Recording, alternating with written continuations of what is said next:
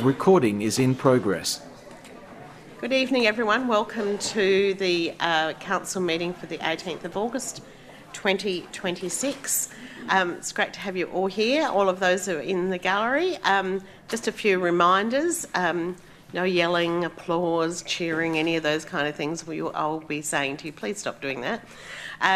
You boos, anything like that won't meet the criteria of a civil event. So I do have those powers under the Local Government Act, so I hope I never need to use them, but I do like to let everyone know. Also, our meetings are recorded, and so for those of you in the gallery will be picked up by our cameras from time to time. So if you don't want to be in the sight of that, you'll need to not take responsibility for yourself to do that.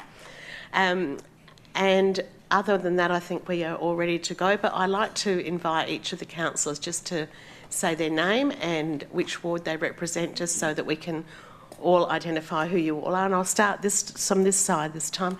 Councillor Bell. And I don't have have you got? That's not working. Can you yeah. See, this is why we check. So we'll just see how that's all going. No, I think it's not going to be. I did press a button earlier which really had quite an impact on a number of things on this front desk. It's kind of like the Starship Enterprise up here. We've got a few buttons to push. Okay, what have we got? Do you want to try that again? We might just go around. So Councillor Bell, you can just raise your hand so I can introduce you. Councillor Bell, Councillor Platten, Councillor Davis, Councillor Fisher, Councillor Pritchard, Councillor Stafford, Councillor Themeliotis, Councillor Dew, Councillor Yeomans, Councillor Eaton and Councillor Greaves. Thank you, everyone. We will begin our meeting while we're just getting some of this text sorted, and I don't have any apologies for this evening. There's no leave of absence or absence, so I will ask people just to stand and we will take the pledge. So those of you who are councillors, and if anyone else wants to join us, you're always welcome. We recognise this city's considerable natural and cultural heritage, including thousands of years of traditional ownership by Ghana, and the more recent contribution from people either born here or who have migrated here. As we meet together, we build on this heritage by respecting and listening to each other, thinking clearly, being receptive to new ideas, speaking honestly, and deciding wisely for the current and future well-being of those we serve. Actually, I'm going to ask everyone to remain standing, and if people in the gallery would like to join us. Today is the 60th anniversary of Long Tan, and it's Vietnam Veterans Day. So I'd like us to have a minute's silence. Many of us will have family members, friends, community members who have been impacted by that war, and so we'd like to take a minute's silence to do that. Thank you.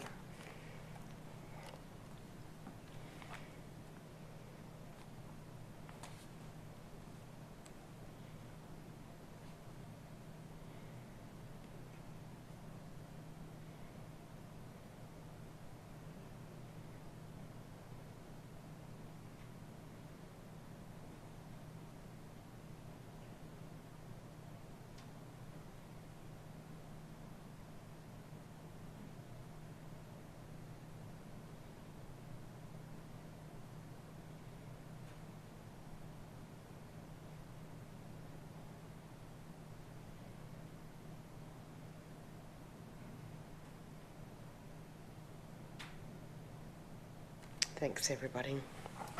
How are we going without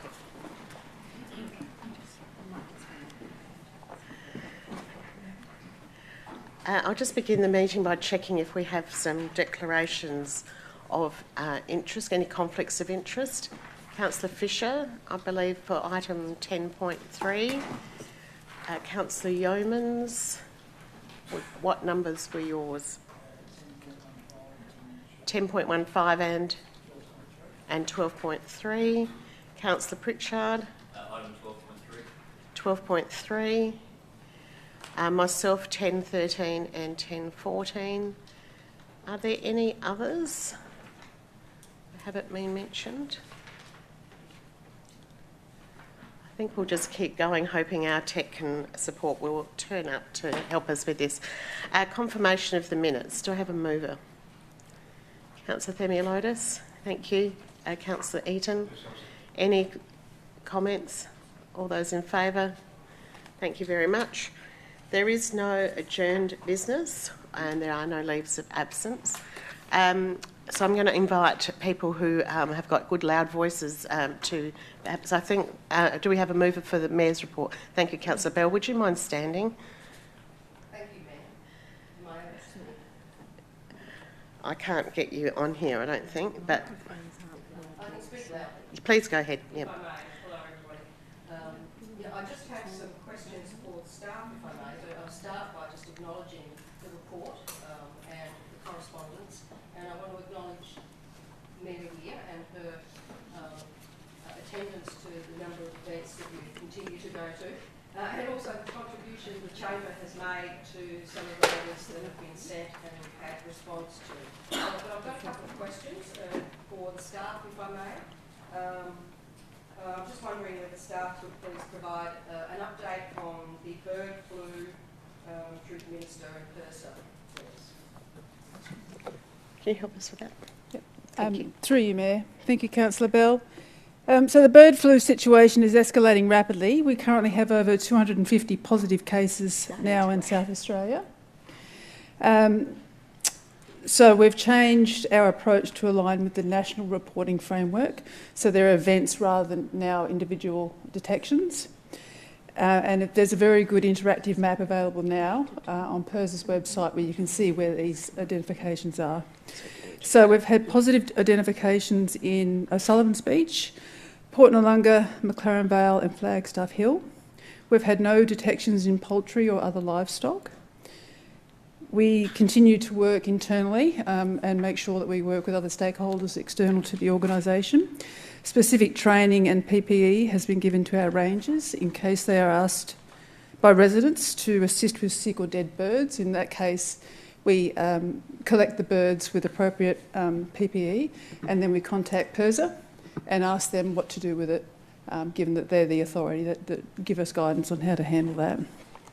So the advice remains to avoid, record and report and to ring the emergency disease animal hotline, which is all available on our website. Thank you. Also, just wondering, are there plans to hold a community forum as we did? It's working now? I'm not sure. No, that's okay. Plans for community forums being organised, please? Yes, so we will reach out proactively to PIRSA and the LGA and we will offer to facilitate a community information session as they have, like they did yesterday at Port Adelaide and through other parts of the South Australia. Is there expected, therefore, with as the disease progresses and we maybe get more birds in our region in different places, are you expecting some financial assistance from state government? Through the Mayor, that's yet to be understood. If we look at the algal bloom model, when they required councils to contribute to the management of beaches and so on, then yes, we did receive financial support in that situation. We don't know yet what this might look like, so we'll provide updates to elected members as that progresses. Thank you. Yeah. I just have a first question for another item, just making reference to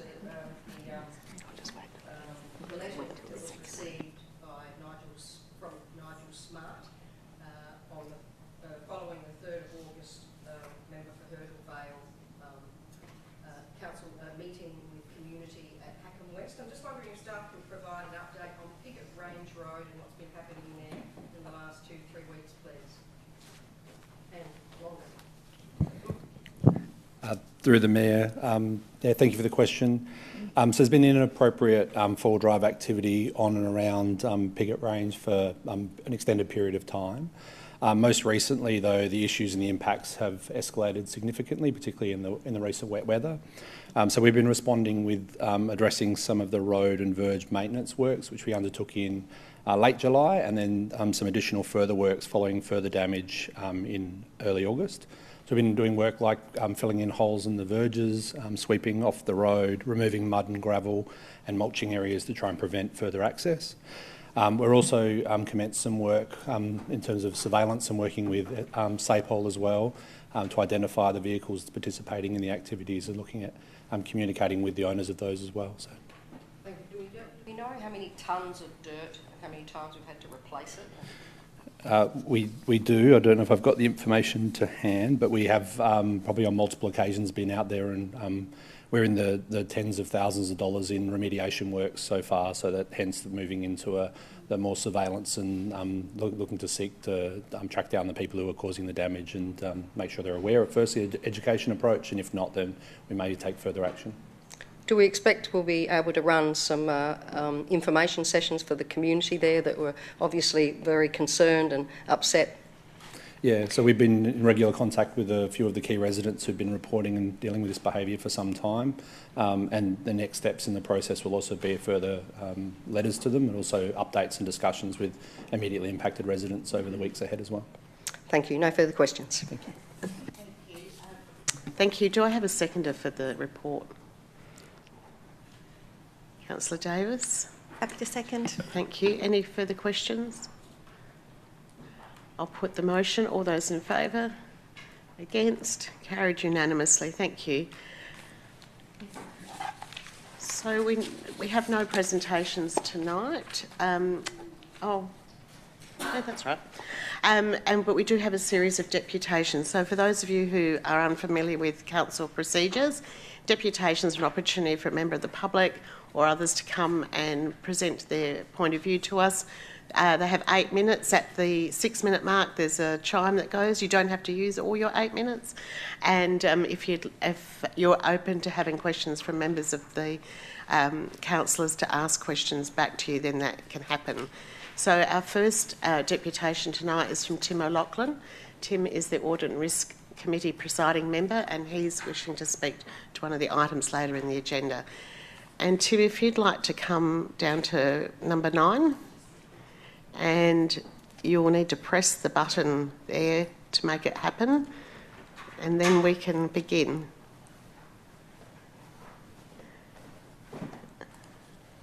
Let there be noise? Yes, yeah? all yours. Okay. Off you go. Ready, set, go. Thank you, Mayor, for agreeing to allow me to speak on behalf of the independent members of the ARC about the motion which you'll be considering later on this evening. I'll try not to take up my full 8 minutes because I think you might have one or two more important things to discuss than this. But anyway, look, as you know, the motion is to rescind the motion that you agreed to last September to not require recordings of ARC meetings. If you accept that motion, that's not the end of the world. We will go on, we'll trundle on, and we'll continue, I hope, to provide you with the kind of service that we think you deserve. I just want to say that it's important to understand what the costs of this are. The first cost is that we will then need to have the meeting in this room. And we found that this room is not particularly well suited for ARC meetings. It introduces a formality that is not in the best interest of the free flow of questions, answers and debate that is necessary for a good ARC meeting. The second is that my concern is about the impact that it may have on the meeting dynamics. As everyone in this room knows, the ARC is not there to decide anything. It's there to advise. And to do that job, we need to interrogate. And we need to feel free to interrogate. And to do that, that means every now and again, you've got to ask a stupid question. And I think I've provided a fine leadership model when it comes to asking stupid questions. You know? And so people have to feel enabled to do that. You know, what is the asset revaluation reserve? Is it a balancing item, or is it actually something there? That sort of, you know, questions of that kind. My particular concern is about the impact it might have on the 2 elected members of the ARC. Not the 2 that we have at the moment. They are old hands, and they've served the ARC incredibly well. And so thank you to all of Council for making these two guys suffer once a quarter by sitting in ARC meetings. So they've carried themselves with distinction. And the important thing is that they have been our bridge to the community. I wouldn't know the first thing about the CWMS if it wasn't for the two elected members on the ARC, but we do need to know about these things. My concern is more with the elected members which may follow, because what we don't need is, we don't need Council to look around for who's the best person at accounting or financial analysis. We've got that stuff covered. What we do need is for people who are prepared to go out on a limb and ask questions that may look stupid. And the freer they are to do that, for my money, the better the ARC meetings will function. Yeah? So I think what's behind and I've got to be careful speaking about others here, but I think what's behind it is the laudable desire for greater transparency, and I'm all for that. But bearing in mind that we don't decide things, the greater transparency, I think there's things we can do to improve. From the time I've begun with this ARC, I've been troubled by the minutes. The minutes don't say anything, and to be honest, if I was a councillor, I'd be sending some of those minutes back to us and saying, you need to do a bit better than this. So at the ARC meeting, I want to re-raise the question about whether we can make our minutes more informative and more transparent. Maybe it would do no harm, because we don't agree on everything, to actually advise Council about where there's some disagreement. I think there's a couple of other ways that we can achieve some greater transparency. I personally like the idea that, we've provided a couple of advices. I wrote one about a SCOSA, I wrote a debt paper for the recent thing.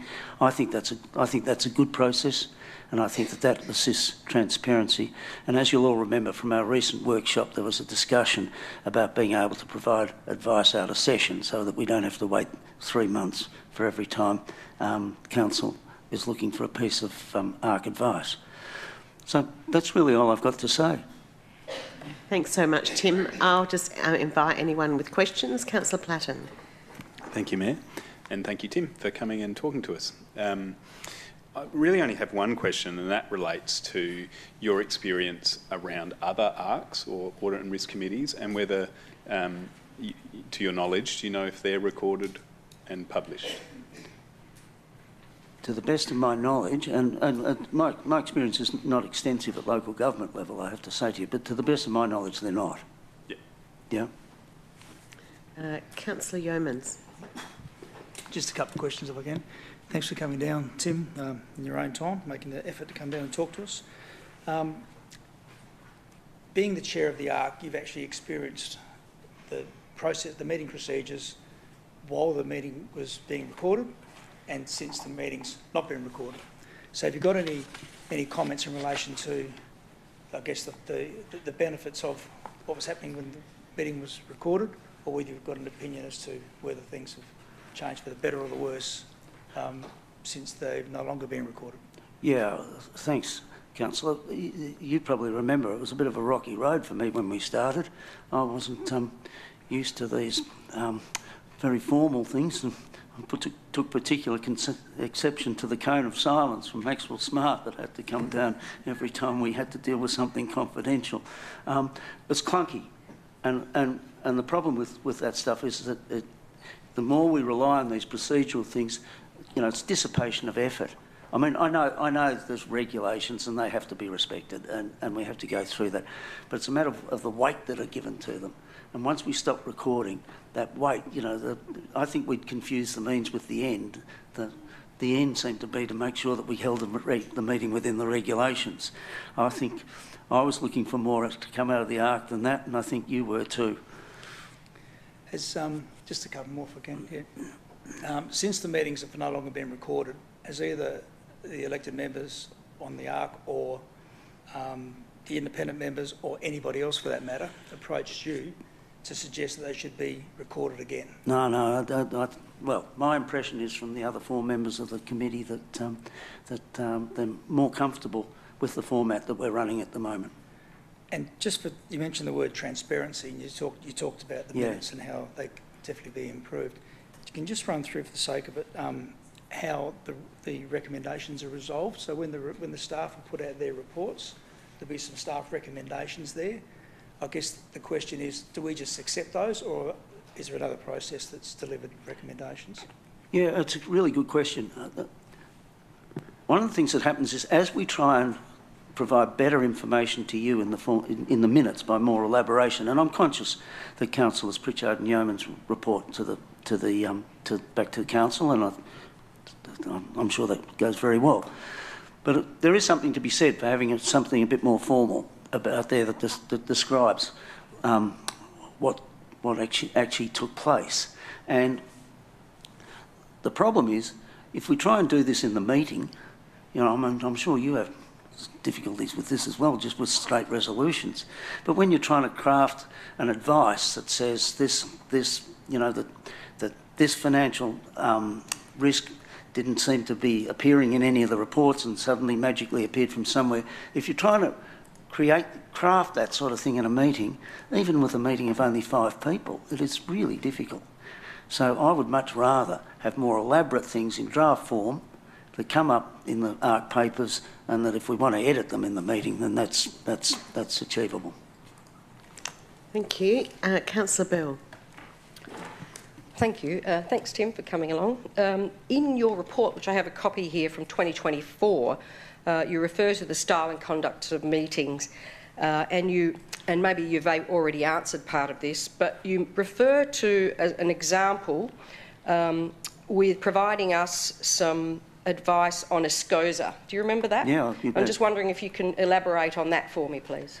Yeah, so absolutely. So the SCOSA advice came in, and I, for one, considered it had some deficiencies. And because of the authority that comes with that advice, I thought that it was very important to draw that to Council's attention. Now, we had a bit of a spirited debate there, because to do that, we would have to have, to provide an advice, we would have to have a meeting, which we were unable to do at that time because we needed to have the notice. And I got a bit exasperated and said, look, I'll take the 5 of us down the colonnades and I'll shout, and we'll come back with advice for council, okay? That wasn't acceptable. And so we were 3 months away from having to provide an advice, by which stage the council would have made all of the decisions it needed to make about its attitude on the SCOSA report. So the whole thing would have sailed through without the benefit of any advice from the ARC, and I think you're entitled to it. So in the end, we ended up, the only way through it was for me to write an advice as a private individual back to council about those deficiencies. So due to formal process, that meant a delay in providing us a response, right, which then was too late. That's right, and that's what I mean about that stuff out of session, when we were talking about it at the workshop. And how often do you think that occurred in the past? No, probably not that much, but when it does, it's important. Thank you, Tim. One more question. Just as proxy on the committee, I don't always go, but I do remember right at the start when the meetings were recorded, I remember the other independent members having a view, and I'm just wondering if you can express some of their views, because I remember one of them being really concerned, and that they had also been working with other councils, and there was a difference, and it was obvious the difference, I suppose, and the impact it had. Yeah, well, I have canvassed the views of the other 2 independent members before coming here, and I should have said when I was speaking that they have agreed to me presenting on their behalf, and I gave them a set of dot points that I thought I'd be making, which is pretty much what I've said here today. So one of the members is even hotter on this than I am. I can say that for sure. And the other members are in agreement. So I think from the point of view of the 3 independent members, that they would, I'm sure I can safely say that they would prefer the status quo. I haven't sought to inveigle the 2 elected members in that, because they ultimately have to sit in judgment of this this matter later, so it's not fair to... Are you able to share the main reasons why that they Yeah, didn't want to change? well, the one who's strongest says that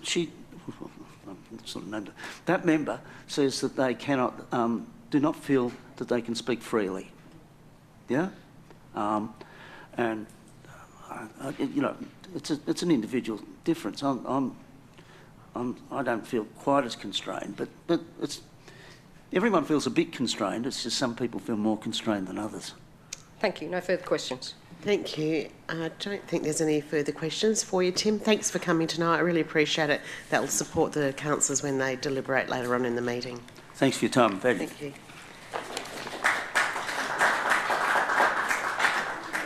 We now have Erin and Kim from Southern Tigers, and if they'd like to come up. They are experienced deputies, so they do know what to do.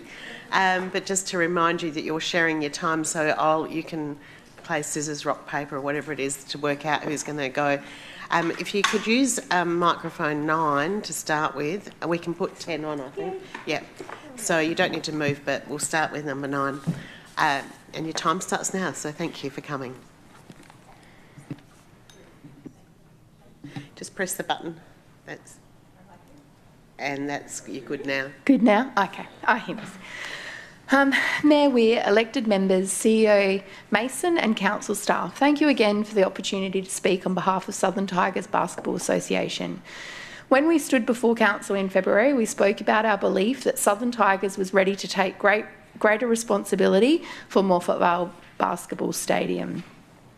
We spoke about community stewardship, local accountability, reinvestment into the facility, and our desire to work collaboratively with council and BSA.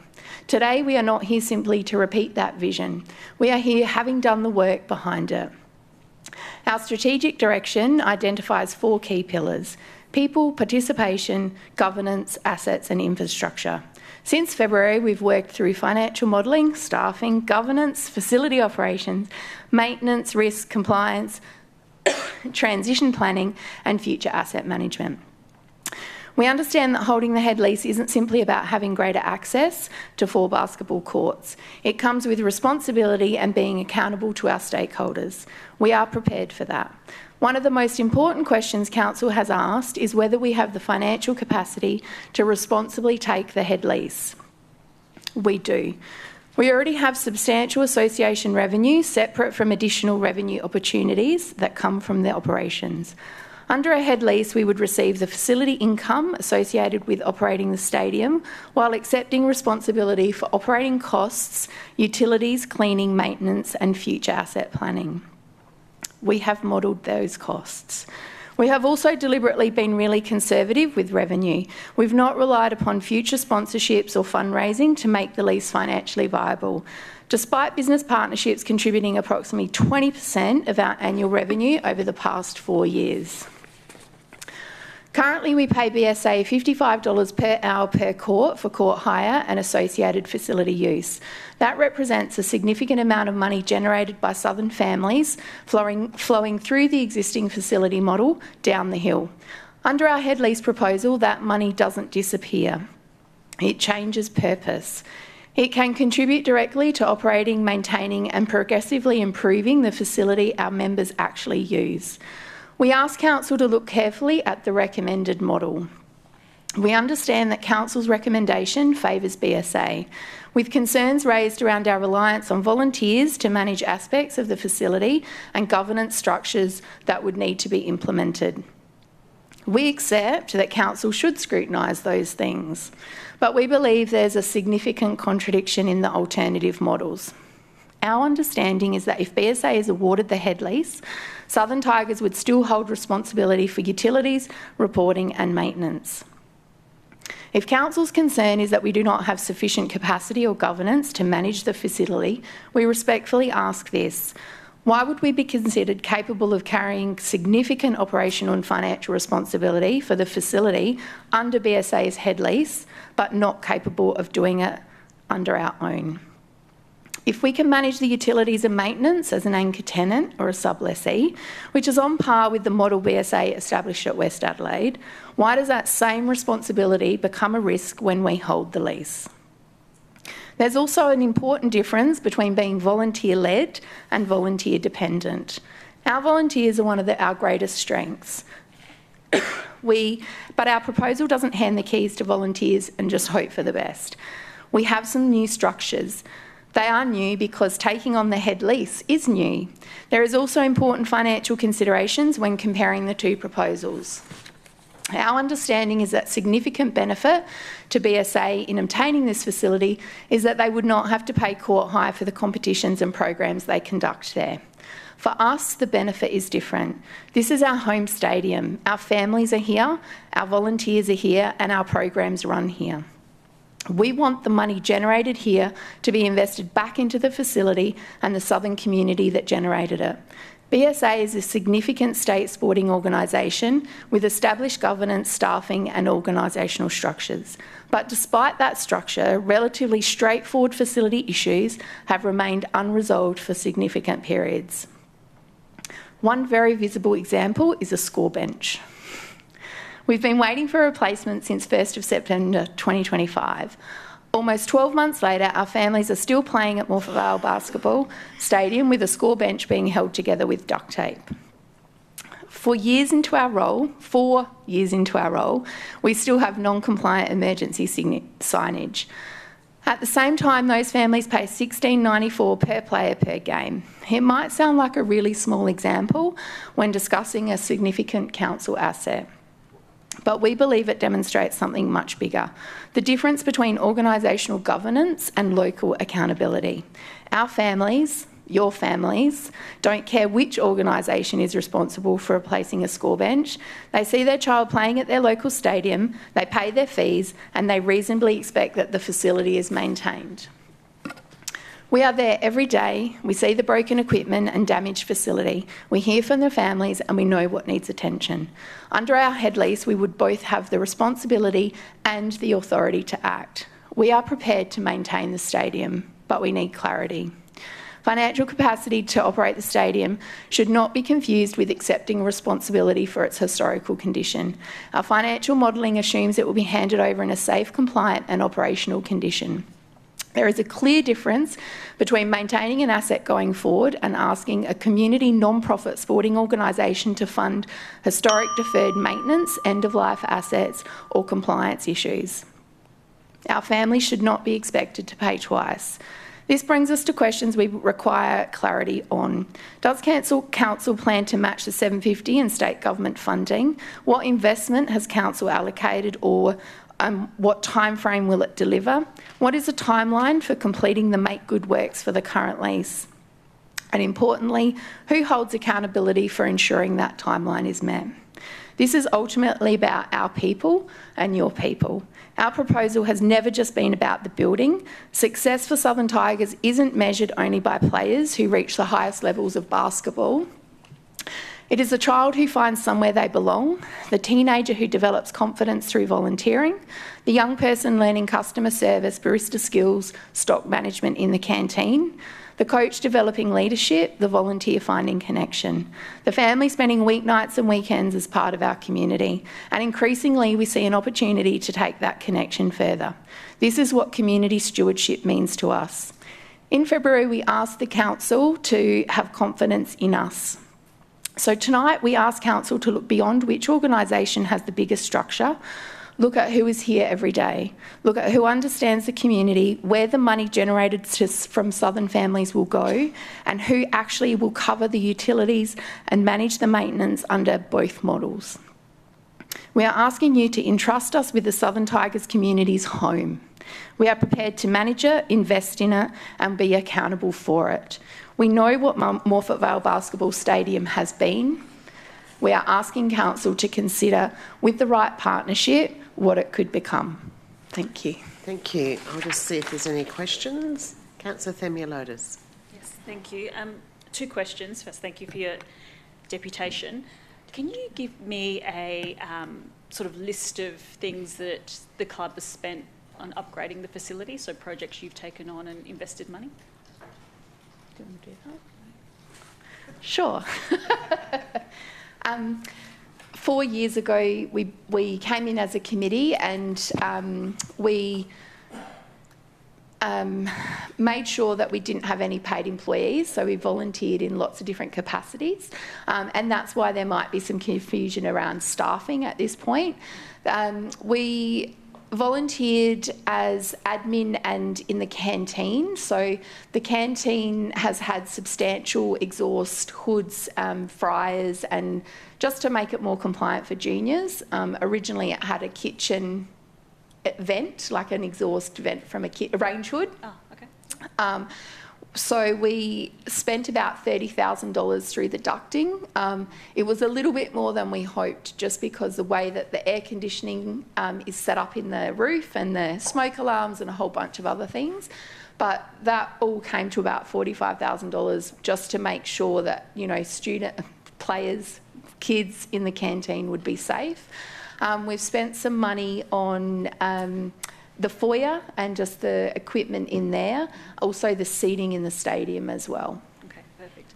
And if council can't contribute funds straight away, it'd be something over time, is that going to be a problem for the club?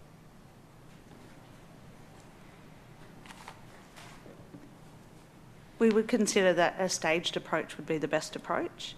There's a lot of investigation that needs to be done and community consultation. We've got a great idea of what the community wants and needs, but we haven't had the opportunity to hear directly from people outside of Southern Tigers. We've got a whole state of basketball players that come to Morphett Vale, so we'd expect to take that consultation further, but no, a staged approach would be appropriate. Thank you. Councillor Dew. For coming along tonight in your quality deputation. I just wondered, a lot of our facilities, we aim for multi-purpose facilities, and I just wondered what the club's openness would be for other codes to be able to use the facility. Thank you. There's already infrastructure in place and can be enhanced in regards to indoor netball. There's opportunity to look at some of the soccer experiences. There's just such a growing need for basketball that it would have to be really mapped out. During the day, there's, again, opportunity for walking basketball. Pickleball is always looking for somewhere to go. There's dancing. There's lots of opportunities, but, you know, even in, we've developed some items to be held in the foyer that include preparing for SATAC and having our kids go through some mental health training and support. So it's not necessarily just about what's happening on the courts. There's lots of other opportunities to build partnerships and connect with our community. Great, thank you. I wondered if Onkaparinga's offered to do any health checks. I don't know if that was just limited to our multi-purpose sporting facilities. Can you explain what that is? It's to support like the governance and the financial structure, and to understand like a pulse check kind of thing of some of our clubs. Not directly with us, no. So we've been there for nearly 4 years, and we haven't made those connections through council staffing.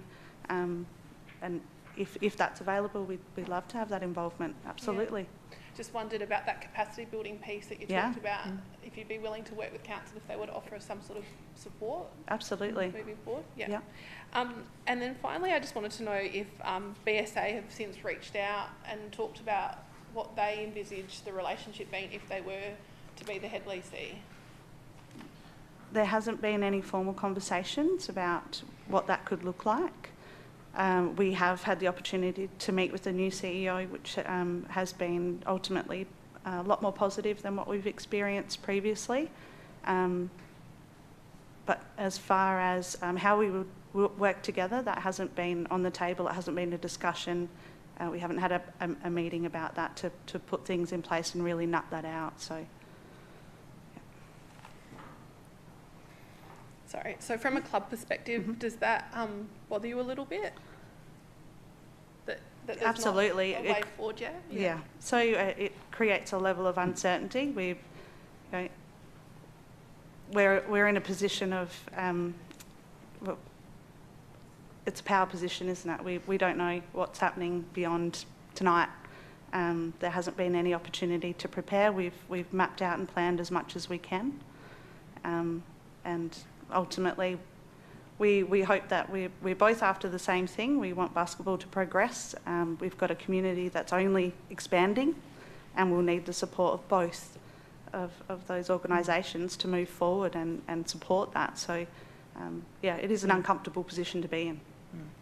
We found out that they would like us to manage the facility in your agenda. So when we read through that, that's when we read that, you know, that would be something that they would propose. Thanks, Kim and Erin. There's no further questions. I really appreciate you coming tonight Thank you. and supporting our councillors in their decision making. Our next deputation is from Mark Harris. Mark's from Basketball SA, if he'd like to come up. And I think he knows the drill now. He's seen a few deputations. And this is the first time Mark's been to our chamber, so you're very welcome. And number 9 is a really good one to sit in. And just press the button in the middle, and then we can... And you've got 8 minutes, or as we talked earlier, you didn't think you're going to need that long, so to make the best use of it. Thank you, Mayor, and thank you, councillors. Thanks, Cameron and Erin. Appreciate the passion that goes into it. And Basketball SA are in exactly the same situation. Like you said, we just want the best for the people down south and for the club. I guess the reason that Basketball SA have put in a proposal to continue our lease is we just want to extend it through, and we look at it as changing. Sorry, not really prepared. It's an opportunity for Basketball SA to extend the lease and to have Southern Tigers continue on down there, but at increased responsibility, but increased chances to make the stadium down there their own. I personally agree with everything that Kim and Erin said. I don't think that Basketball SA has communicated as well as we could have with the club down there. I can't speak for the prior CEO. Thank you. But we had a new CEO has started in June.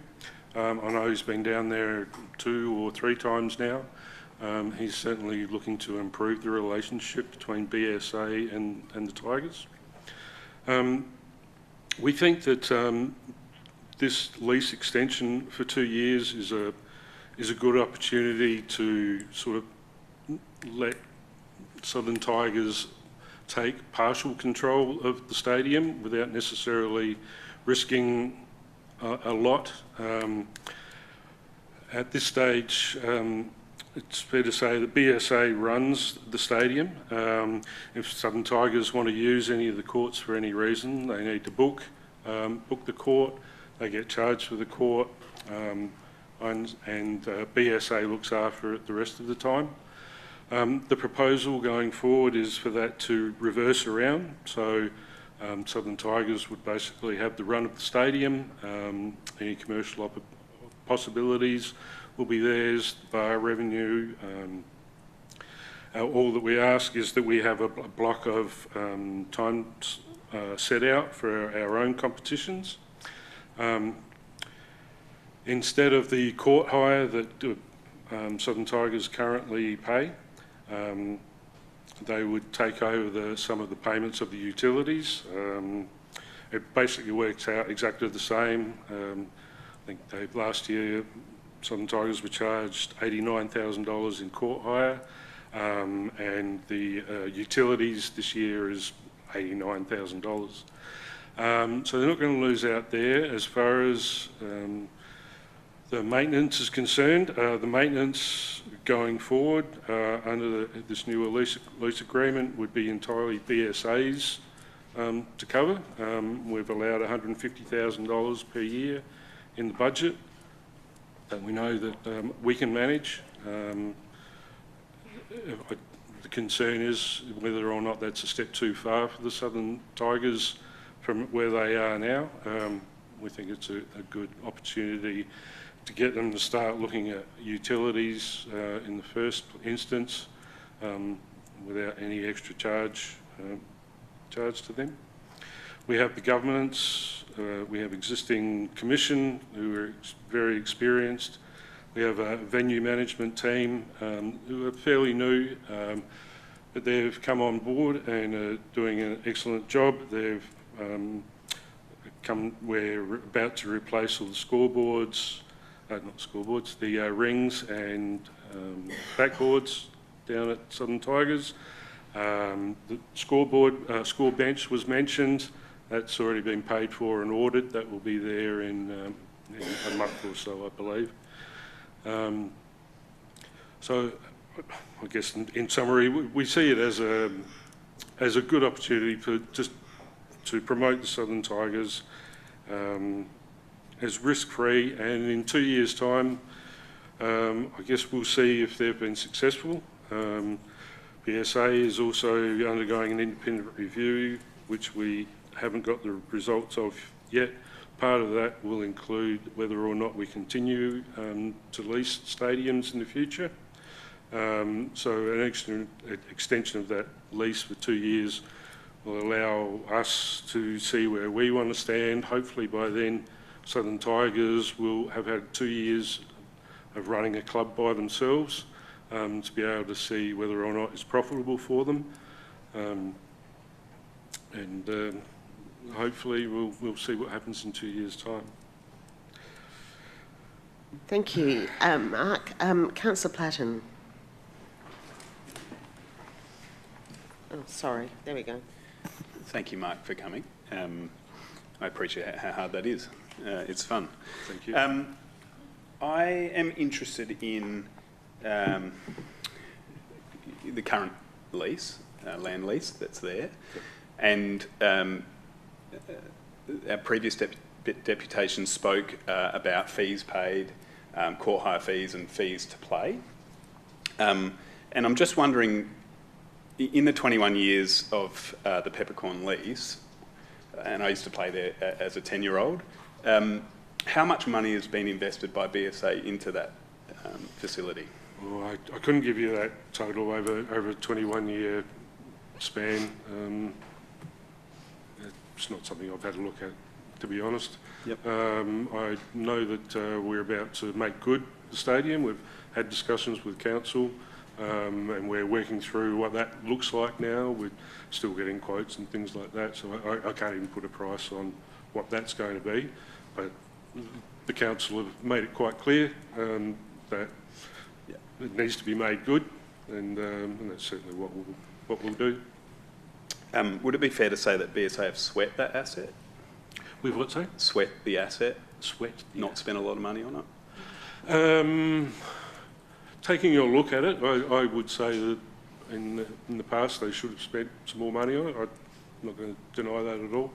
And I don't think our new CEO or the venues manager would disagree with that.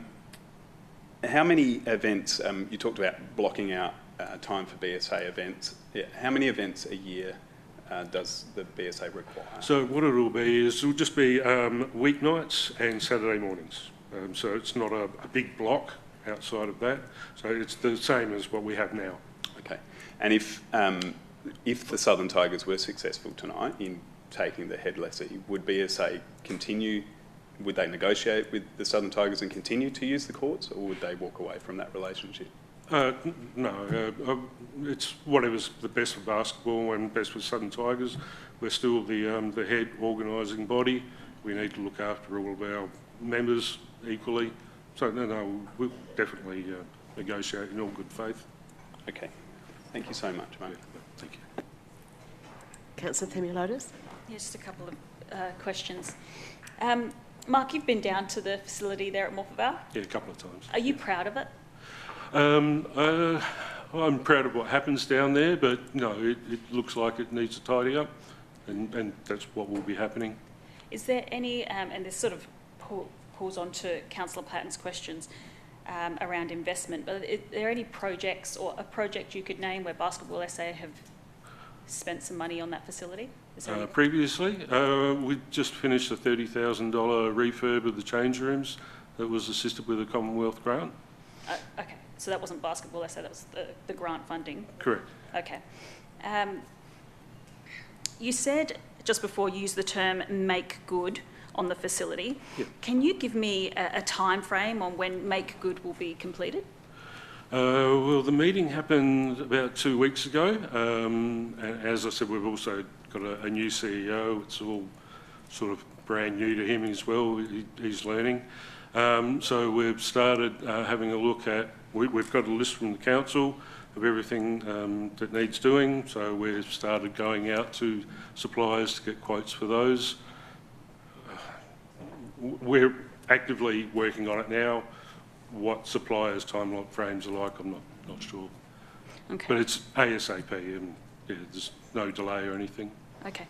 And the money generated at Morphett Vale Basketball Stadium, is that going back into Morphett Vale Basketball Stadium?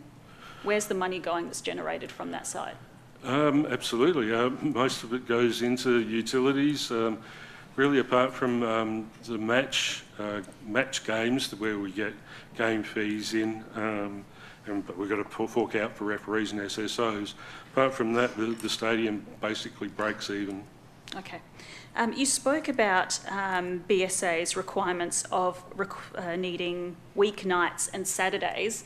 Isn't that like all the time, though? Because those are the peak times when kids are off of school and parents are free. Like, how do you manage? Well, a lot of those are Southern Tigers games as well. They're not other clubs or anything like that. Okay. So it's how it works at the moment. Okay, all right. Over the last couple of years, there's been a couple of incidences, and there was actually quite a tragic incident that happened at Morphett Vale Basketball Stadium. Can you tell me, when those incidences have occurred, what has BSA done to address risk for the facility? So what was the immediate things that were done? I'm afraid I've been with the organisation about 16 months, so I'm not aware of I'm the finance manager. I should have probably pointed that out. So I'm pretty good on the numbers, but I'm not aware of those incidents. Okay, all right, no problems at all. Thank you for answering my questions. Thank you, Mark. There's no further questions. Appreciate you coming tonight and helping the councillors make a decision. Next up, next up we have Brenton Matters from the Sellicks Beach Historical Motorcycle Races. I think this is his 6th year of coming, so I think he knows the drill. Please make yourself at home at number 9, and you've got 8 minutes unless you want to do anything else. Off you go. Just press the button again, sorry. Yep. There we go. Okay. Now you're in. I'm in? Yep. We're done? Good. Thank you. All yours.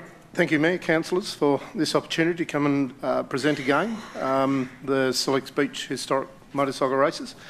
We've applied for a permit, as you're aware. The council's been through its due diligence with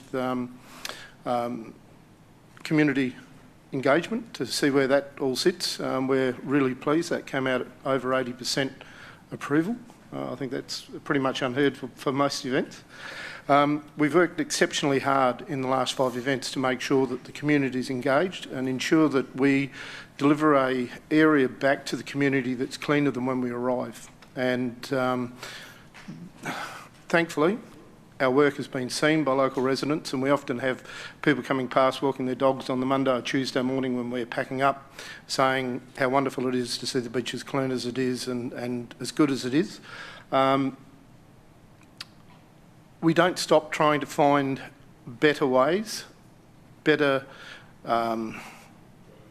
ways to set up, better ways to do everything, really. We have debrief meetings after every event. We have a large amount of people, 40-odd volunteers, that are involved in putting this event together. This year we are organising a 50-seat coach that will pick people up from north-east suburbs and from Adelaide and on the way down. They'll stop for a morning tea and then come to the event for most of the day and then be taken back to the pick-up areas.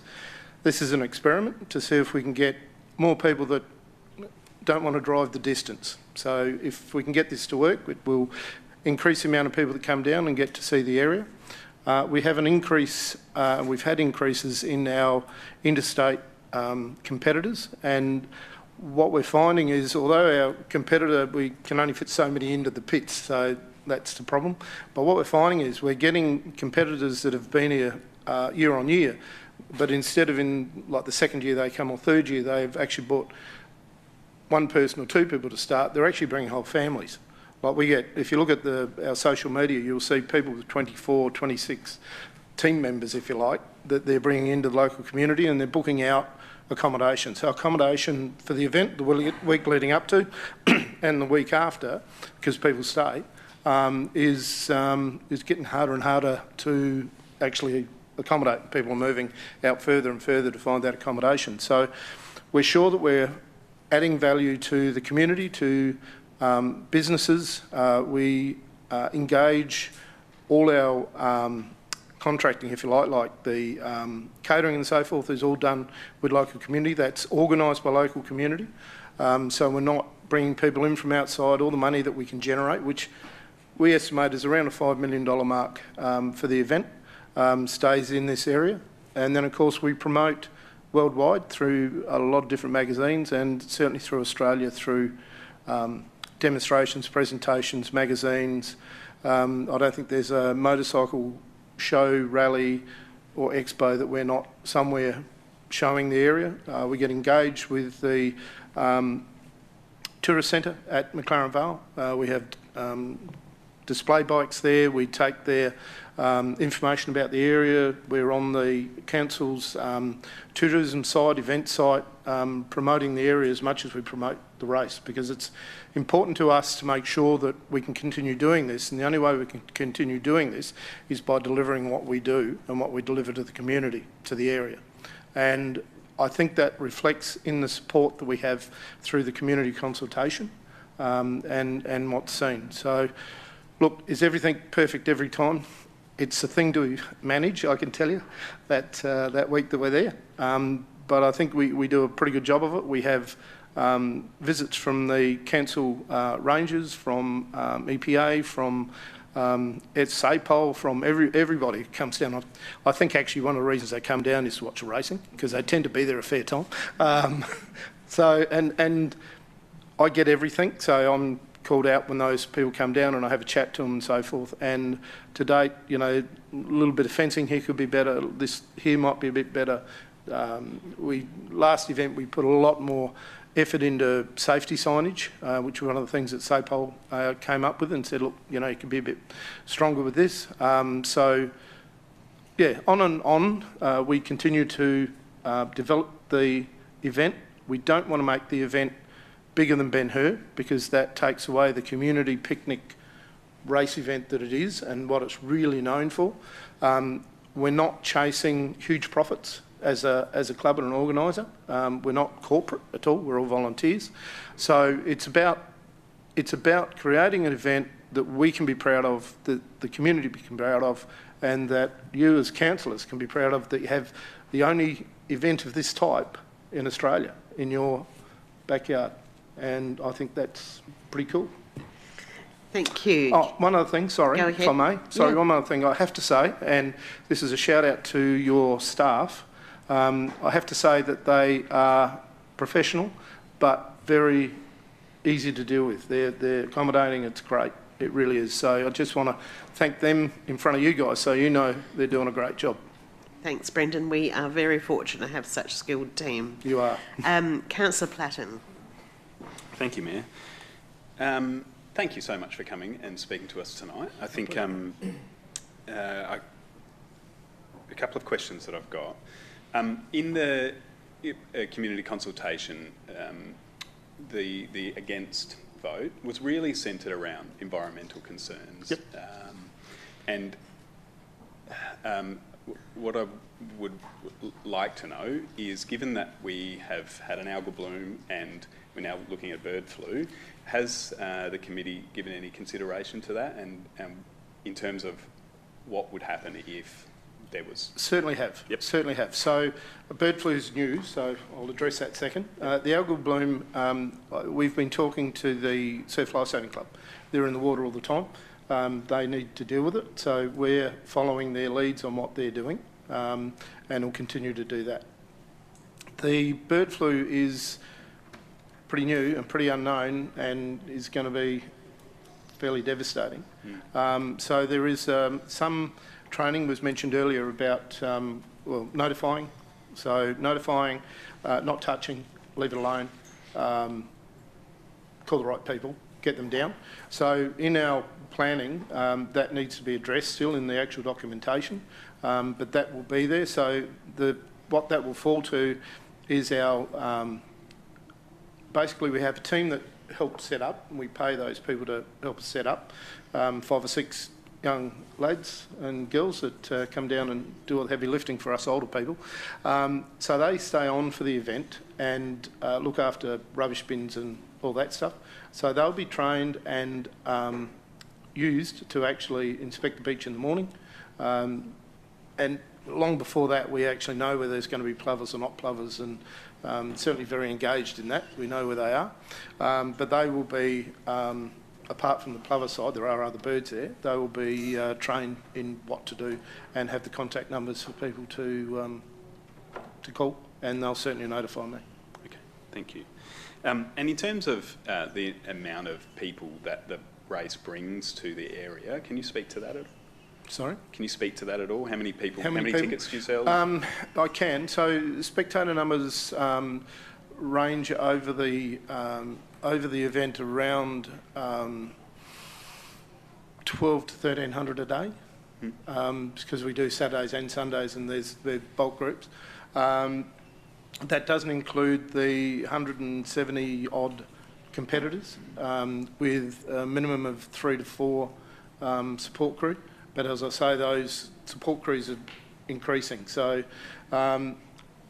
into the area where over the event the number would be somewhere around the 3,500 to 4,000 people into the area, and that's why accommodation's getting tighter and tighter. Sure.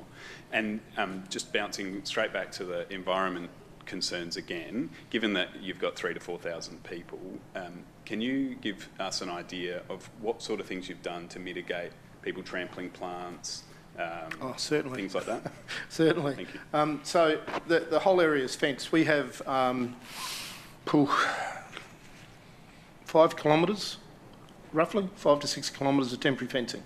So we fence the esplanade with steel temporary fencing that's pretty untemporary when we put it up to keep people out. Most of the people that try to get in through the sand dunes are actually residents within that area, okay? But we have security that runs up and down that road to keep an eye on it, and security on the beach. When you get to the pebble bank, along the pebble bank, we have fencing that basically comes down you've got the boat ramp we go down on, then you've got a pedestrian way. So basically from that pedestrian way all the way past the end of the track, we have temporary fencing that runs down there. We have security guards along there as well. We also have signage on that to say, please don't trample. Then we have a spectator fence, which is keeping the spectators off the track. And then in 6 metres on from that, we have the competition fence, which stops motorcycles going into crowds and all of that stuff, because we're pretty sure we don't want that to happen. All of that fencing in the evening, as soon as the racing is finished, we open that fencing up so local residents, and including the Esplanade fence, so local residents can come down through the walkways, 6 walkways that come off the Esplanade down onto the beach, and certainly the single walkway next to the ramp, and the ramp is open to residents or anybody that wants to come down and be on the beach. And then they're sealed up again before the racing starts the next morning. So pretty much we've had a few people that have come into the sand dunes. All of those people have been evicted quickly. 90% of those have been people that live in the area. Thank you. Councillor Yeomans. Just one question. Thanks for coming down. As Councillor Platten alluded, from the community engagement, a lot of people that were opposed to the event was all about the environmental stuff, and I've read the risk assessment documents and it's quite thorough, so well done on all that sort of stuff. It would just be remiss of me, when you've got that parcel of land where you've got the, you've got the wash pool there, you've got the pebble beach, you've got the bird life, all this sort of stuff. apart from the fact it's called the Sellicks Beach motorcycle race, I'm asking a question on behalf of some of the members of the community that are concerned about it. Why does it have to be, or could that race be held, or that event be held somewhere else? So it's called the historic Sellicks Beach motorcycle races, not just because it's old motorcycles, but also because it started here in 1913. So it's got a long history within motorcyclists and within families, which is also stated in the community feedback. There's a lot of people support it because of that, and their grandfather raced there, etc., etc. The beach is unique pretty much anywhere, certainly in South Australia, where it has the pebble bank that we protect, where those pebbles during the winter months get washed up from the cliffs and movement, and then as summer comes in, so the sand washes over and creates this fairly flat solid surface to be able to race motorcycles on. So there's not a beach that we could do it on. It's the beach. It's how it's formed. It's how nature makes it. I have to say, when we first began with this, we cut the age of the bikes off at 1963 because of the power, the amount of wheel spin they get when they come out of corners. We restrict the motorcyclists to have road-type tyres, so there's no knobblies or anything that actually gives them traction. Everybody has the same tyre, so you have the same limitations in what you can do. What that means is the beach, actually, we don't break the surface a lot, particularly on the southern end. On the northern end, we break it a bit because it's where the start line is, so when they take off, they break it up a little bit more. But if you look at pictures and because of where we hold the races below the tide line, once the tide's in and out, you'd never tell we were there. Certainly on Sunday morning or Monday morning, and certainly then on from Tuesday, tyre prints are gone, everything's just pristinely back to where it is. We use no earthmoving equipment, we use no rakes, we use nothing to make it better or to change it environmentally. Thank you. Councillor Fisher. Thank you, Mayor. Thanks, Brenton. Are you still racing? Yes. Yes. A couple of us have had the pleasure of actually witnessing the event, and it is awe-inspiring. Look, a lot of the questions that I had have been asked by previous councillors in relation to the environment, and it's pretty clear to me that you've taken the risk assessment very seriously and how it impacts upon the environment. The only question I have is, it's a bit of a Dorothy Dixer, I suppose, because I know the answer. How unique is this event, and how many others are staged in Australia? So there's one event in Queensland that comes close, but they actually have modern motorcycles with it as well. They have very few. In fact, they're finding it difficult to get any type of historic bike to the event. So as a historic motorcycle race that's been going really since 1913 in one area, there isn't anything really.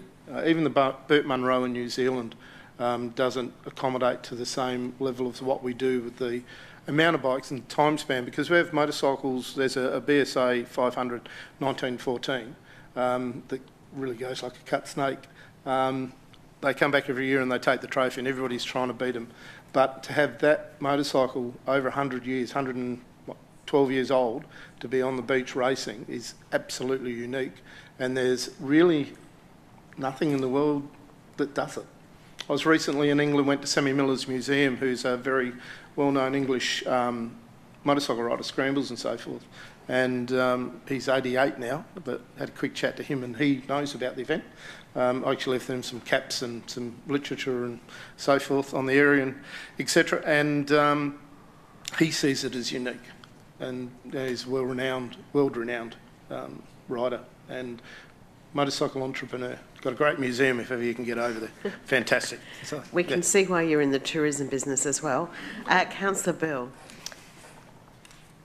Thank you, Brenton. An exciting event by the sounds. I've always wanted to go. Just a further question, if you could clarify, please, how many did you say that people that come through to the event daily? So coming into the event spectator-wise, around 11 to 1,300, depending on the day and the weather.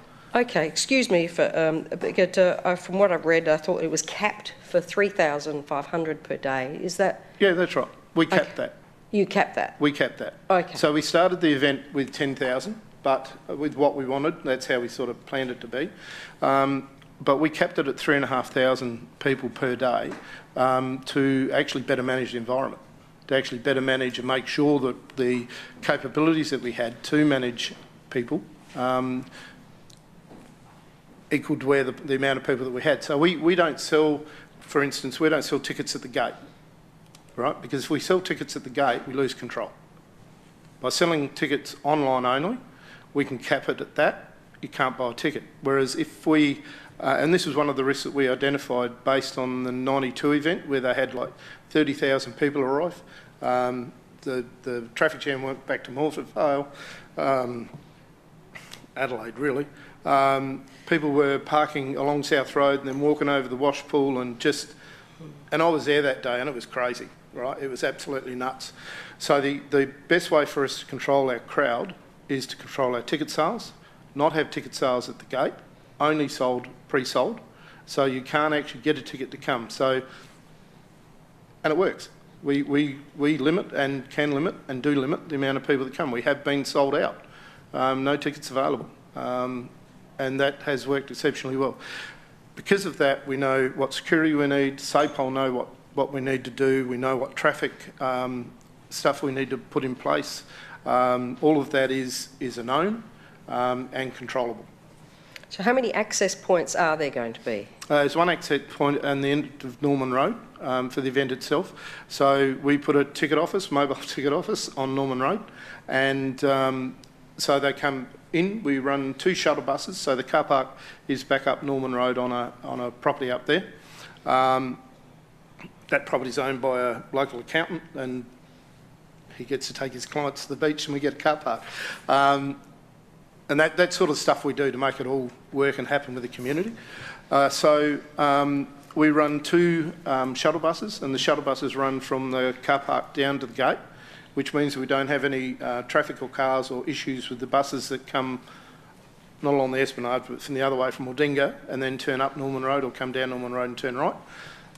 We did have a event before last. We were contacted by the bus company, and I can't remember who it is actually, sorry, that does a commercial bus route, and just asked if we could not do a U-turn on that road because a couple of their drivers were concerned that might cause an issue.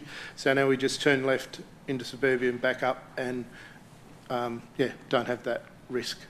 You mentioned that you've got maybe 6 or so paid staff. How many volunteers help out with the event? 40 to 42. 40 to 42, fantastic. Yep. Also, is it a zero waste event or a composting event, sort of? I would love it to be, but the council can't accommodate that. Okay, no worries. One last question. I actually pushed 3 events ago because my wife is a bin chicken. I love her to dear, but so my wife was pushing me to do more in the way of recycling in what we do. And at that stage, the council was doing part of the sponsorship of the council was to give us bins. So I actually approached your waste control department and talked about getting the 3 bins, so rubbish, recyclables, paper, etc., etc. And we had a good discussion, and they've got good reasons that they don't do it. And the main reason is that the spectators, the people that are engaged, get confused with what bin to put in what, or what to put in what bin. So you end up with recyclables, with waste, and you end up with, it's all over the shop. And they said to do that just costs so much then to try and sort it out. It's not worth the effort, just send it to landfill. So we've actually built our own bins now. So we have all of our wheelie bins. We arrange for skip bins, etc., to be there. So the bins get... because we've got high use bin areas around the catering and so forth, so they're checked repeatedly. We don't let the bins get to sort of more than 2/3 full before we change them, otherwise we think we'll be chasing rubbish down the street.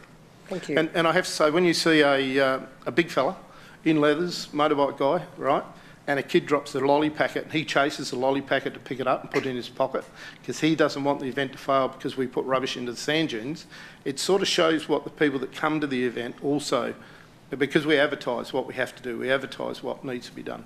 So everybody's aware of what's going on. Thank you. You mentioned protection of areas, but also just wondering whether that extends to, I'm assuming, Aboriginal cultural heritage sites that you're aware of? Yep. Okay. Yep, so we're well aware. The other thing we do is, before every event, for our knowledge, is we have a professional drone operator that overflies the sand dunes in those areas and films it so that we know if there's other footprints. We're not the only beach shooters. There's many people that do and many people that walk their dogs down there on a daily basis and not necessarily on leashes, I have to say. So we protect ourselves by making sure we know what was there before we actually began. Thank you, Brenton. There's no further questions, Brenton. Thank you for your comprehensive answers. We really appreciate it. Thank you very much. Our last deputation this evening is from Beverley Langley and David and Jonette, if you'd like to come up. And they're going to be talking about cat containment and bird flu transmission, which is item 12.2 on our agenda. Same drill, you're all very experienced being here. We might need one extra chair. Thank you, Councillor Themeliotis. If we start with number 9, but all of those microphones should work perfectly well. And Bev, that's on, ready to go whenever you are. Okie dokie, thank you. Thanks for having us. Well, we all know the benefits of cat containment for the sake of wildlife preservation and also cat safety. Minton Farm has received far less attacked wildlife since the Adelaide Hills Council put in their 24/7 cat containment laws, and also the Mitcham Council as well. The Invasive Species Council say there's 400 million animals killed in Australia by cats each year. They and PIRSA advocate for cat containment 24/7. 20 years ago, I was sent to Canberra for the Australian of the Year Awards, and in our hotel room was the Mayor of Glenelg, Ken Rolland, you might remember him, standing there with a cat trap with a cat in it saying, "If your cat is out, we will get it." That was 20 years ago. So I believe it's time for the Onkaparinga Council to get on board and support the adjoining councils of the area to control nuisance cats. Greater crested terns have brought the deadly H5 bird flu virus to our shores, and it's spreading, as you know, between terns, seagulls, Pacific gulls and now penguins, and mass mortalities are expected. So now there's an urgency to bring in cat containment laws in the city of Onkaparinga to protect the community's assets. Pet birds, poultry, dogs and cats are all at risk of H5 virus. It can't be stopped, but it can be controlled. It's up to us to minimise the devastation caused by stopping transmission however possible. It's time for the city of Onkaparinga to step up and protect its coastlines by trapping feral cats to prevent them spreading this highly infectious disease. Secondly, domestic cats need to be housed in an enclosure or within their homes to prevent them catching and spreading the deadly virus. So now it's a matter of community safety. It's your responsibility to protect wildlife and to protect ratepayers' pets. Dogs are contained to their homes and walked on a lead to protect their welfare. Cats deserve to be equally protected from harm by being contained to their properties. I'm aware Council's waiting for state government initiatives in this area, but the Environment Minister, Emily Burke, is already publicly advocating to contain cats for their safety now. And it's become a matter of urgency to act now to deliver guidance to the community as a matter of community safety. Containing pet cats and controlling feral cats is now in the interest of public health as well as saving wildlife. Thank you. My name's David Massared. I've been involved in volunteer land care for 37 years. I live in the Adelaide Hills, the Adelaide Hills Council area, one of Onkaparinga's neighbouring councils. A 24/7 cat confinement bylaw came into force in the Adelaide Hills Council area on 1st of January 2022, and that bylaw has turned out to be one of the most popular things the council has ever done. 4 years later, it still has enormous community support. One concern I hear all the time from councils considering this sort of thing is that 24/7 cat confinement is going to be a nightmare to enforce, or will cost a lot of money, how are you going to catch all those wandering cats? And there are actually some pretty low-cost ways of enforcing such a bylaw. It's a bit of a sliding scale. You choose how much you want to do. I'm happy to talk about them, but in a lot of ways, it really doesn't matter. Even if there was zero enforcement, just the existence of a bylaw has a large and a growing impact. Most people are law-abiding, and most will comply without any need for fines or punishment, because a bylaw sets a standard. It tells people what their community expects of them, what is the courteous and neighbourly thing to do. If you spend a bit of time scrolling local community Facebook groups in our area, you'll see just how strongly people urge their neighbours to obey this particular law. There are revenue streams available from cat containment laws, a bylaw. The Adelaide Hills Council charges $34 a year to register a standard cat, and there's a $312.50 fine for a wandering cat. I really think it's terrific that the Onkaparinga Council is lobbying the state government to introduce cat confinement statewide. I would absolutely love that to happen, and I'm also lobbying for it. But why does that mean the Onkaparinga Council should do nothing while it waits for the state government to act? Why not demonstrate the sincerity of your case by taking action yourself to the limit of your capacity to do so? An Onkaparinga Council staff member pointed out to me in a recent meeting that this council borders 6 other local government areas. He said there was no point Onkaparinga acting alone unless all the bordering councils did so as well. Well, the good news is that all 6 of those bordering councils now have cat confinement bylaws. 5 of them have 24/7 cat confinement bylaws. The 6th, Marion, has only a disappointing nighttime curfew. When it comes to cat confinement, the city of Onkaparinga is now the hole in the donut, if you look at the map. Uniquely amongst its neighbours, it has no cat bylaw at all. So my very strong suggestion to this council is that it's time to explore the option of a 24/7 cat confinement bylaw. Thank you. Thanks, David. Jonette, are you going to speak? Does that one work? Yeah, let's have a go. Press the button in the middle. Press the button. It's all right, you've got 2 minutes. Off you go. Hi, I'm not exactly IT savvy. I'm Jonette, and I'm from Aberfoyle Park. Bev and I go way back, and I've also been a volunteer at Minton Farm. I'd like to acknowledge Bev, Glenn, and the amazing volunteers, you mean I'm not yelling loud enough, that have stretched back over 30 years. As volunteers, we see the worst of what happens to our native animals as a result of cat attacks. Beautiful creatures such as possums, birds and skinks that are just so vulnerable and can't prevent their home being invaded. It's devastating to see the result and to know that often there's nothing more that can be done to prevent this. This is often a daily occurrence at Minton Farm. People coming down the driveway with tiny creatures hoping to be saved. I've been there when they've been thanked and comforted as they've been told that the animal is not going to make it, and we've all shed a tear over that. Back 5 years ago, Minton Farm had 2 separate instances within a month where ducks and ducklings were killed by cats that came roaming onto the property. The ducks should have been safe. As volunteers, we still get emotional about this, and it's still really hard to talk about. These animals become part of our family, and we care about their welfare. It's devastating for Bev and for others on the coalface of wildlife welfare to be constantly trying to save these beautiful creatures when it is actually preventable. I feel so sad for them. It's not easy, and it takes a toll on them. It's not the cat's fault, it's the cat owner's fault. And I need to say that I'm actually a cat owner myself, loud and proud. For the past 20 years, my succession of cats have all lived inside. I love my cats. Cats that roam get diseases, cats that roam get attacked, cats that roam are roadkill. Cat needs to stay inside for their safety too. We need to have a respectful conversation about cat management in our community, and I feel it's time to take responsibility for that. Thank you. Thank you very much. Councillor Platten. Thank you, Mayor.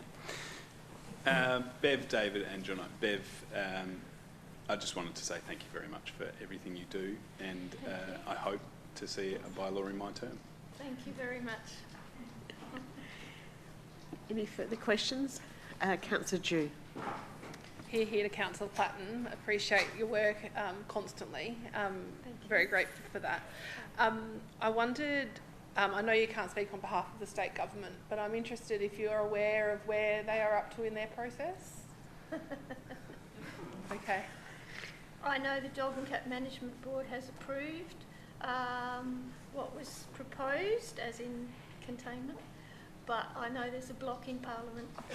Okay, all right. So, yeah, there are problems within the Parliament itself to pass what's already been agreed to as being the correct thing to do.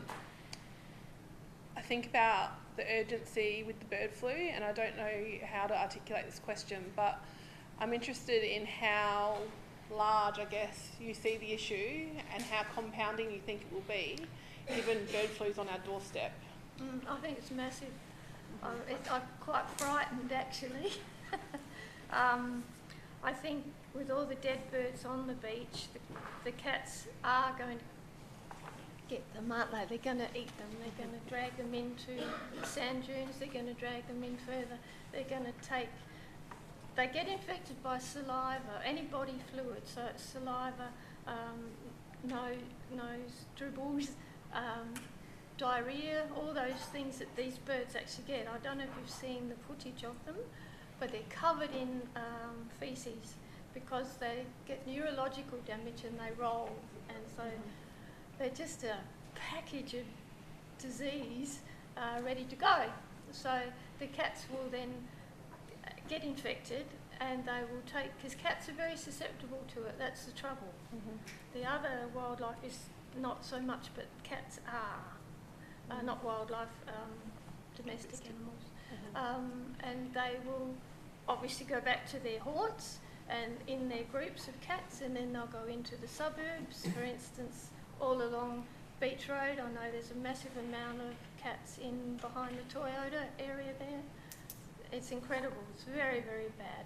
So those cats will then, of course, intermingle with the domestic cats, and away it goes. We've got no control over any of it from then on. So it just seems obvious to me to stop the infection coming off of the beaches into the suburbs. You know, it's just a no-brainer to me. Yeah. And then at the same time to keep the domestic cats safe, so they're not interacting with those cats and not getting the disease, and they're all safe, and so the community is safer.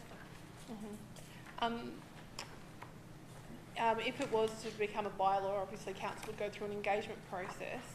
Are you fixed on it being 24 hours or openness to nighttime? What would be an ideal and workable scenario? I can't tell you the volume of cat-attacked wildlife that has been caught in the daytime. So they're getting the lizards that come out to sun themselves, the birds, baby birds.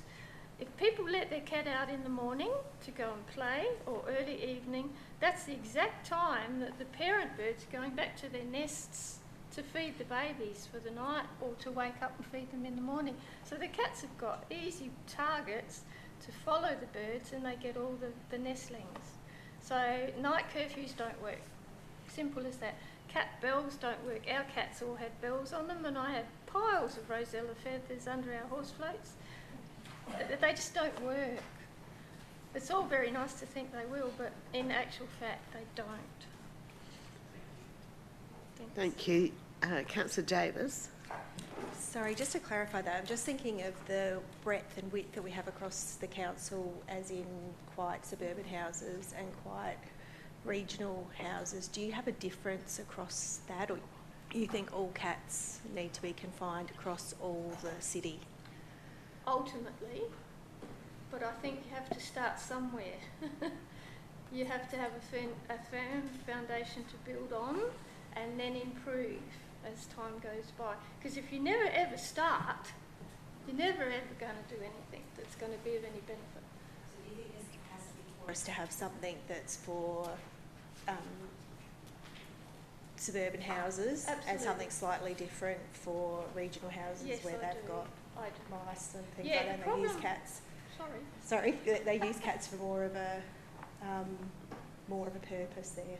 Yeah. So we've got The facts are, when you do the research with all the books that have been written and all the studies that are done, the volume of cat attacks happen in suburbia.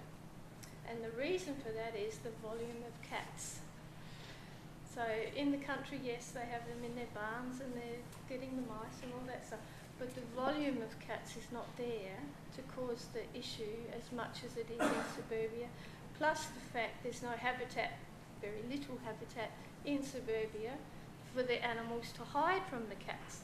So that adds to the fact that they're easy prey and what I hope. Thank you all of you, David, Jonette and Bev. We really appreciate you coming this evening. Thank you very much. Thank you for having us. Thank you. We're now moving into section 9 of our agenda. So if you're following along electronically, it's page 42. And this item number 9.1 is the Southern Region Waste Resource Authority. Councillor Pritchard. Hello, Mayor. I'd like to move as written. Do you wish to speak to the item? I was going to say just quickly, which is how I always open, just briefly. Go ahead. The 2 points I just wanted to talk about. This meeting happened 3 months ago. We've got our next one next Monday. But again, some amazing health and safety results at Swara over the last 12 months. And I would like to draw a correlation with the assistance of the City of Onkaparinga providing a health and safety resource to Swara for a large portion of that period. And I think that should be drawn. Also, the number of landfill fires and hotspots in the last 12 months is 0. And I think the operations manager that started at Swara a couple of years ago changed the way that our landfill operates, and I think that this is another outcome of his role and the way that he's been proactive around how we can manage that better. Thank you. Councillor Eaton, second. Yes, I'll second it, nothing to say. Any questions? Councillor Pritchard, I'll put the item. All those in favour? Against? Carried unanimously. Thank you. The next item is the, where am I? 9.2, the CEO Performance Management Committee minutes. Councillor Fisher. Move as written. Thank you. Councillor Eaton. Yes, second it. All those in favour? Against? Carried. Item 9.3, which we have the Council Assessment Panel, and I think we've got Matt here with us. Oh, sorry, 10.1. Welcome, Matt. You can sit down there if you want to come up. Here, you're welcome to come up as well. Matt Atkinson is the presiding member of the Council Assessment Panel, and one of the things he does is he gives us an annual report. So we're very pleased to welcome you this evening. Thank you, Mayor Ware. Good evening, council members. Nice to see you again. Thank you for the opportunity to present the Council Assessment Panel's annual report for the last financial year. This is my third year as the presiding member of the CAP and the third time I've presented the CAP's annual report. Last year I discussed some of the challenges of assessing complex and contentious applications. However, tonight I thought I'd do the opposite and talk about some of the less contentious applications, which forms the majority of applications that are considered by the Council Assessment Panel. So the report that you've got before you includes some panel statistics, and from recollection the CAP considers about 30 development applications during the reporting period, plus a couple of compromise proposals and a range of administrative reports. For context, Council's administration assess more than 4,000 development applications per year, so less than 1% of applications are presented to the Council Assessment Panel. The majority of these applications, about 2/3, have only one or two representatives that elect to be heard by the panel, and on several occasions within the last 12 months we actually had none, through representatives that decided at the last minute that they didn't want to attend or they just didn't arrive at the meeting. Of the 30 applications determined by the panel, 25 were approved and 5 were refused. Most of those refused were on recommendation from the administration. And similarly, most of the applications overall were actually determined in accordance with the recommendation put forward by staff.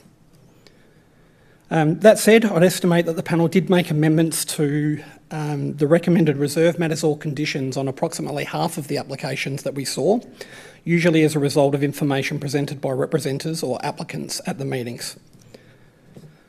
Of the more complex applications considered during the reporting period, the latest iteration of the Aldinga Surf Park was the most challenging and contentious, although I feel like the CAP might have dodged a bullet when the plastics factory was withdrawn. One of the potential functions of the Council Assessment Panel is to report back to Council on any potential policy recommendations. During the reporting period, we didn't make any formal recommendations to Council. We're not presenting any as part of this report. But we did notice possibly one significant policy gap, and that relates to value-adding activities in rural areas. So things like tourist accommodation, function centres, that type of thing.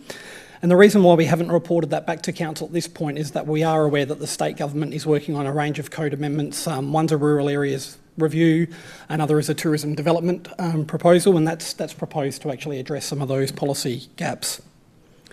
Finally, I'd just like to say a few thank yous to my colleagues on the panel. Councillor Greaves, thank you. Sarah Reachel, Ross Bader and Ben Schnell. And our deputy members, John Bieleveld and Councillor Fisher, thank you. In my view, Council's well served by an experienced and motivated CAP. Panel members have experience in town planning, urban design, architecture, native vegetation, heritage, First Nations, transport planning, regional planning. And we have a good mix of local government, state government and private sector representation. I'd also like to acknowledge and thank Renee Mitchell, Matthew Lawrence and their staff for the outstanding support they provide to the CAP, and a particular thanks to the panel's assessment manager, Brett Miller, for his advice and support, and Sue Hammond for keeping the panel members up to date and looking after our minutes. So thank you, and I'd like to invite any questions. Thank you very much, Matt. We are well served. Councillor Yeomans. Yeah, thanks for coming in and presenting the report. Just a question on public notification. So you mentioned the wave pool, and one of the big contentions there was the lack of public notification. And I guess from an elected member's perspective, planning is quite complex, but one thing we do hear loud and clear is when the members of the public aren't able to articulate or comment on a particular development application. And I think that's due to legislative change of recent times. So just wondering, in your report you mentioned about there's opportunities or the scope to put some suggestions forward that council could advocate some sort of policy rethink or change to the state government. Would that be something that the CAP would fit into their remit, or is that sort of more outside, more to do with the staff or us? Yeah, possibly. I think that what council chooses to advocate for is clearly council's choice. The Aldinga Surf Park application is an interesting one because the land use itself didn't require any notification. It was actually the light towers that triggered the notification to the community. And that presents challenges in its own right because, generally speaking, the panel's assessing the implications of that variation, which was to add lights rather than the fundamental land use itself. And I think an observation that I've seen throughout my time on this panel and more broadly professionally is that there's not enough emphasis placed on the notification of change of land uses in particular. I think would warrant notification most of the time. Often it's about heights and things like that that may not necessarily be the best trigger, but advocacy in short is I think always welcomed, and if the state doesn't receive feedback on its legislation then I wouldn't expect there to be too much change. Yeah. Thank you, Matt. Can I have a move, please? Councillor Greaves, do you wish to speak to the report? I will, thank you. And I think a couple of shout-outs from my perspective. Certainly the chair of the panel and the members are exceedingly professional and really add a lot of value to our discussion and debate. I think the professionalism and their actual professional positions outside of that role really do contribute a lot. But I'd also really like to say that as a panel member contemplating some fairly arduous applications and discussions, the reports of officers are entirely professional. and certainly provide us with all of the detail that we need as a panel to actually make the determinations that we do. So a big thanks, and I'll recommend this to you. Thank you very much. Councillor Fisher. I'll second it, and also echo the comments of Councillor Greaves in respect to that. It was a real learning curve for me, and at my age, that's something to be said. So thanks, Matt, for leading a professional team. Thank you. Councillor Greaves, wish to close? I'll put the motion. All those in favour? Against? Carried. Thank you very much, Matt, and please pass on our thanks to the rest of the panel members and to the team here. The next item is our Building Safety Committee Annual Report. I don't think there's any updates to this. No. Councillor Pritchard. Happy to move as written. Do you have some questions or I just had one question, I think, to start with. Just the statistics in the report seem to demonstrate that we have a problem, and that's probably being a little bit blunt, in terms of the fact that there seems to be quite a few buildings that don't meet compliance when looked at. So I think we undertook 16 inspections and 8 came back with issues. And so my question is around, if we funded this more or provided more advocacy or had more resources, would it be better to, could we achieve more if there was an opportunity for us to advocate or have more meetings or have more personnel?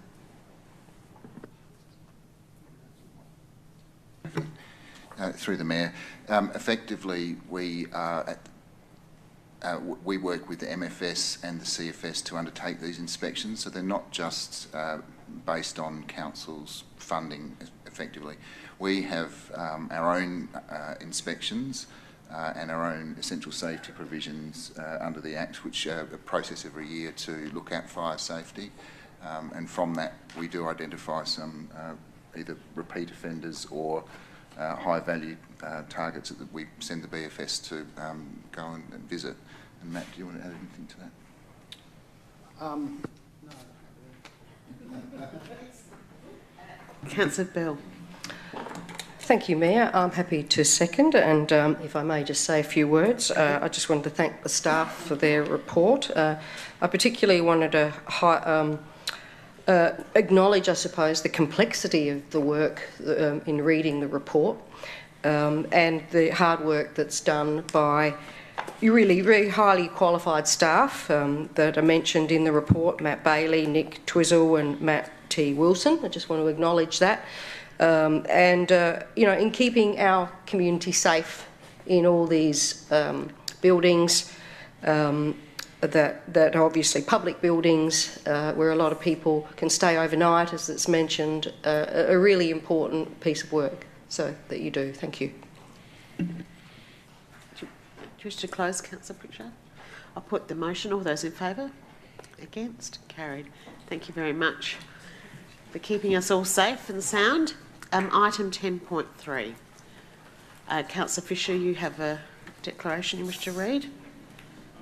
As earlier stated, I have a general conflict of interest as a life member, past president, father of the current president, and over a 20-year association with the club. And I intend to leave the chamber. Thank you.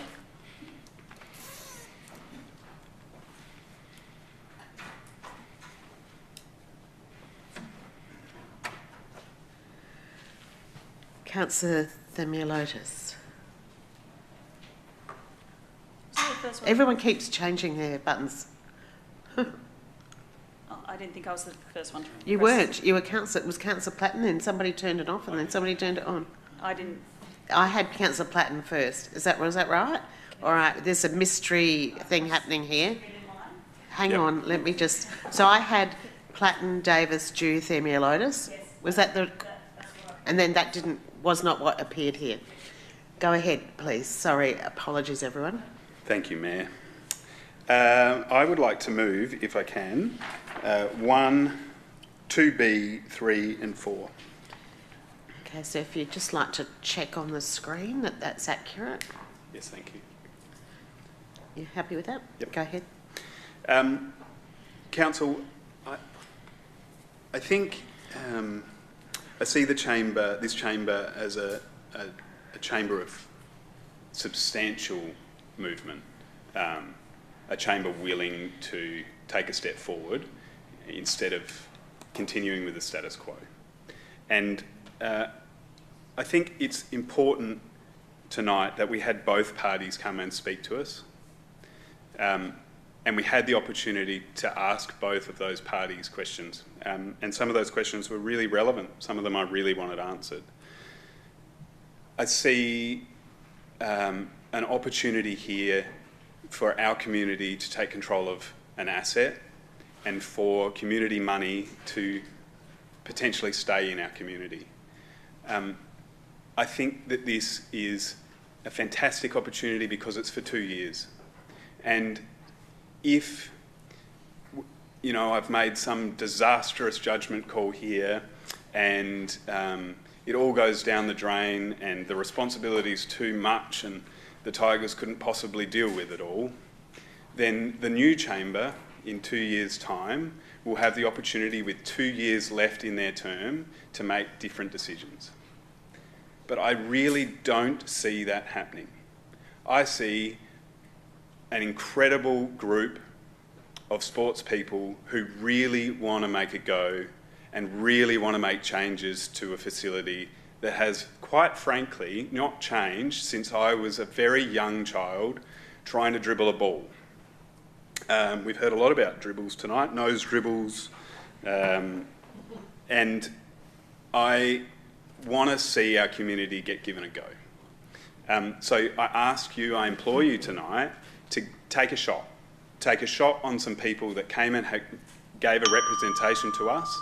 I completely understand that administration and through the EOI process have found that potentially their governance structures are not as strong, but I think they're doing a pretty good job of running the club, running everything now. So why wouldn't we give them the opportunity now? Why would we, you know, I think from what I heard from BSA tonight, they're really not moving in that model anyway.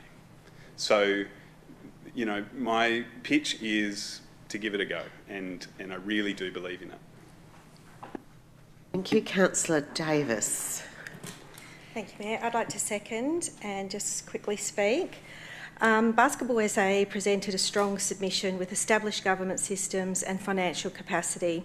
That I acknowledge. However, I believe the Southern Tigers offer something of particular value to the Council and to our community that should weigh on our decision tonight. They are the local association. They have operated out of Morphett Vale for years. They know the facility, they know the users, and they have a clear long-term commitment to growing basketball in the southern suburbs. This is a 2-year lease, relatively short term, that will allow Council to test this model and give the Tigers the opportunity to prove they can deliver on the vision that they have set. I support the Community Tigers as our local dedicated association and hope to give them the opportunity to have this lease and to take the stewardship. I believe this is the right outcome for our community. Thank you, Councillor. Councillor Dew. Thank you. I'll go straight into debate if that's okay. Go ahead. Last night, well, not last night, we weren't here last night. Last council meeting when you came and provided the deputation, and again tonight, I found myself asking, would we allow our football clubs and our soccer clubs actually the same level of deterioration of an asset? And I think the answer is no, and I think that basketball's led the way in terms of women's participation and male participation equally, and I think that pathways for young people, no matter their age, wheelchair, abilities, basketball's always been a sport that's enabled all young people and all people to participate. I think from a local government perspective, the most ideal scenario is a self-sufficiency of our local clubs. And this is an example where a club's stepping up and saying that we actually want to manage our asset, or community asset, in a way that strengthens and provides back to our local community. Capacity building is also so integral to our work, and I don't think that it would be right to allow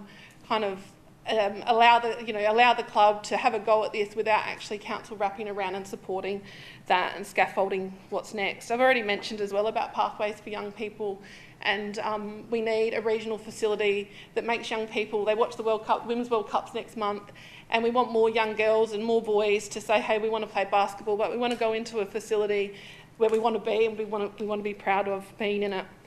We're also tonight looking at our sport and active recreation plan, and that talks about a number of goals. 2 of those goals are around increasing participation, and the other is around building provider capacity, which is completely in line with what Councillor Platten's put up. What struck me in your deputation was when you talked about local accountability and money going back locally, which is also a priority for our local council too.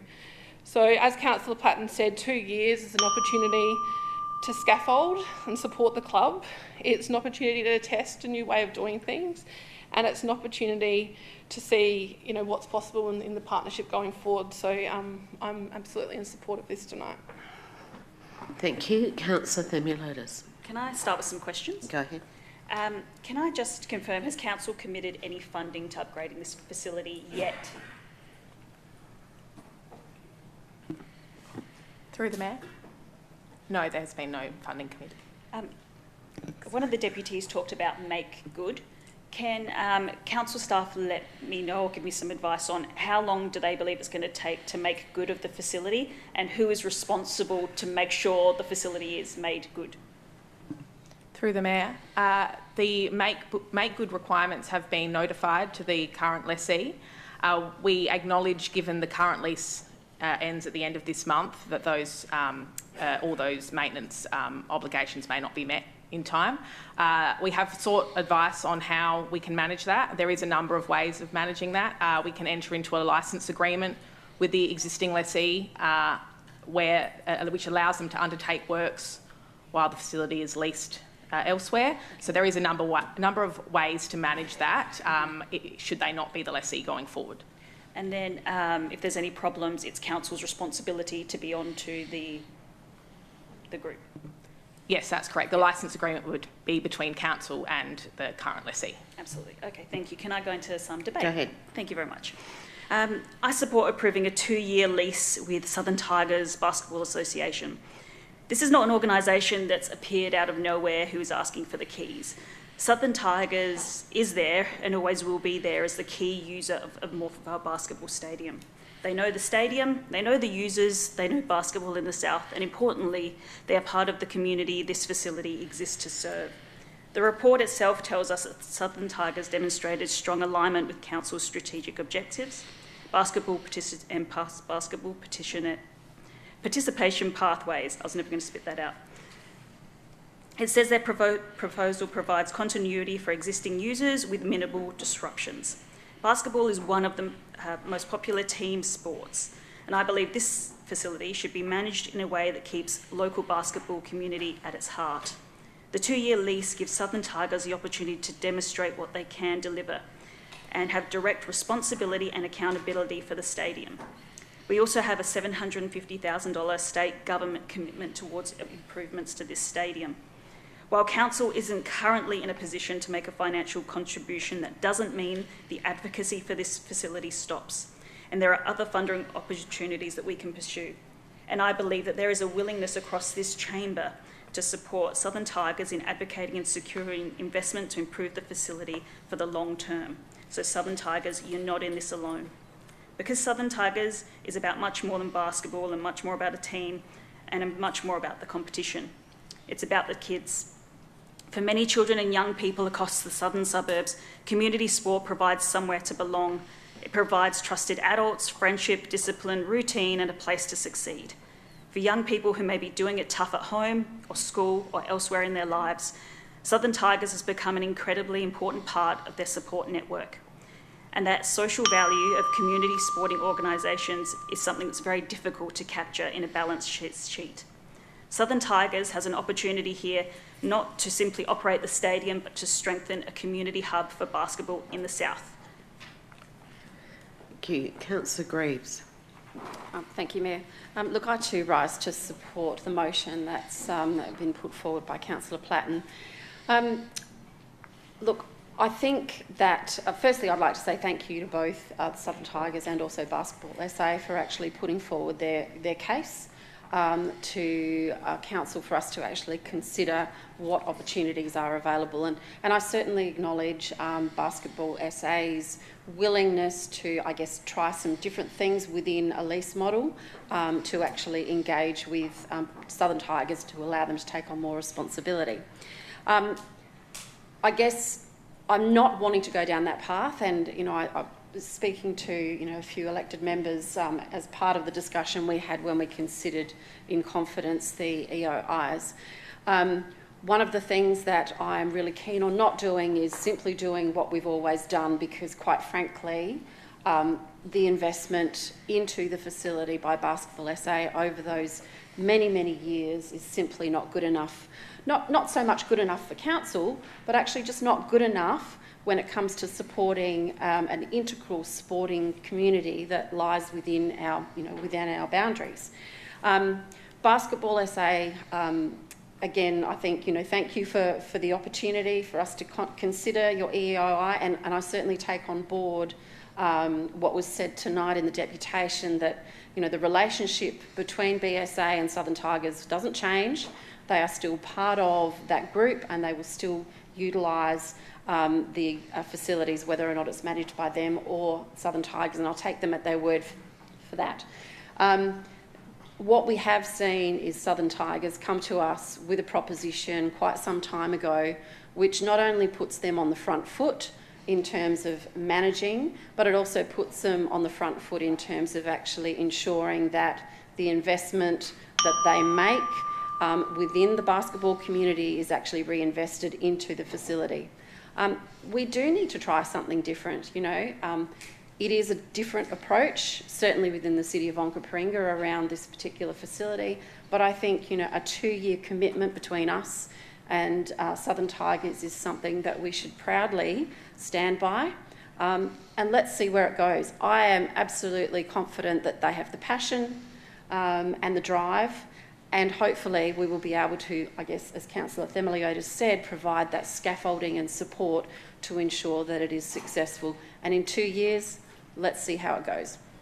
Thank you. Councillor Stafford. How much damage could they really do in 2 years? No. All joking aside, I think it's clear that the fact that we're having this conversation at all is clear that there's a significant appetite for risk and for change in this area from what we have right now, and that it's not working for the clubs or the court users or the players or the families in the local area.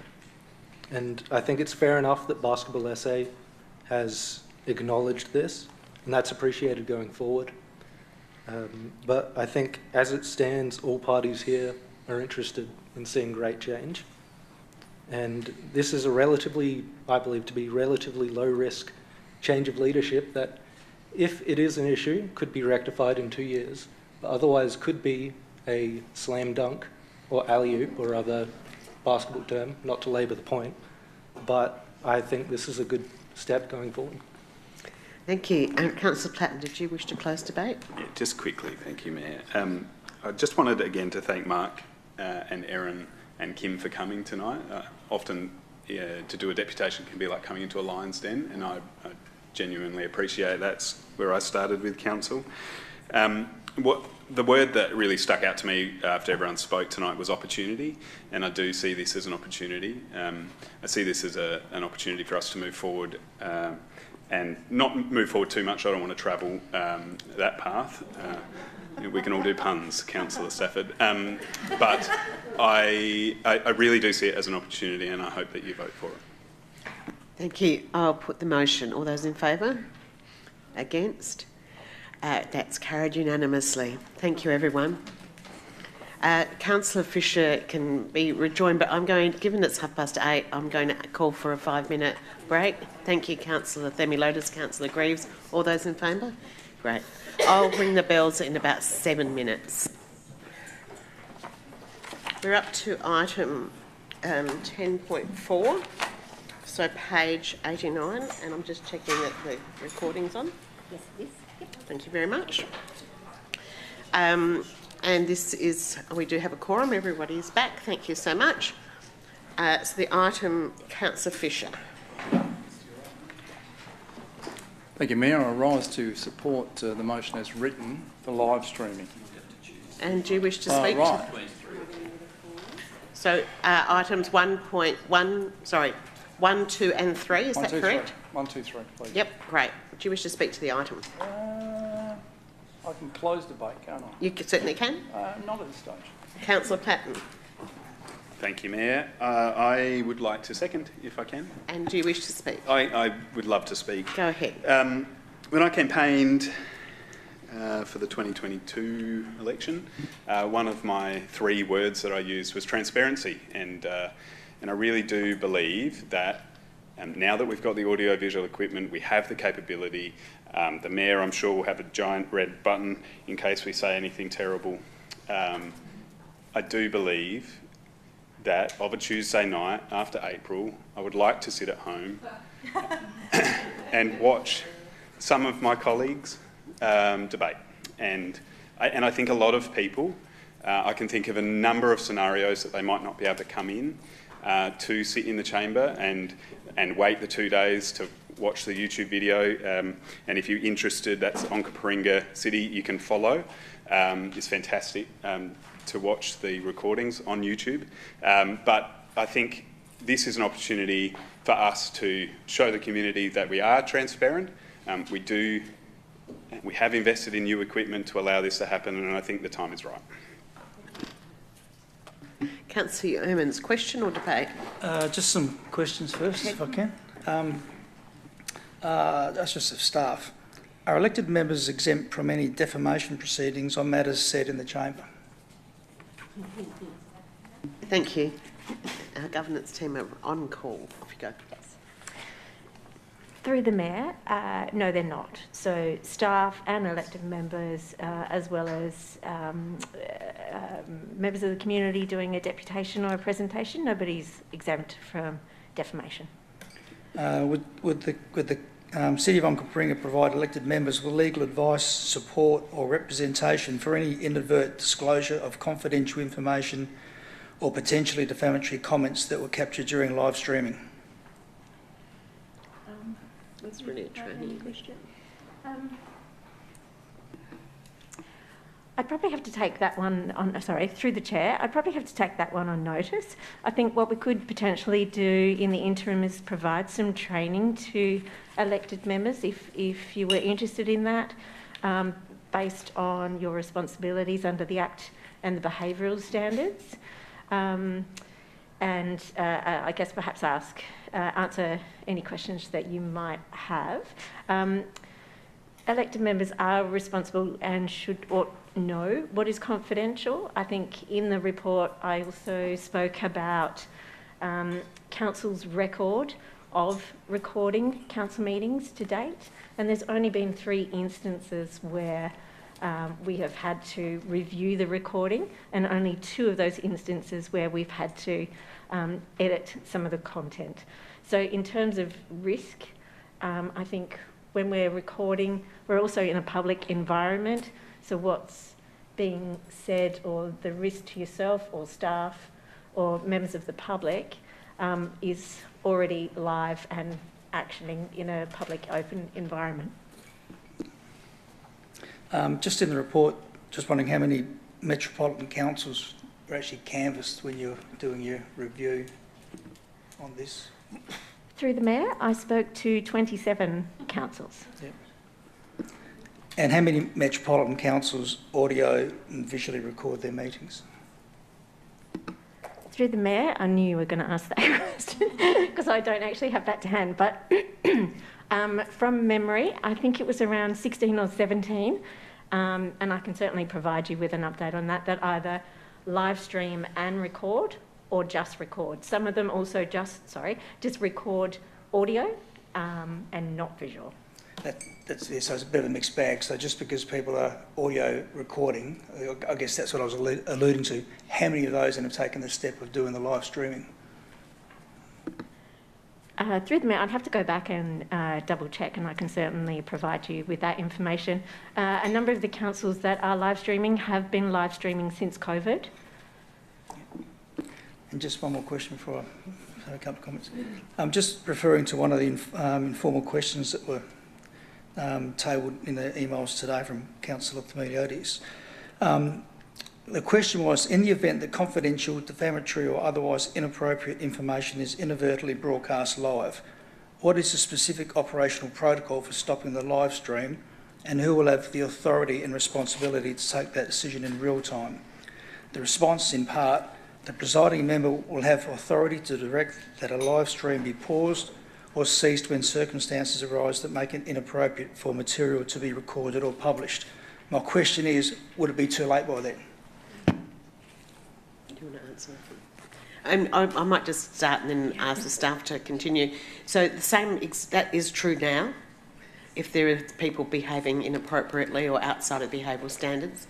And so there's the responsibility of the CEO to make sure that the meeting's conducted in a certain way that's appropriate. We do have powers that I refer to often at the beginning of meetings of excluding people. That also, we've also got behavioural standards of the staff.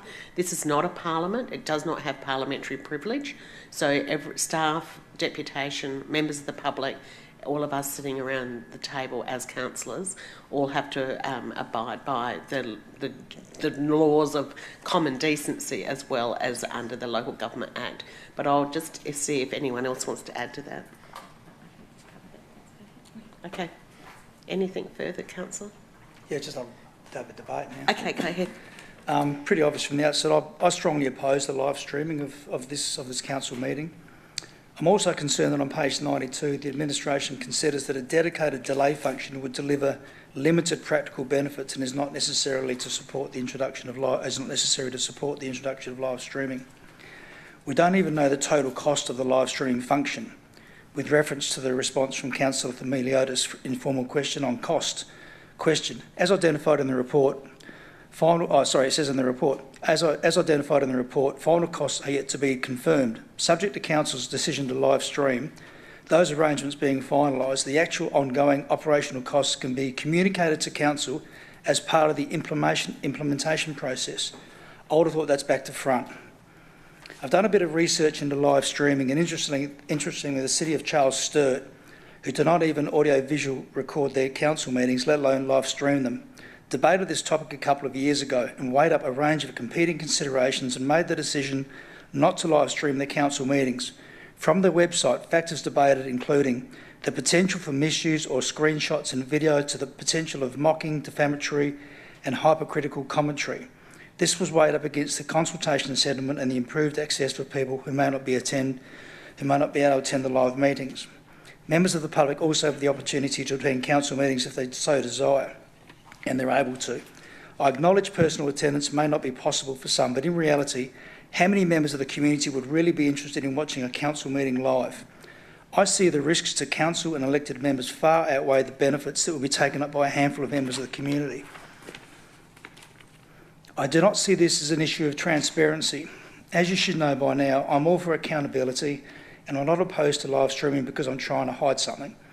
The audio-visual recorded council meetings are uploaded within a couple of days, and further to that, elected members are very accessible to the public. There's also the opportunity for community members to make presentations, like I've said before, as far as the deputation goes, and they can attend the meetings.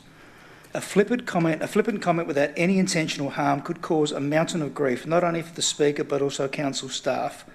It would take just a slip of the tongue or momentary lapse in concentration to defame a person, say something about a company being inept or not competent about something. If a lot of people hear and see those comments, it's much worse as the reputation of the complainant is increased. The live stream video can be copied and sent around the world, making the complainant's defamation claim much stronger than when it comes to compensation. And besides that, there will always be human error. We are not machines. We actually saw firsthand before this meeting started, the microphones were playing up a little bit, and the clock wasn't even started for one of the deputations when they commenced. This poses a lapse in concentration or your mind wandering into other things, as we all have lives outside of this room. This poses a risk if the live streaming equipment is not paused during breaks or for confidential discussions. I think we're all guilty of leaving the microphone on after our questions or debate. Again, this leaves the opportunity for something being said and live streamed. Recording meetings is not a requirement of the Local Government Act. The fact we do that is one thing, and I don't necessarily have an issue with that. But why take on risks associated with live streaming? Will this have a negative impact on the performance of council and the depth of questions and debate, knowing a camera is live streaming?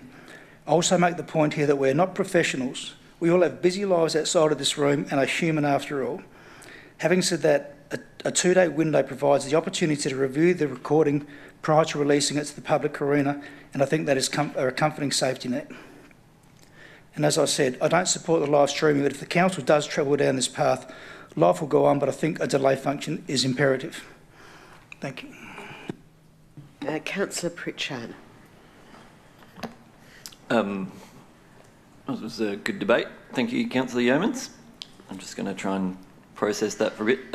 I think my debate was really going to be about supporting it because the technology is available, and I think engagement with the community is something that we need to try and find as many ways as possible to achieve. And whilst the videos are available and on YouTube, and I'm not sure of the viewer numbers, and I'm sure they're not high, if there's any way of engaging the community and trying to get them more engaged with council and how council operates, and help with that education piece to try and demonstrate the great work that goes on in this chamber, and that the amount of work that council gets through and the range of that, and if that is through somebody that wouldn't have watched or wouldn't come to a council chamber, who logs on and does some live streaming watching, and that helps, then I think it's a positive.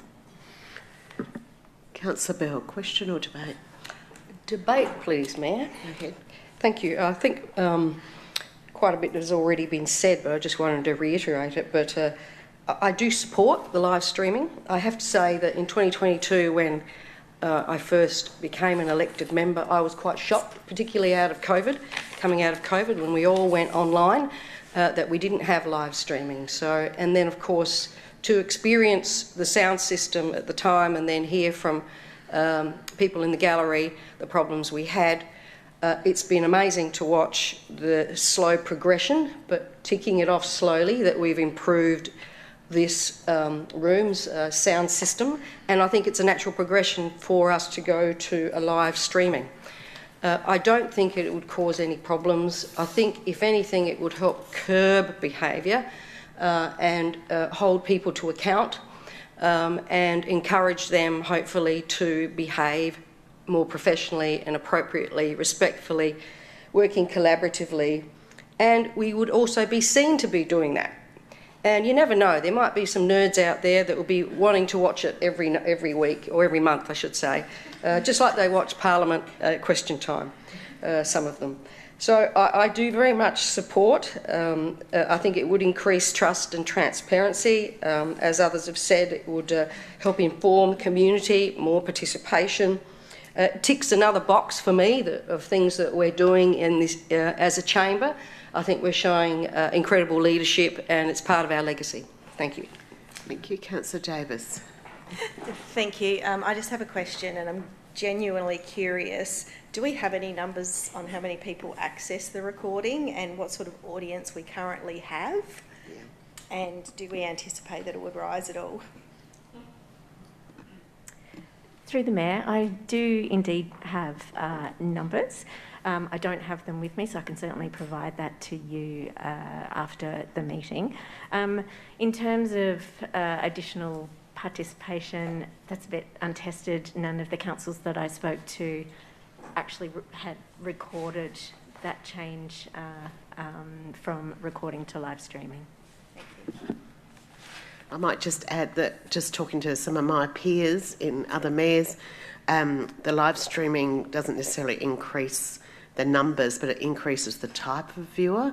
So people who are perhaps have a disability, parents home with little kids, those who wouldn't be bothered perhaps in 2 days' time but are interested in real-time information. So I don't know that the number's different, but the viewer base is different. Councillor Fisher. This is a question. Go ahead. Or two. So we've heard some comments about cost. So the question to admin is in relation to the cost. I know in the report it talks about an investigation into the total cost, but have we got a ballpark figure? We've got a number. At this stage. Through the Mayor. So we need to be really specific about the hardware that we've put in to date means that there is a recording function and a live streaming function, so that the live streaming that goes out is on a licensed platform, and it could be up to $5,000 a year annual cost for that licensing onto the platform, and that is so that the public can access that basis. It is up to the decision about which platform to use has yet to be concluded. Thank you. And can you explain the delay function? Technically, as I always say, many things are able to be done in configuration. So it is up to the relevant governance protocols. So a delay could be 2 minutes, 5 minutes, 10 minutes, 15 minutes. It is a configurable piece of the hardware, and it is up to the governance protocol to determine what they see fit. Okay, so not necessarily... It's not a technological issue. Not necessarily in real time. Yeah, not necessarily in real time. Yep. And I suppose of governance, this is that question. Risk versus live versus YouTube.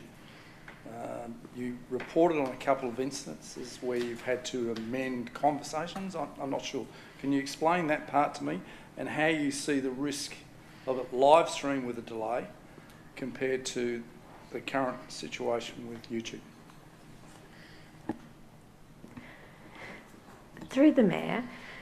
So I guess from a risk perspective, we're currently recording council meetings and have been doing that for some time. And they are in a live environment. So with technology available at the moment, we have members of the public that are in the gallery with mobile phones that could be recording meetings without us knowing. So in terms of risk, I think the report addresses those items in the sense that it could already be happening. There's misinformation and disinformation out and about in the community. There are risks of parts of the recording being torn apart and used in different ways. To my knowledge, that hasn't occurred, and there are reporting mechanisms through the different social media channels to report that type of content if it is inappropriate. So what was the second part of your question, or the first part? Sorry, it was long-winded, I suppose. We currently have a YouTube channel. The difference. Compare the difference of the risk involved with vision that is uploaded a couple of days later compared to live stream. I guess the risk that it is live. It's live in this environment right now.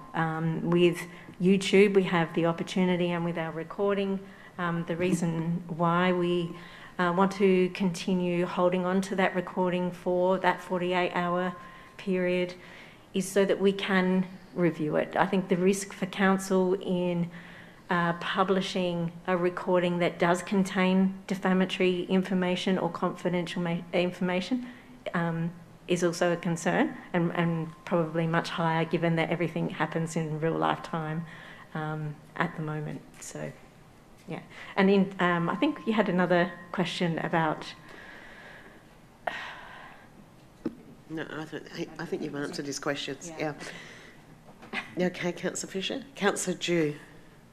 I've got two questions, please. Go ahead. I wondered about the role of ARC and if it would be appropriate to, I guess, off the back of Councillor Yeoman's comments and the severity of the risk, if it's something that ARC would deliberate over or consider, or not really. So is that about, would you want to refer it to ARC? Is that silly? It's okay. Thank you.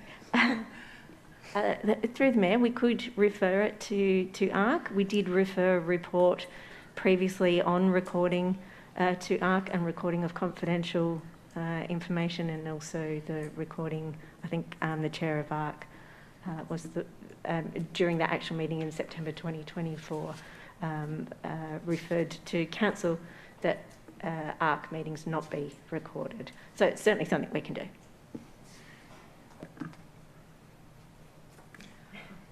Through the Mayor, we've got to find the balance of a risk of overthinking things. Sure. And in terms of being a modern and contemporary council, and the world is continuing to evolve and change in terms of media platforms and live streaming. In terms of, I certainly think that council could make the decision for themselves without necessarily a referral to ARC. Sure, thank you. A next question, maybe I'm being risk averse. However, it's around trialling it for 12 months. You talked about a 12-month licence. Would that be a viable option? Through the Mayor, absolutely. We often in technology do proof of concept, so you can do a trial for a basis. You could even, depending on Chamber's wishes, choose a set period to see what the interaction is, be it 3, 6, 9, 12 months. Mm-hmm. I wonder if the movers would have an appetite for that, but maybe not.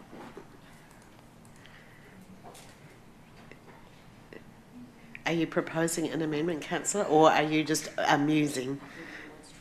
Just include the word trial, so approve the trial for however, 12 months or 9 months, I don't mind, for the commencement of live streaming.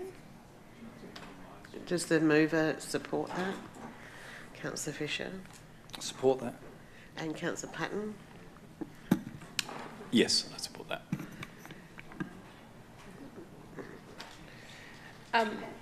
Sorry. Thank you for that. It makes me feel a little bit comfortable. I'd like to go into debate just really quickly.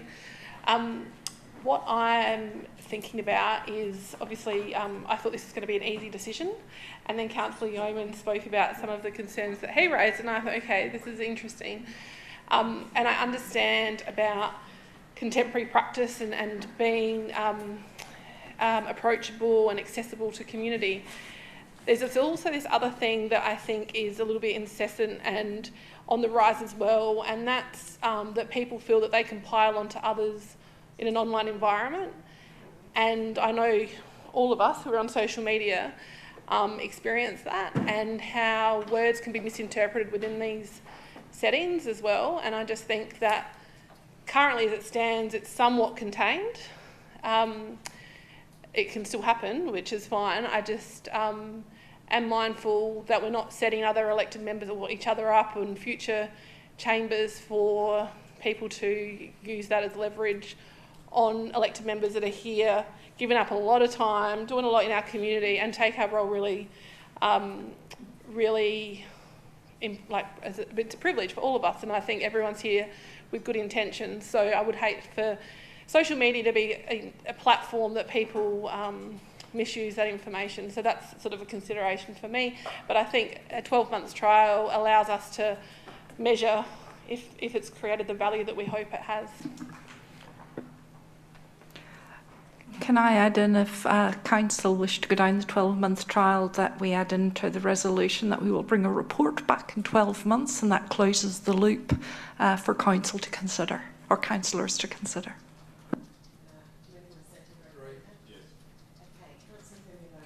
All right, Councillor Themeliotis. Thank you. A question. Go ahead. Is the intention that we will go to our first live stream at the September council meeting? Is that the intention? And are we actually ready to go? Technologically, we're ready. It's up to the chamber if they're ready. Okay, so the intention is next council meeting we're gonna go live. Okay, all right. I will briefly debate. Just like Councillor Bell mentioned, I'm in support of creating greater trust and transparency in our community. I support making council meetings more accessible to residents who cannot physically attend the chamber, and I support allowing our community to see in real time how their elected representatives debate and make decisions. On top of the concerns that have been raised by Councillor Yeomans, I'm also a little bit concerned about how we actually arrived to this decision, considering the resolutions that have been on the table. Council considered live streaming and made it very, very clear that they wanted to consider that decision by adjourning that motion that was put forward to look at further information, one of those being the time delay function that Councillor Yeomans speaks about, including multiple quotes so we were clear on price, and of course the experience that other councils are having with live streaming. Yet rather than that information being brought back to the chamber so elected members could look at that information and make a decision on live streaming and the capacity and the subsequent incorporating that as part of our ongoing council meetings, it's been incorporated into our chamber audio video equipment upgrade. So that part has been included into it. So that's cost us $192,000 so far. And that's not just for the live streaming, that's for the technology to get us there. I've asked my questions, and my questions was about how we arrived at that, because I feel like, and based off some of the debate, that report before making a final decision might have alleviated a lot of the questions and concerns that are being raised around the chamber. I do, however, support making meetings available and live for our residents. Our residents shouldn't have to find transport, rearrange work, organise childcare, or try and secure one of our 35 seats in a public gallery to watch council meetings and understand how their representatives represent them. Thank you. Councillor Greaves. Thank you, Mayor. A couple of questions. It's already been discussed around we have the technological capability to be able to actually have a time delay. What do we need to do to ensure that there is a time delay function that is introduced? You must have seen me scribbling on the pad, Councillor Greaves. I was going to suggest an additional resolution. Thank you. Exactly. That We're on the same wavelength. Council approves a time delay of, and as Leslie said, you could have anywhere from between 3 minutes to 15, so maybe a 5-minute time delay would be appropriate as part of the trial if Councillor Platten was willing to consider that as an... Oh, sorry, Councillor Fisher. Sorry. And yes, I would. Yeah, there were 2 yeses. Councillor Greaves, did you have another question? No, I've got debate, if that's the Go case. ahead, it's your Thank you. microphone. That is exactly where I was heading, because I think that we as a chamber do need to be very, very clear that in order to mitigate some of the potential risks that certainly Councillor Yeomans has mentioned, that needs to be in place before we hit the go button. So thank you very much for that. Look, live streaming is part of a modern council. I don't think there's any escaping that. I certainly acknowledge some of the concerns that have been discussed tonight, particularly around potential for a slip of the tongue, defamation, the misuse, I guess, of a live recording by members of the public who want to take issue with a particular member or a decision that we've made. But I think if we have the safeguards in place to mitigate those risks, that is really important. Look, it's been a massive genesis across this chamber where we have gone simply from having an audio capacity in the chamber through to the use of Zoom meetings, through to the use of audio recordings, through to the use of, you know, YouTube videos. And I think it is simply the next step. As a local government, as local governments, we are the most transparent and probably the most scrutinised, put under a microscope.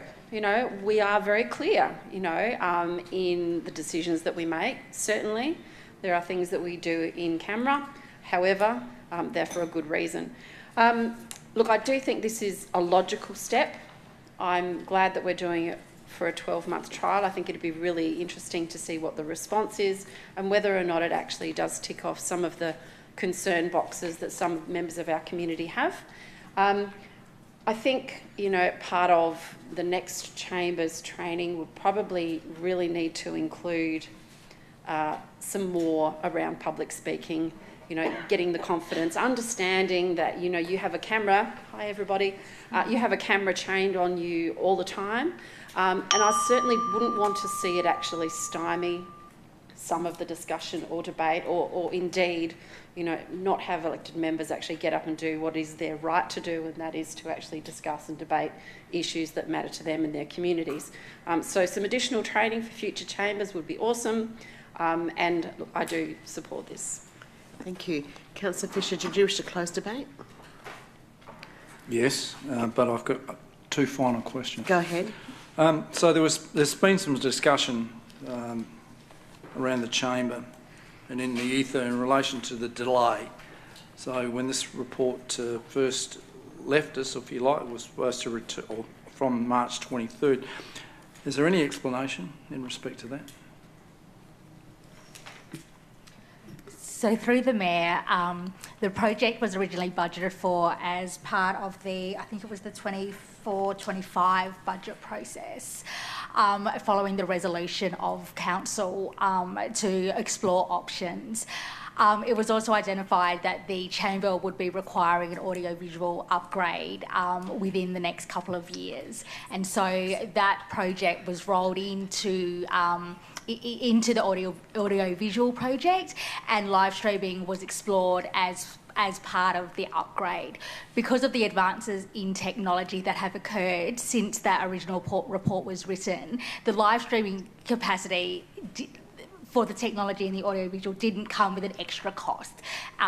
As we've said, the operating costs are to do with how the recording is stored and the operational costs, and not with the technology and the capacity to actually live stream. So the delay was due to it being considered as part of the holistic audiovisual upgrade, recognising that that work was needing to be done. Thank you. And just to confirm, start date, would it be the next meeting? So at the moment, that's what's before us, that we would start that. Do you have a view about that you would like to share? No. Because you could do that in your closing debate. Yes, I could. But, okay, the answer is yes. The answer is yes. Thank you. Okay, so I also note in the discussion we were talking, we've now amended the motion so that it reads a 12-month trial, but noting in the report that there was 12 months mentioned in the next steps, and that was your business as usual attack as far as IS&T go? I am, through the Mayor, I don't have that information in front of me in the report. Yeah. However, the report says in your next steps. Yeah, would be 12 months. It would always be a... Yeah, governance could help us with that. Go ahead. Sorry, through the Mayor, like I said, as part of our next steps, as you stated, we would look at the risk controls, operational, administrative guidelines, and have a review from an operational perspective. If we were to see any behaviour or content, we would obviously bring that to attention of everybody. Thank you. Debate, please. Go ahead. So this is your closing debate. Yes, I support the recommendation to commence the live streaming of ordinary council and special council meetings, and to adopt the associated amendments to the Code of Practice. The report that we received demonstrates that council has undertaken a comprehensive and measured assessment of live streaming over several years. Following council's request for a further investigation in March 23, admin examined procurement options, the experience of other councils, operational requirements and the merits of a broadcast delay function. These investigations ultimately informed the Chamber audio-visual equipment upgrade project, which has now established the technical capability necessary to support live streaming. A key benefit of live streaming has been stated by a few elected members is improved accessibility. Many residents, including Dan and ratepayers and stakeholders, are unable to attend council's meetings, Dan, in the future due to personal, work, family, health or mobility constraints. Live streaming enables the community to observe council proceedings in real time from any location, improving access to local democracy and fostering greater community understanding of council decision-making process. The report also identifies important transparency and accountability benefits. Council meetings are already public meetings and are currently recorded. Live streaming does not change the nature of those meetings, but simply provides an additional means for the public to observe proceedings as they occur. Benchmarking undertaken across South Australian councils found that the majority already provide live streaming, recording or both, and generally regard these services as an extension of existing public access arrangements rather than a significant change to government practices. Importantly, the report demonstrates that the associated risks are manageable. Existing legislative obligations under the Local Government Act establish meeting procedures, the exclusion of confidential items from live streaming and recording, and the review of recordings before publications provide appropriate safeguards. Admin's experience since recordings commenced in 2020 indicates that occasions requiring intervention have been infrequent, with only 2 recordings requiring redaction before publication. The investigation to a broadcast delay function further supports admin's recommendation. Benchmarking found that dedicated delay systems are not commonly used by other councils, and the existing governance controls remains the most effective means of managing risks. The report concludes that a dedicated delay function would provide only limited practical benefit and is not necessary to support live stream. Notwithstanding that, the adoption of a delay function would assist greatly. The financial impacts, I know, in capital purchases have been significant. However, the financial impacts moving forward are minimal. The capital investment has already been approved and substantially delivered through the Chamber Audio-Visual Equipment Upgrade Project. Ongoing operational costs are estimated at approximately $5,000 per annum, which is relatively small costs when weighed against the benefits of improved accessibility, transparency and community engagement. Thank you. Thank you, Councillor. I will put the motion. All those in favour? Against? The motion's carried. Thank you, everyone. Item 10.5 is Children and Young People Roundtable. Councillor Dew. I'd like to go into debate straight away, please. You certainly can. She's moving it, yep. Oh, yes, sorry. Okay. The reason why this originally came to the Chamber was that over the years working with organisations, they talked, or we collectively talked about a number of issues that our community could benefit a lot from. So the way that government grants often are facilitated often rely on competitive tendering, where agencies that actually want the same outcome are up against each other. We have duplications of services, and this really provided an opportunity for shared decision making and strategic opportunities to plan together and align resources and thinking. It also helped assist our networks that are across our city that have been well established to move beyond just information sharing amongst each other, but instead thinking about how we can join up and do thinking and delivery in a more coordinated way. So I was really excited to attend the Children and Young People Wellbeing Roundtable, and I absolutely thank staff for what they produced on that day. There were 80 odd organisations, or people and organisations represented, each with a desire to work in a joined up way. The enthusiasm in the room, generation of ideas was really palatable, and you could see that people were really excited to have this opportunity. And there was an absolute acknowledgement that children and young people and the families and the carers that are connected to children and young people also who are affected by the decisions that we all make, it's important that their voices are also captured and heard, which I'm looking forward to seeing how that evolves. This is an opportunity to move beyond what we've done in the past, and I was really glad that Paul shared with me today around how this is now embedded in the community capacity strategy, which is before us tonight, and I'm really looking forward to seeing where this goes over the hopefully years. Thank you. Councillor Pritchard, seconding or questions? Happy to second. Go ahead. I just think it's worth acknowledging and recognising Councillor Dew's efforts at establishing this roundtable. It's clearly a passion of Councillor Dew's, and I know that's what her role is and outside of council life as well. So, but amazing achievement. Having a quick look at the outcomes of the roundtable and acknowledging that it was the first one, but I really liked already that idea that there's commentary through it talking about data is the starting point.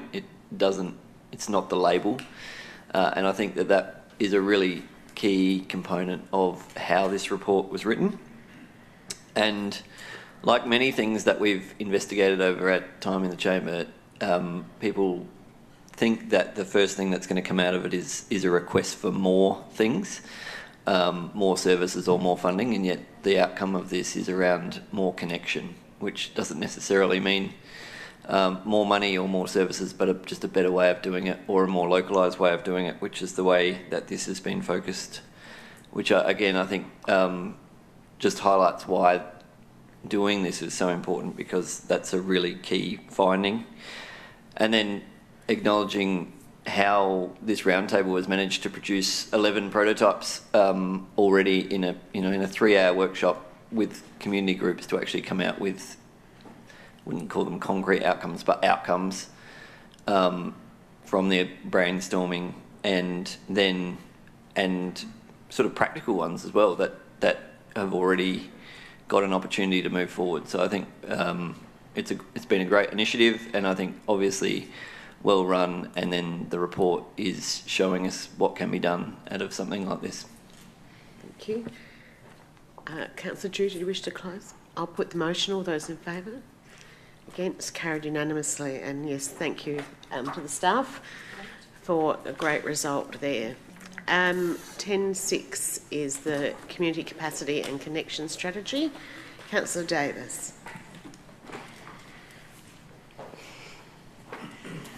I'd like to move that. Yep. There's nothing else. That's all to do. Yep. This strategy is to connect networks, improve social equity, build healthy, active lifestyle opportunities, create access pathways for information, enhance wellbeing and improve quality of life. Councils across South Australia have a principal role to develop their communities and resource them in a socially just and sustainable way. Beyond rates, roads and rubbish, the list of services to people continue to evolve. Whether we are the service provider, the custodian, whether our voice is used for advocacy, or we are the provider of information, a community with high capacity can identify challenges, opportunities and preferences and mobilise resources to meet its needs and aspirations. We are working towards a future where Council is a community building organisation, and this document will help drive that future. Thank you. Councillor Drew. I'd like to second it and just move into debate quickly. Only to say, I guess, that I think I've been connected with Onkaparinga since I was probably 12 years old in the Onkaparinga Youth Committee, and I know, from those early stages to now, this council has been a front runner in terms of our community capacity and our youth development team, and I think that always stems from awesome people, but also good strategy and alignment across the organisation. And it's all well and good probably talking at that level, but the reality is the impact that staff have and the strategy has day to day in people's lives is extraordinary. And I think that the broader team punches way above their weight in terms of outcomes for people. And I think this sets us up really well for the next few years. So really thank you for all the work that's gone into it and the community that participated in it and the way that you tried to engage community in having a say in this. And I know that from the outside, people won't know that this is what delivers their community centres or this is what delivers their places of connection. But it actually starts from a government bureaucratic way here. And so with that in mind, I'm really looking forward to seeing what it delivers for our community in the next few years. Thank you. Councillor Pritchard. Just debate. Go ahead. I remember when we put this one out for community consultation that I really liked the 4 words that we were using with regards to community going forward, being empowered, active, informed and creative. And I think, again, just wanted to reinforce that those 4 words are a great way to look at our community and what we can do for them.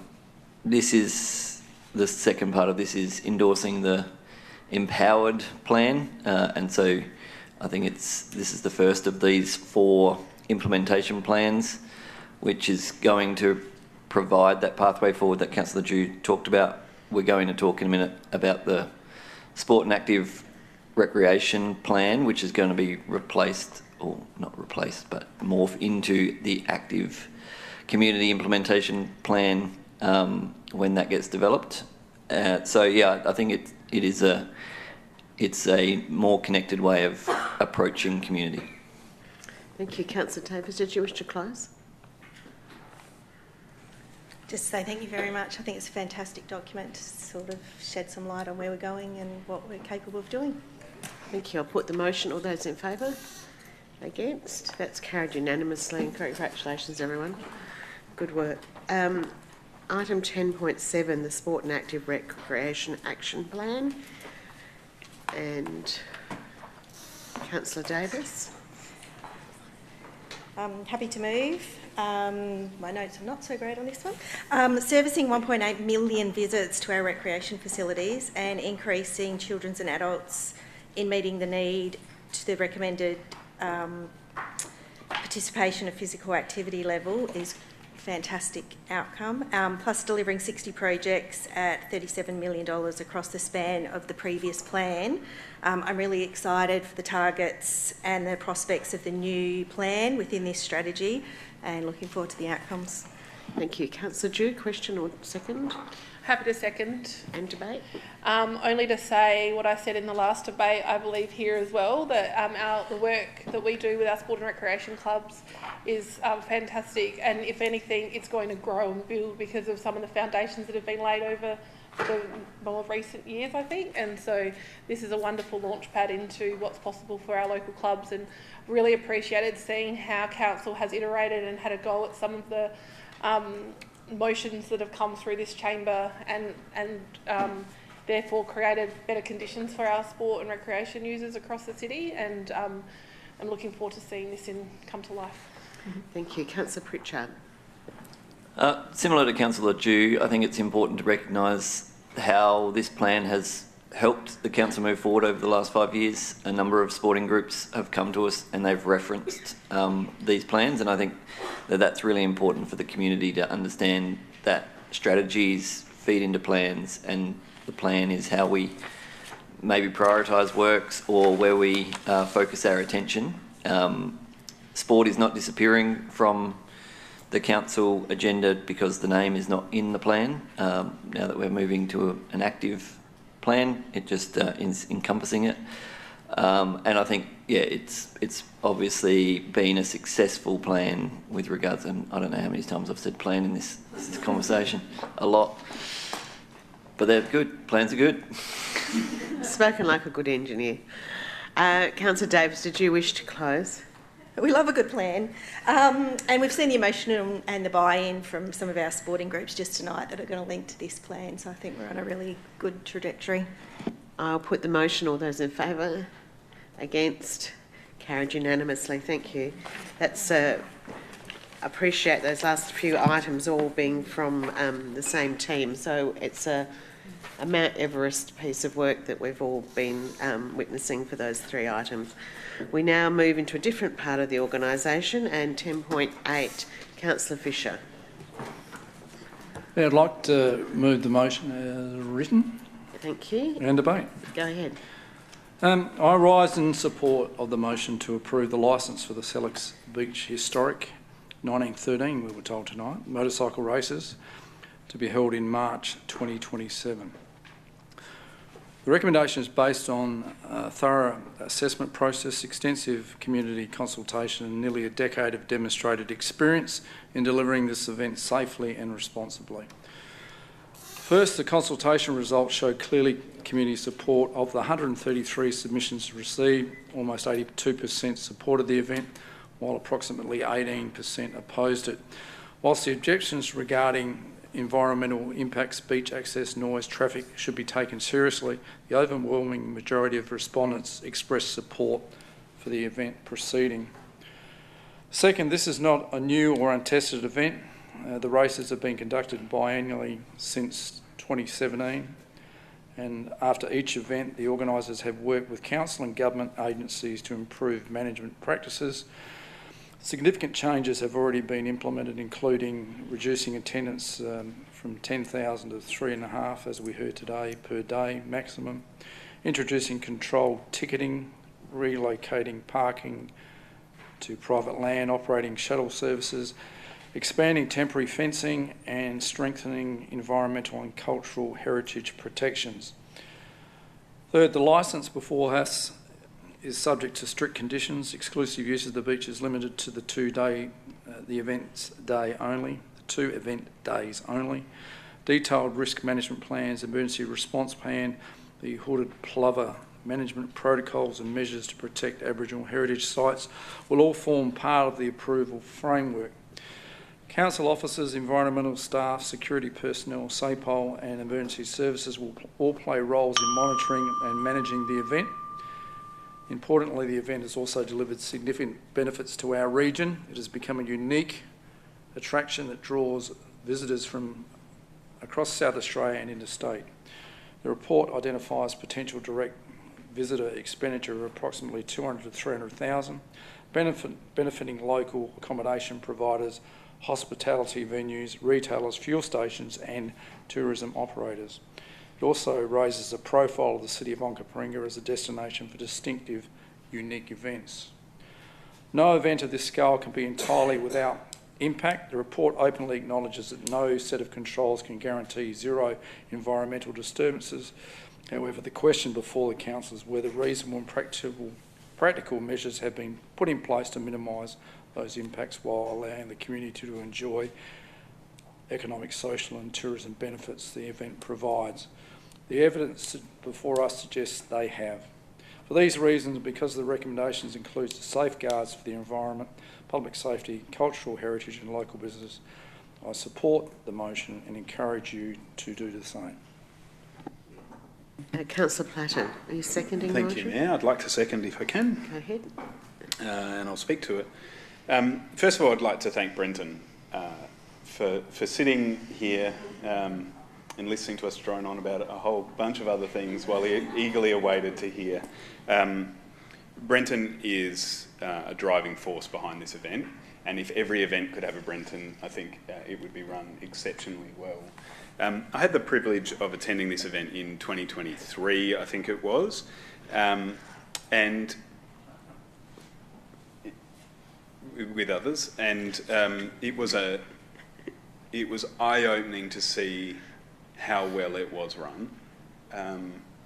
When we first considered this for the 2023 season, there were a lot of concerns around environment. And I think it was poignant to go and see firsthand whether the decision that we had made was a good decision. Fast forward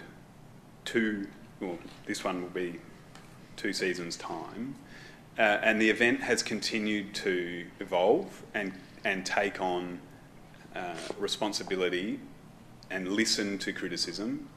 And I think it's evident tonight when you see Brenton come and speak and the passion that he has for this event, the history this event has. It really does have a minimal impact to the environment. They changed the season, or they changed when it was run, so it didn't coincide with hooded plovers.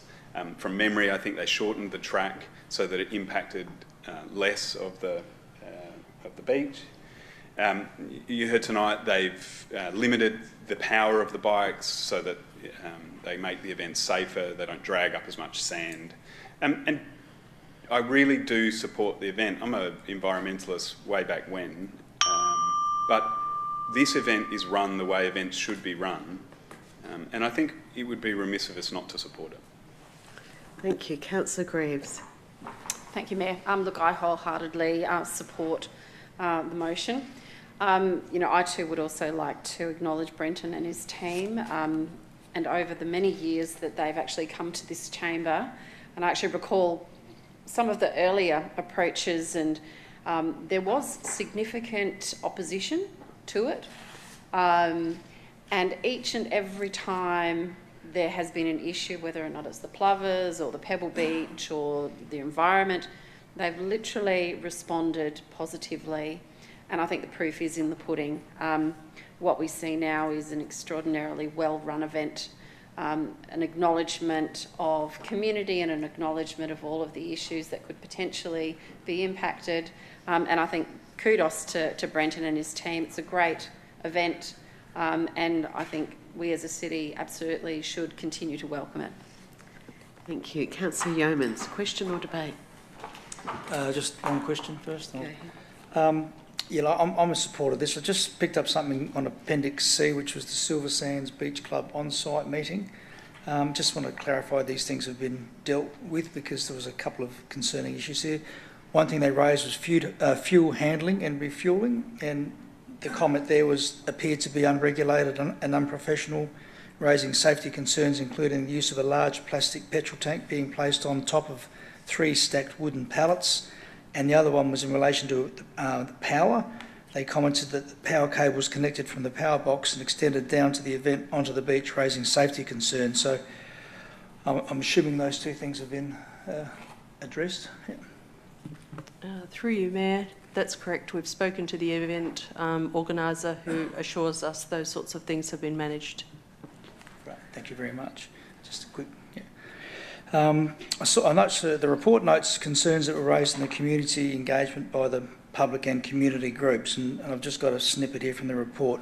The concerns expressed are primarily about vehicles on the beach, resulting in environmental and ecological impacts to wildlife habitats, particularly hooded plovers, ongoing impacts of the algal bloom, pollution, noise and antisocial behaviour, disruption to other beach users, and wondered if holding a historic motorcycle event on the beach is still appropriate despite its history. The risk assessment is quite extensive and does address these concerns, which I hopefully will reassure the public and the community groups that have those concerns. In fact, the risk assessment, I think, prevents a lot of things occurring that may actually be occurring outside of this event. And having worked my way through the risk management plan, these risks that the community were concerned about were rated high.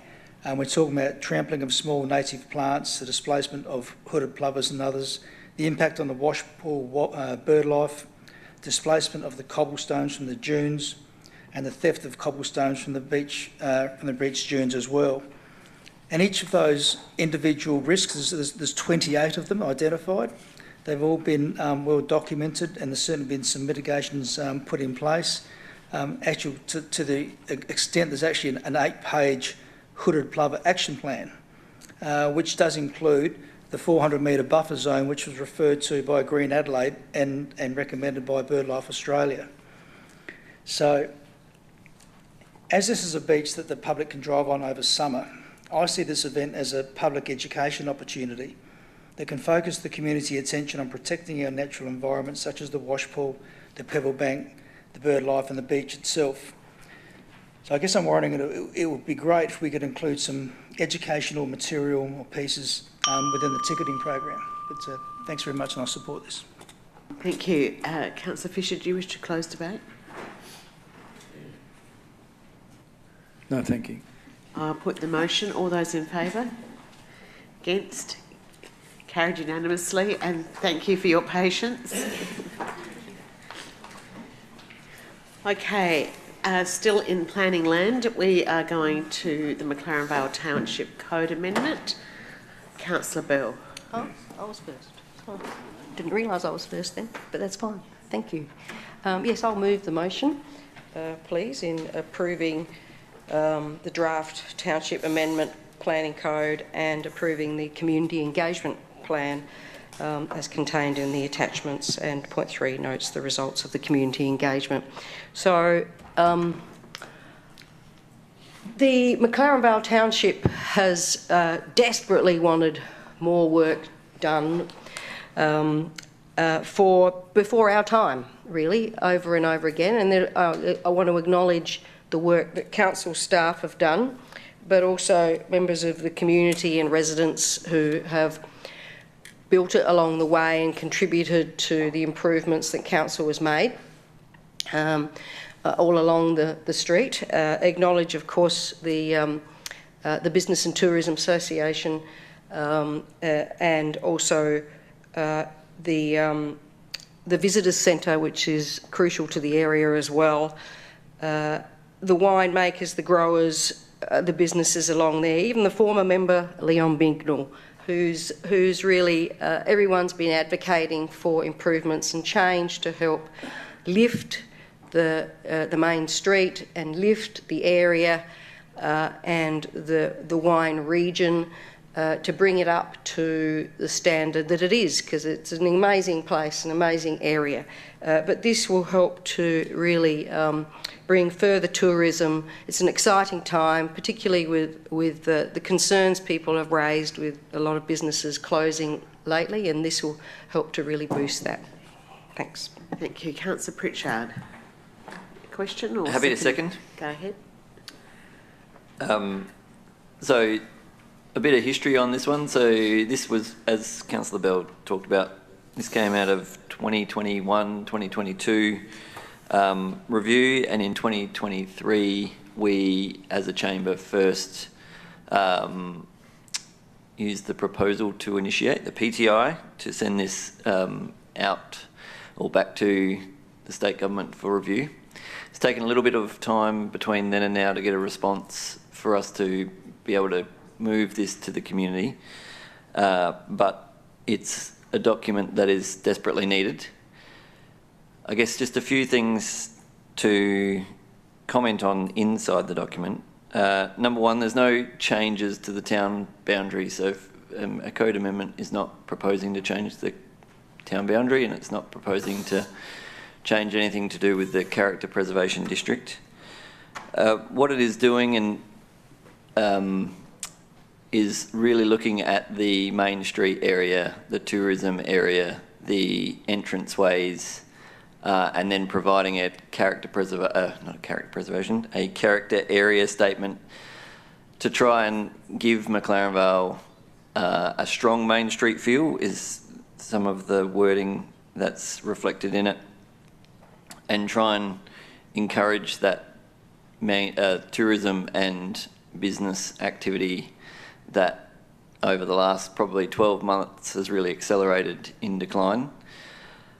From the original proposal that was put forward in 2023, it's largely, well, this one is now focused almost exclusively on those tourism and Main Street and industrial areas. The residential areas that had been proposed to be considered for this code amendment have largely been removed. We understand that from the elected member session that the state government is looking at this, so the neighbourhood zone and so changes to the residential area under this code amendment for McLaren Vale are largely out of scope. It is definitely a focus on the main street, the entranceways and the tourism zones, and trying to activate those, which, as Councillor Bell said, is in parallel with the good work that the Business Association have been advocating for, the work that the council has been doing with the local community. It goes hand in hand with the tree planting that's happened in McLaren Vale of recent times as well. So I think this is a great document. I think it was wonderful that council initiated this in 2021-22, took it in 23 to the state government, has continued to advocate for it, even though there's been a large focus from Planning SA around release of new residential to actually get a response that we can now take out to the community. I think is a really positive step. Thank you. Councillor Bell, do you wish to close? I'll put the motion. All those in favour? Against? It's also carried unanimously. I know how much that will be appreciated by the community of McLaren Vale. Another planning one, a statewide flood hazard code amendment. Councillor Eaton. Yes, I'll move the motion. I've got a lot of interest in this area. Back 12 years ago, I actually was the team leader of the hazard management team in the Department of Environment, which is the hazard flood leader for the state, and we were doing flood risk assessments across the state. And clearly what we've submitted supports those important issues. Thank you. Thank you, Councillor. Councillor Pritchard. Happy to second. Do you wish to speak? Just to note that Council already had a flood plan and they were widely in agreement with this statewide flood plan. So I think that's a really strong support of the proactive nature of the Council before this was in place, that we didn't need it necessarily, but we're in support of it happening in a wider context. Thank you, Councillor Eaton. Just to close. I'll put the motion. All those in favour? Against? Carried unanimously. Thank you. Next is information integrity on climate change. I think that's you. Ines? Oh, sorry. Councillor Bell. Thank you, Mayor. I'll move the motion. Thank you. Do you wish to speak? Just to acknowledge the advocacy that we continue to do and to support further advocacy, of course, as an item of business for the LGA's December meeting in 2026. I think that's fabulous. Thank you. Councillor Pritchard. Happy to second. Speak to the item. I think it's important that we continue to, I mean, some of these things seem obvious potentially, but I think it's necessary, unfortunately, that we need to escalate that it's important to support good information and to call out misinformation and disinformation where possible, especially on things that are as important as climate. Thank you. Councillor Bell, do you wish to close? Just to say thank you thank Councillor Pritchard for his words as well. I know that everyone would support this motion, or at least I'm assuming at this stage. But should never assume, should I? As Councillor Pritchard mentioned, communication, misinformation, disinformation, we need to do more work on that. And I also know how passionate our Mayor Weir is about this subject and about climate and our environment and advocating and being a spokesperson for this council, and I've no doubt that she'll enjoy that leadership role, assuming she will be going to that event. Thank you. Thank you. I'll put the motion. All those in favour? Against? Carried. Item 10.12, caretaker policy. Councillor Pritchard. Happy to move as written. Thank you. And Councillor Greaves. Happy to second. No debate. No further speakers. I'll put the motion. All those in favour? Against? Carried. I'm going to vacate the chair so that I can pass over to the deputy. Do you need to state your conflict of interest? And my conflict of interest is for 10.13. It is a general conflict of interest because GAROC does not attract any pecuniary interest. And can I do 10.14 as well? Because otherwise I'm going to come back and come back in. Yeah. So 10.14, I'm also declaring a conflict of interest, which at the moment is a general conflict of interest. However, the expressions of interest for nomination to the Premier's Council, should that be successful, does attract a pecuniary interest. So I'm treating that as a material interest. I think you are choosing to leave them. And I'm choosing to leave on both of them so that I can go and cough quietly out.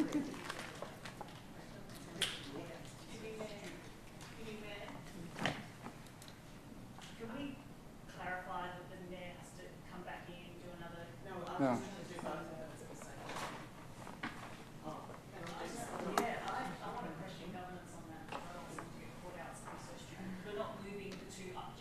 No, that's true. I'll go out and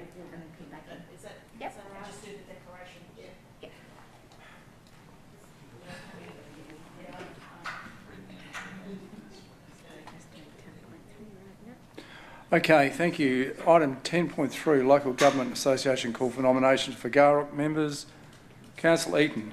Yes, I'm certainly recommending it, and I mean, we are the largest council in the state, and we should have involvement with this. I actually filled that role up a few years ago when Erin Thompson got elected to state parliament. So, but certainly it's a good opportunity. Thank you. Thank you. Councillor Pritchard.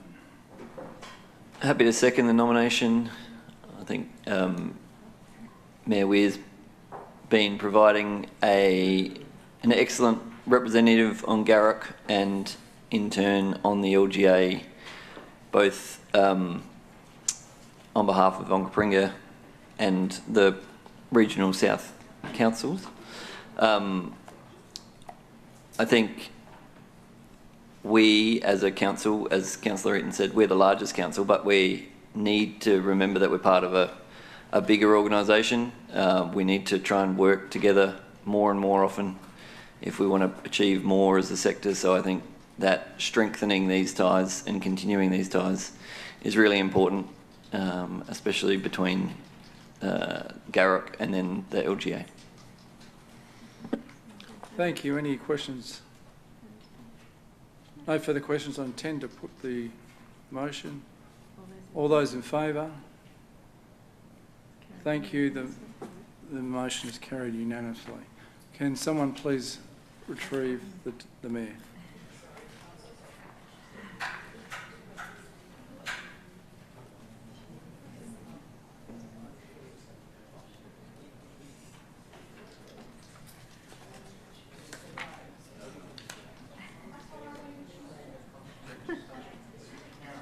Right, are we going to go through the process again?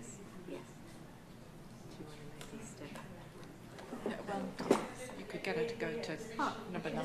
Yeah. Thank you, Mayor. If you could go to 9. 10.14. So I'm declaring, there we go, just those words up there, a general conflict of interest as a nominee, because, although that's for the nominee of the Premier's Climate Council. So I'm actually declaring a material conflict of interest.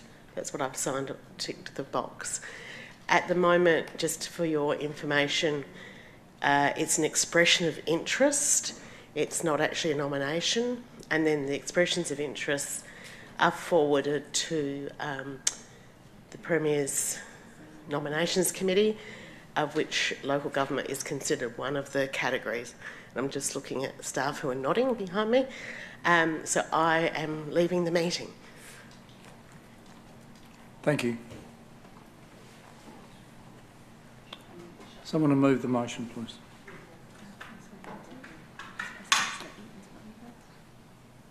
Councillor Eaton. Yeah, I'll move it. Nothing to say. Thank you. Councillor Platten, are you seconding? Thank you, Deputy Mayor. I would like to second, and I'll just quickly speak to it if I can. I think we should take any opportunity available as a chamber to have our mayor, our spokesperson, at a seat at a table. And I think Moira putting herself forward for this is a fantastic idea, and I really do hope, given that we're the largest metropolitan city council, that she'll be chosen. Thank you. Thank you. Councillor Pritchard. Just in further support of Mayor Weir, I think that the experience that council has provided over the last 3.5 years in the environment space and through GAROC, through LGA, I think is an excellent potential potential member through the nomination to be on the Premier's Climate Change Council. Thank you. Any other CEO? Yeah, just note we've made a subtle change to the wording there for those that supported the motion, in terms of noting that it's an expression of interest rather than a nomination. Thank you.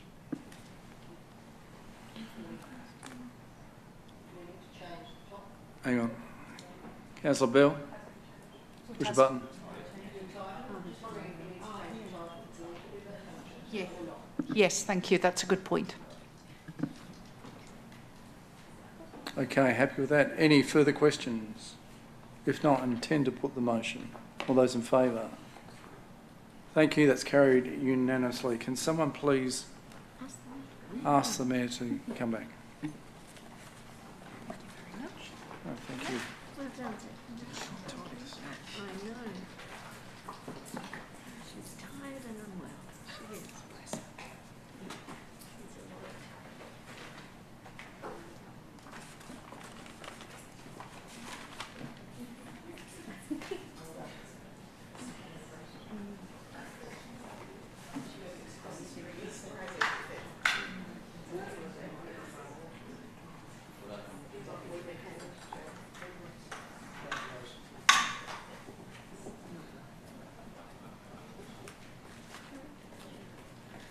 So we're up to 10.15, 15, is that right? So Councillor Yeomans, your turn.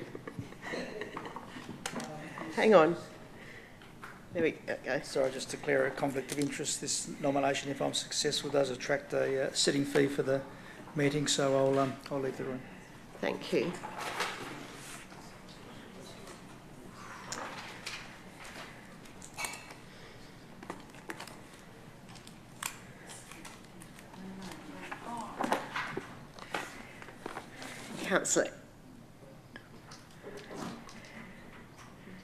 Councillor Eaton.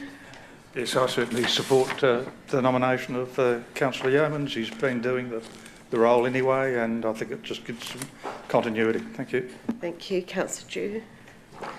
I agree with everything. I'd like to second the motion. Thank you. And just highlight the amount of effort and commitment Councillor Yeomans has had to this, and agree with what Councillor Eden said around continuity, and I absolutely support Paul in this. Thank you. Any further speakers? No? I'll put the motion. All those in favour? Against? Carried unanimously. Thank you very much, everyone. And if can Councillor Yeomans be welcome back?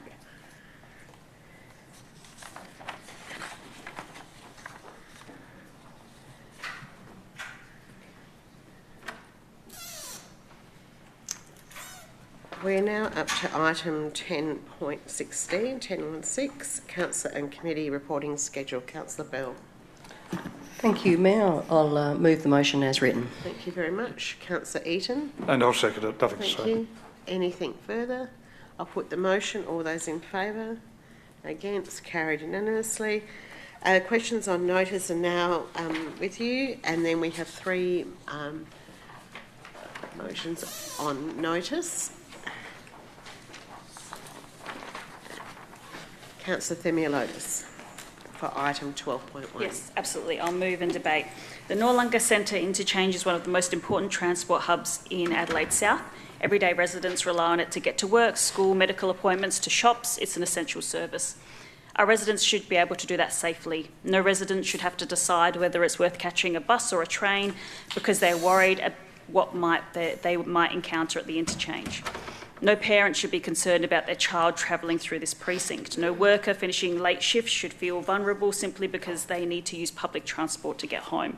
Yet this is a concern we are increasingly hearing from our community.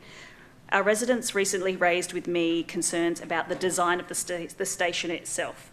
Much of the interchange is closed or covered. There are many areas where visibility across the precinct is poor. You can't always clearly see what's happening around you or who may be approaching you or whether assistance is nearby. Public safety is not just about responding to incidents when it occurs. It's also about design and managing public spaces so that people can be seen, lighting is adequate, CCTV coverage is effective, and that there are fewer spaces where antisocial behaviour can occur out of view. This motion is for a review of the CCTV, the lighting, and other crime prevention infrastructure. We should be asking whether the physical environment itself is contributing to the sense of insecurity and whether practical changes could be made to the interchange to make it safer. Reports of violence, antisocial behaviour do more than affect individual people who are directly involved. They change the way our entire community feels about a space. We should not wait for something even more serious to happen before a problem receives the attention it deserves. Council is not the police and we do not control public transport security, but we absolutely have a responsibility to stand up for our residents and ask that those responsible act. I'm asking the state government to assess whether the current security arrangements are adequate. I'm asking whether if police patrols and security personnel need to be increased. I'm asking for CCTV lighting, visibility and crime prevention infrastructure to be reviewed. If the current arrangements are sufficient, then that should be able to be proven. And if they're not, then Southern residents deserve to know what is going to change. Public transport only works when the public feel confident in using it. It may be the state government's responsibility to deliver the solution, but it's our responsibility to advocate on behalf of our community. I urge you to support this motion. Violence and antisocial behaviour at the Noarlunga Centre Interchange is not simply something our community is expected to tolerate. Councillor Platten. Thank you, Mayor. I'm happy to second. Do you wish to speak? I will speak to it, and as the Chamber knows, I do love a mayoral letter. And I think that this is genuinely an important topic. Public transport should be safe and secure because we should be promoting people to use public transport. If they feel unsafe, they don't use it. We already have a huge issue with underutilisation of public transport, which means that there's an underfunding of public transport. In an ideal world, I would love everyone to use public transport and it should be fully funded. So I absolutely support this, and I thank Councillor Themeliotis for bringing it to the Chamber. Thank you. Councillor Eaton, a question or debate? Yes, look, I'll support it. It actually ties in with my proposal just over 2 years ago in respect to a safer and respectful community workshop, and I believe that there will be an announcement made very shortly in respect to that workshop. And these were some of the reasons as to why I put that proposal up. And I just remind everybody, within 70 metres of where we are now, 9 years ago, a woman was murdered.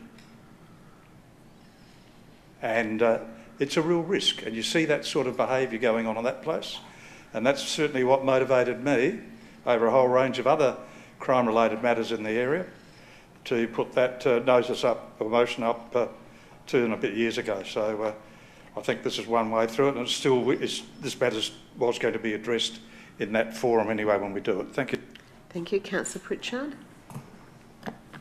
I'm in support of this motion. I've actually used the Noarlunga interchange quite a bit of recent times to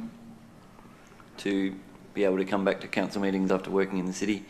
And whilst there's been some painting, I would say over the last 12 months to try and improve the aesthetics of some of the buildings, certainly the security doesn't feel as strong. I was wondering whether there's any capacity for this to extend through to the underpass, through to the Noarlunga Centre. After last Tuesday night's EM session, I think I walked through there, the lights are all out in the underpass that connects this through the Noarlunga Exchange through to the colonnades, and there was a number of people walking through. And I also wonder how we could look at any of the council CCTV that's potentially on our rec centre building or updated aquatic centre, and see if there's any way of sharing that with the Noarlunga Exchange as part of this. Thanks. Thank you. I do have a question for staff. I don't know who can help me answer this. Noarlunga Centre Interchange includes the bus and it's the whole section. It's not just, so I do think the underpass is covered in that definition. Is that correct? Yes. Because I too am a very regular user of public transport, as some of the people in this room know. Any further questions? Councillor Bell, debate? Just a question, really. Sorry, Matt, to ask you to stand up again. But in regards to what the Mayor was actually asking, I'm wondering whether we have security as we do out the front here at certain hours of the day with the buses. Do they do the same thing in the train station here at certain times of the day?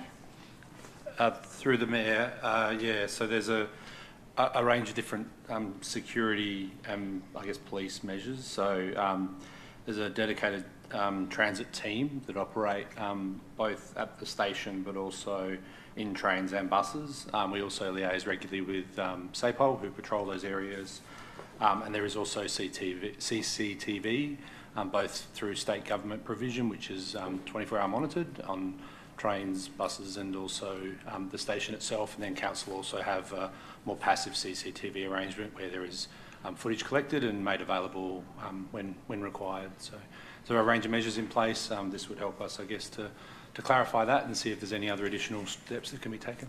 Thank you. Oh, and I just want to say that I support the motion. Thanks for bringing it to the chamber. Safety is really important, obviously, and as a senior myself and having a senior's card these days, I do try to utilise the public transport when I can, but I'm sure I'm not alone when it's after dark and that people don't like to use it. So I'd like to be able to do that more safely. Thank you. Councillor Themeliotis, do you wish to close? I'll put the motion. All those in favour? Against? Carried. Thank you, everyone. And one of our staff who's looking after us tonight on security can tell us all about that as well. So we now have item 12.2, and I think there's an additional item. Can you see that up there, Councillor Themeliotis? Can you just double check?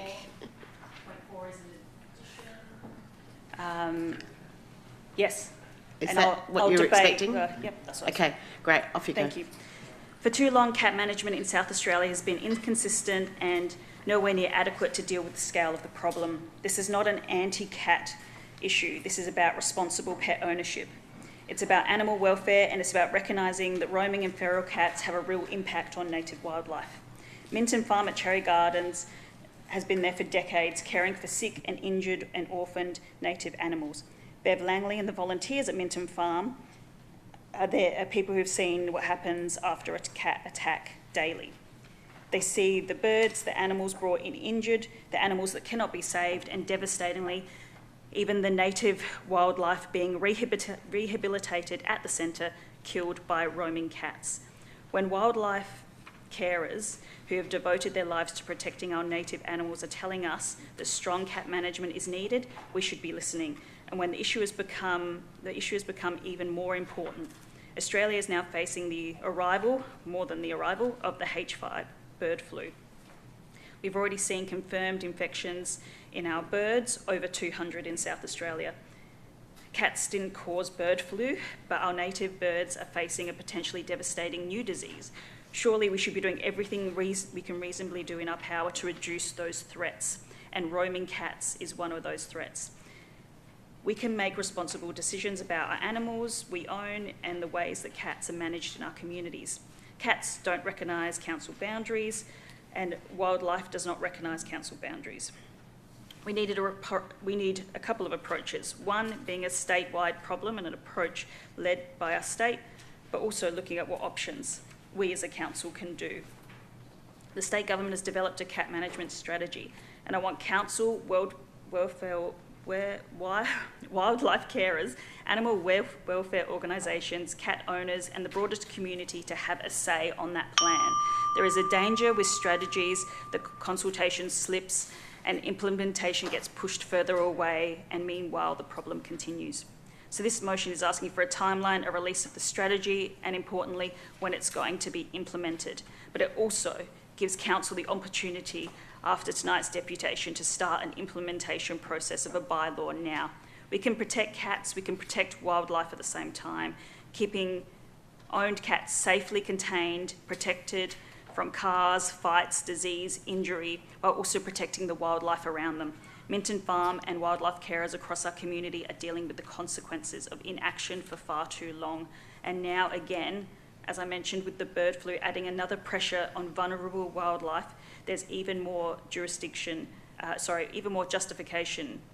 for no further delays. We've waited far too long. It's time for cat containment in Onkaparinga. Thank you, Councillor Platten. Thank you, Mayor. I'm more than happy to second, and I'll speak to it. Bev from Minton Farm is a softly spoken advocate for something that needs to change. She sees firsthand the damage that cats do in our environment. And at the moment, our environment is about to face one of the biggest struggles it has seen, probably since the algal bloom. Instead of the ocean, it's the air. And it's a compounding problem that we see too often. Cats bringing prizes into their owners. And it's a lovely thing, but it does impact our environment. And in the words of Rafiki from The Lion King, it is time. It is time for this chamber, a forward-thinking chamber, a chamber that gets things done, to do something. And the last time we considered this, we were surrounded by councils that hadn't done anything. There was bylaws that were being refused because they couldn't be upkept. And fast forward to now, we are surrounded by councils who are doing things, and we are not. We are sitting and we are waiting for a government that, quite frankly, I don't think is going to do anything.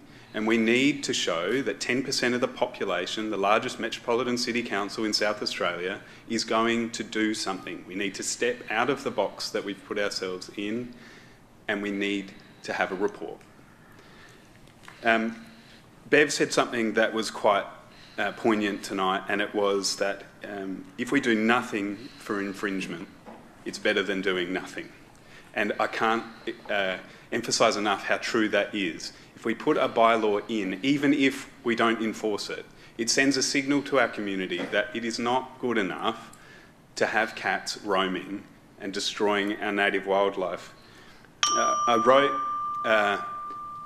wrote an answer to a question earlier this week about what I want to see in the next 20 years for the environment.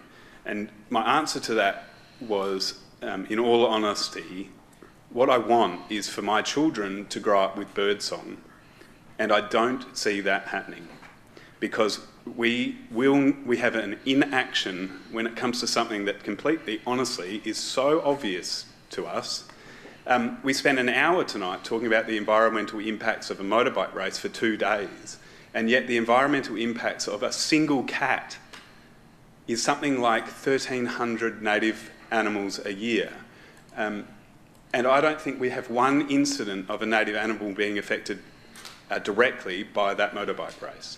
So there seems to be a clear disparity between what we see events causing and our inaction on cats. This conversation is one that we have constantly.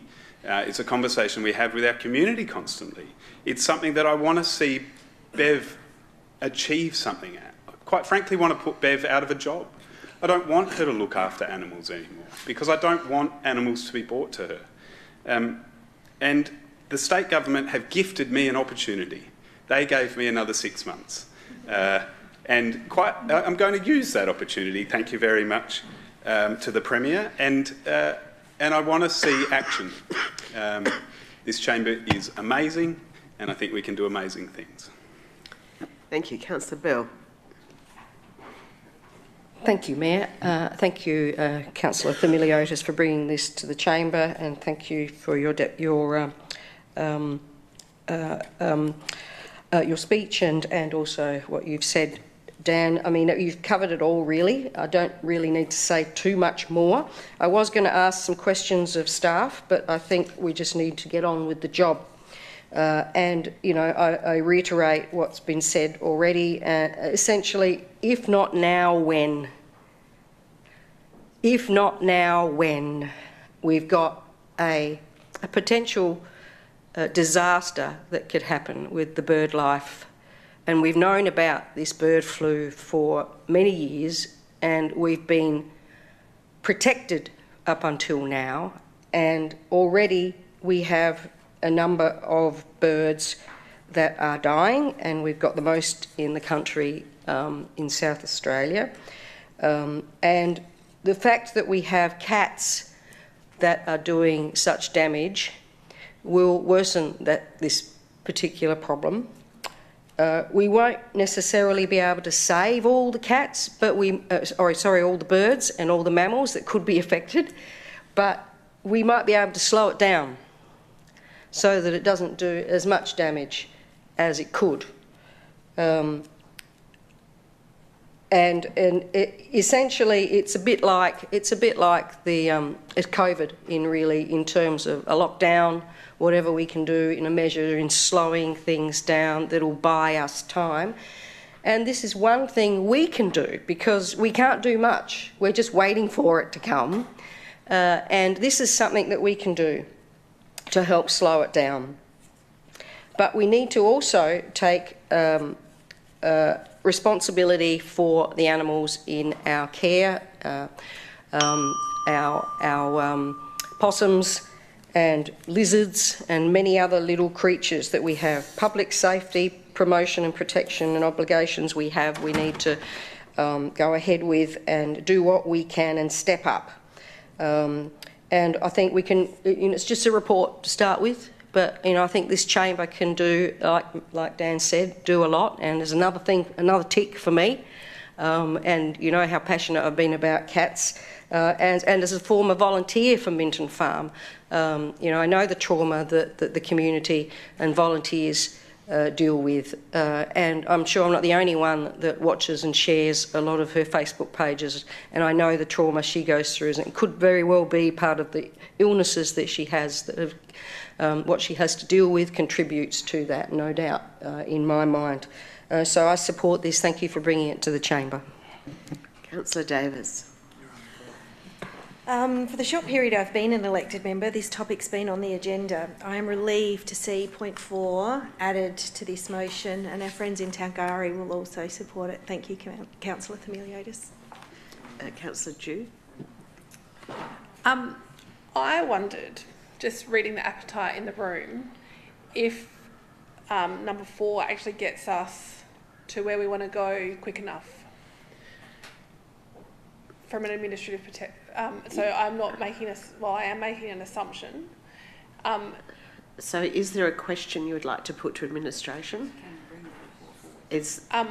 So yeah, just knowing the appetite of Councillor Themeliotis and the conversations, I am wondering, we do a report, we get that back in October, we then, have a draft bylaw, it's going to be a prolonged process, and what we're talking about is urgency, is what I'm hearing. I understand diligence, but I'm just wondering... So perhaps a question to the Director of Planning, and I'll have a go at what I'm understanding, and we'll see if that goes far enough. I'm wondering if the first step might be for you to describe to us the steps from where we are now to getting a bylaw passed, and where there might be moments that could be accelerated. Thank you. Through the Mayor. The creation of a bylaw is a very prescribed legal process, and there are many steps that we must go through. We can't put something in place in the interim without something that's legally enforceable.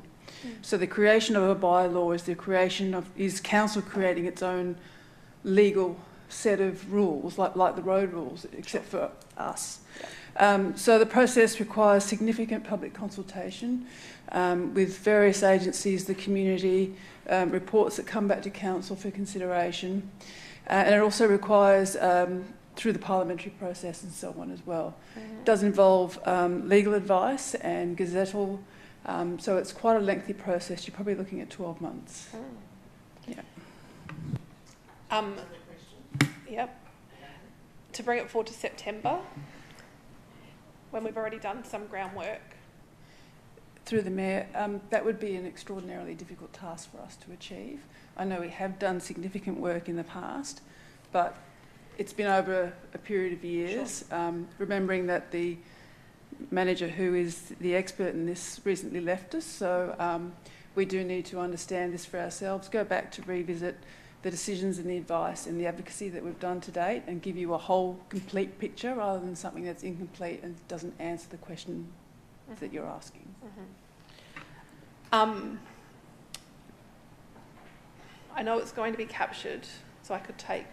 I'm just going to ask the questions, and then you can just say to me, it'll be in the report.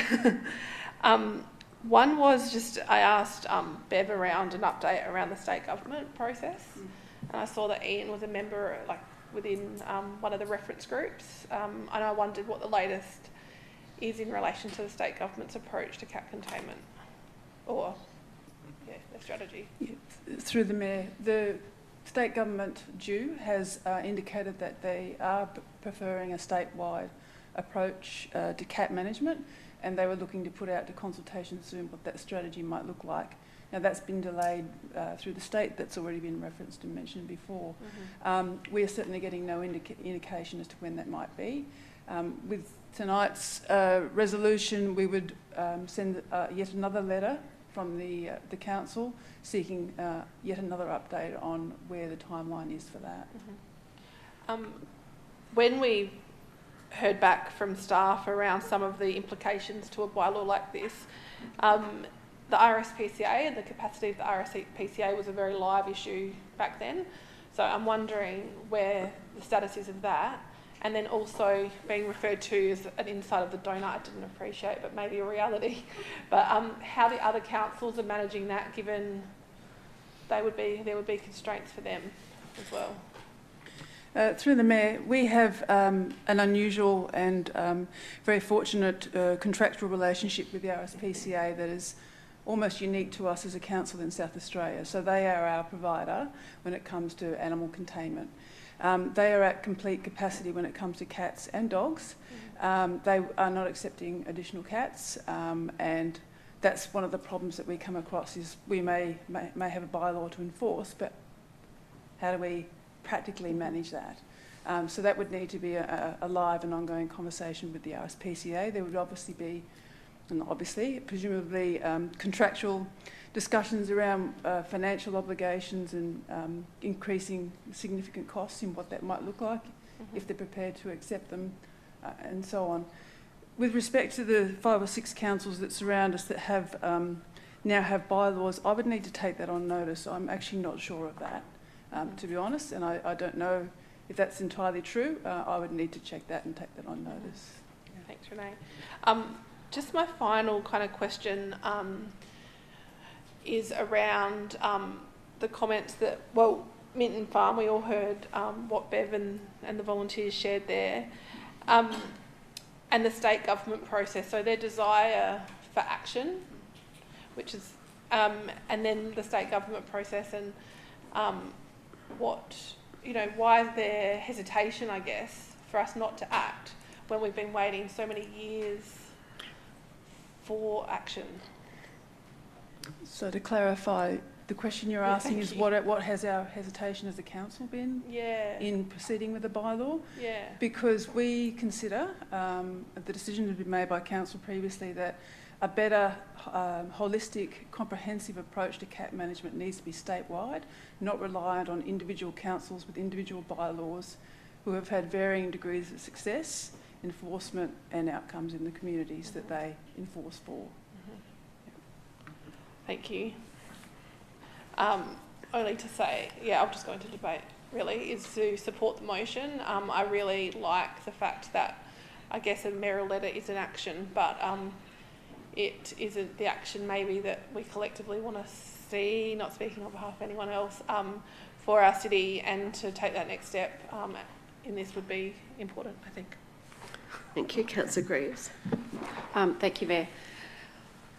I think some of the things I wanted to say have been answered by Renee. I guess I just want to understand, particularly point 4, whether or not that really captures everything that we would need to do as a council to actually progress this. And I just wondered whether or not it's possible just to amend some of the wording along the lines of that council provide a report to the October council meeting, which includes the process for developing a bylaw to address 24/7 cat containment and the steps for its implementation. I wonder whether so you're seeking clarification from the mover and the seconder? Whether or not that would be acceptable. So the wording is really around the process to develop, so that the report itself explains the steps. Correct. To develop the bylaw and the consequences of how that would then be implemented. How it could be implemented, Sorry, could you just say that again? I wanted to have bylaw options as well. Okay. So maybe looking at this is what Adelaide Hills have done. And this is Sure. So let's see if we can So get... happy to incorporate that, but I see... Yeah, so with some examples. Yes. So provide a report which includes the process for developing a bylaw, consequence of and its implementation, including case studies from other councils with bylaws. I just want the bylaw. I just want the wording.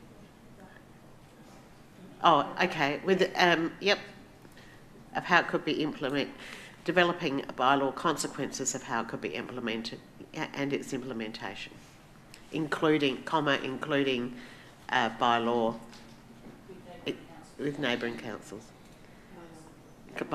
Sample bylaws from neighbouring councils. So that's to be included in the report. And I'm just going to check with there's anything. Yeah. If you're happy to accept it, I don't need an amendment. So that's for replace. Can you have a little look at that to the mover and seconder, just to check that that picks up Councillor Greaves, but also strengthens where you wanted it to go.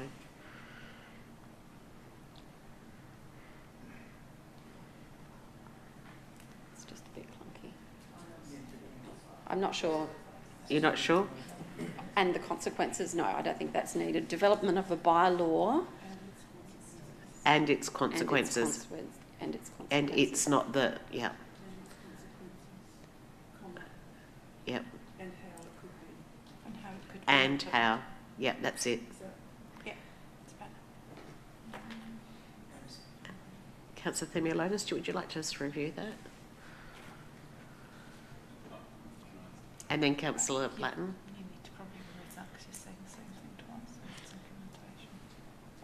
Yeah, so get rid of from containment and its implementation. Keep containment, but those 3 words after it, delete. Yeah. Councillor Platten, did you want to speak to that? Yes, please. I'm just concerned about, I think we know it's consequences to lock the cats down, but also I would very much like a timeline for implementation. Okay, that's okay so with the... I'm just conscious that I don't want us to be doing policy on the run. Sure. We're asking for a report. There's some elements in the report that you want to make sure are included. So I'm just going to ask the director what would be included in a report and make sure that that's then on the record. Thank you. Through the chair, there would be a couple of things that we would definitely include. It would be, in terms of consequences, what the resourcing requirements would be for council, what the success rate or otherwise of neighbouring councils has been, what the timeframes are involved, remembering that we've got Caretaker coming up from February, so you may start the process in the current chamber, but it may be completed by the subsequent chamber should they continue with this process. So those timeframes would need to be included as well. We would be outlining the legal steps that are required to be undertaken. So I would be thinking that we would give you a complete picture of what you need to be able to make a decision in full knowledge of the decision that you are making and the impact that that decision has going forward. And the parameters of that. Yes. Yep. Oh, and consultation requirements and the like. Yes. Councillor Greaves, you've got the floor still. Thank you. That was your question. I know, that was my question. Yeah. Look, thank you. And thank you for, I guess, filling that out a little bit more. I know there have been so many discussions around cat containment over the years, and Bev certainly has been a strong advocate and front and centre in the majority of those discussions. And it is really important that, as a council, we arrive somewhere eventually. And yes, we have been waiting for a broader state direction to be, established before we've really jumped into it. Look, I think there are a couple of councils that border us that have certainly implemented it. Geographically, they are a hell of a lot smaller than we are. And I would be really interested, to understand how they've actually managed it, because it's not just about creating a bylaw, it's about a system for registering cats. It's actually requiring our community members to actually put their hand in their pocket and actually provide funding, because that funding is going to be needed to be able to actually implement it, to be able to enforce it, to be able to provide the staff to go and actually do all of the work on the ground. It is not just a simple matter of a bylaw, otherwise we would have done it a long time ago. The reality is that we, as a council, despite being the largest and despite our wonderful relationship that we have with the RSPCA, we are simply not set up for it. And it's going to take a significant amount of investment, not only in terms of dollars, but in terms of infrastructure and staffing to actually be able to do it and do it well.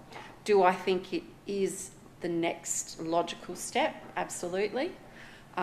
One of the points that was made tonight was about, at least if you've got something in place, some people, particularly those responsible cat owners, will, there's something there for them to aspire to.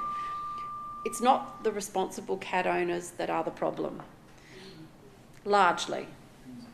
And so everything that kind of sits out of that is going to take a significant amount of effort and infrastructure, and as I said, funding to actually be able to do it well.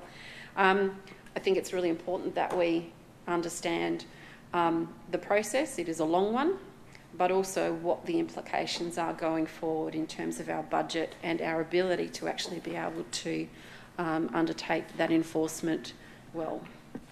Thank you, Councillor Bell. Am I able to ask a question? You can ask a question, but you can't. Just, you mentioned, Renee, about the survey or consultation that will be required. Given that we've already done some sort of consultation, which is to gauge whether there'd be support for cat containment, how different would that be then, please? Through the Mayor, that was a survey asking a series of questions and asking them to prioritise the strategy going forward for us to engage with.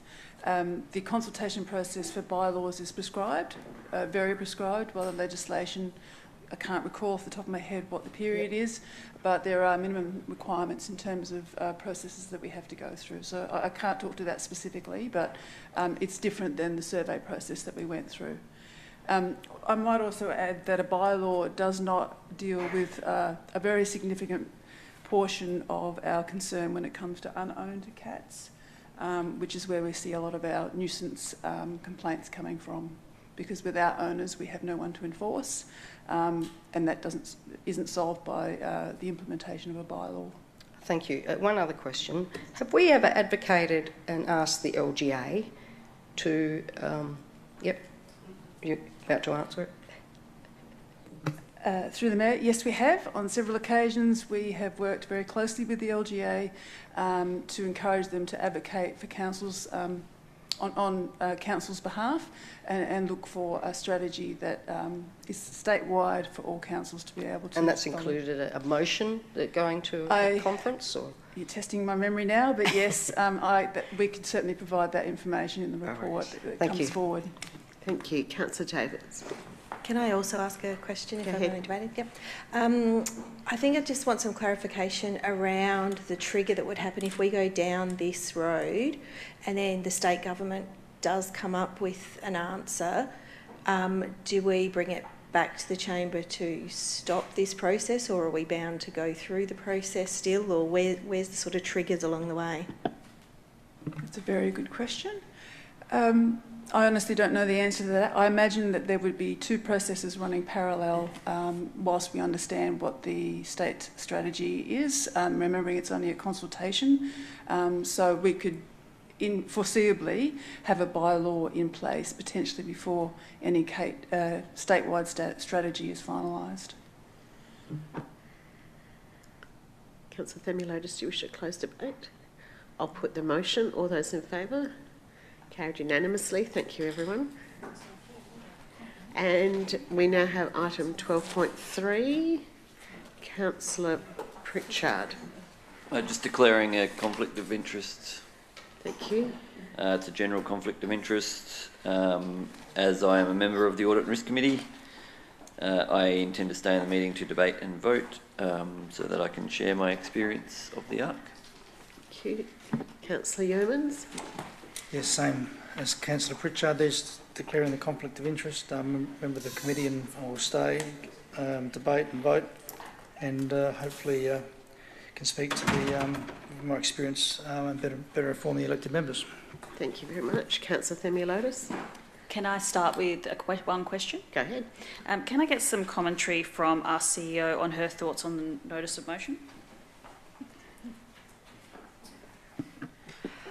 Thank you. I can give the context of my experience from overseas where ARC council meetings, ARC meetings, council committees, council workshops are all live streamed or recorded. So I've been working in that model for quite a number of years, and it's been utilised in terms of transparency, engagement with community. Straight into some debate. Go ahead. Elected members, do you believe that greater transparency is a good thing, or do we believe our community should have less access to discussions that inform council decisions? The Audit and Risk Committee deals with some of the most important matters before council: financial oversight, risk, governance, internal controls and accountability. They go directly to how responsibly we manage public money, how we identify and manage risk, and how we assess our community, how we assure our community that council is operating properly. That is exactly why these meetings should be recorded and why those recordings should be available to the public. Written minutes are important, but they're not the same thing. Minutes tell us what was resolved. They do not tell residents what questions were asked, what concerns were raised, what advice was given, what alternatives were considered, and how elected members and committee members arrived to a particular position.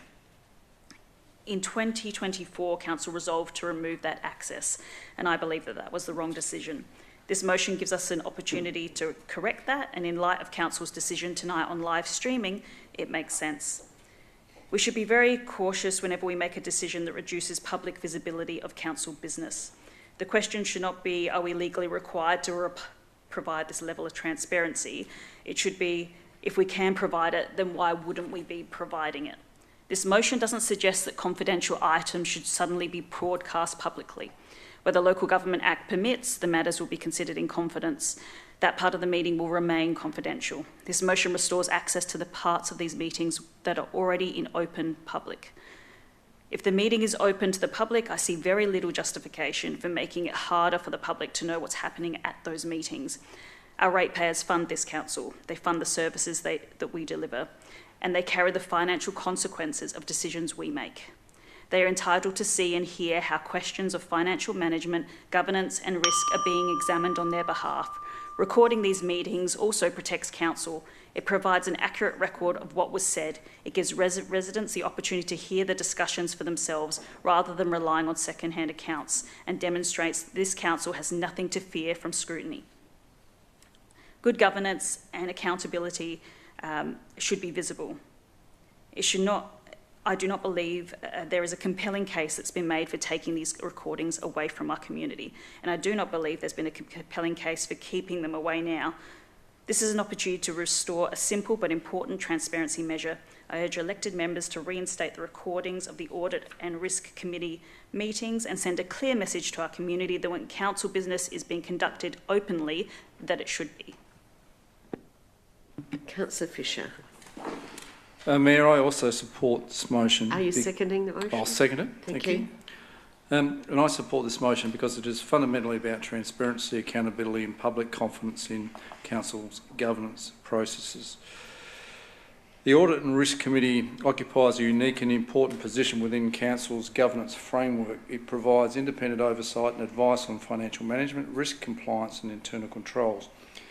Given the significance of that role, there is a strong public interest in ensuring that the committee's deliberations were conducted in open sessions are accessible to the community. It has been argued that recording and publishing Audit and Risk Committee meetings somehow diminishes the committee or elevates it beyond its advisory role to council.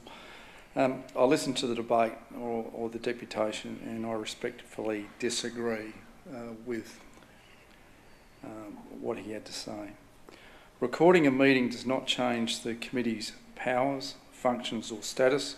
The committee remains an advisory body. It does not make decisions on behalf of council, nor does nor does a recording grant it any greater authority.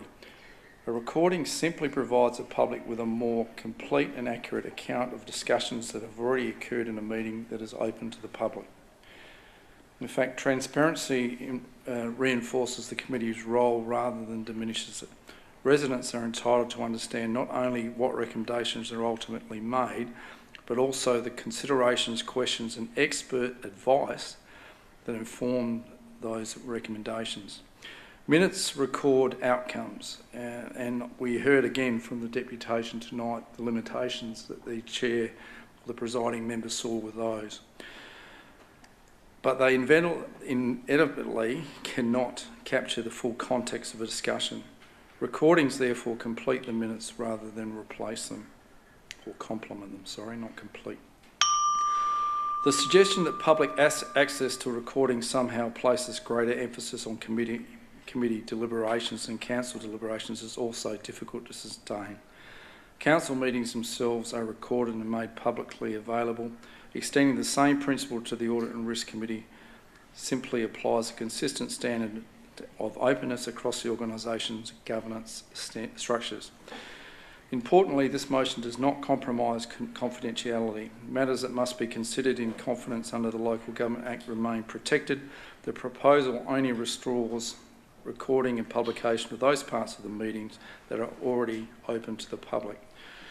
The question before us is not whether the committee should have greater authority, it's whether the community should have greater visibility of how advice is developed on matters of risk, governance and financial oversight. Greater visibility promotes trust, strengthens accountability and demonstrates Council's commitment to open government. For those reasons, I ask you to support the motion. Thank you. Councillor Pritchard. Question or debate? Just debate. Go ahead. I'm sorry. It's not 2011. You go ahead. I'm not in support of this motion. I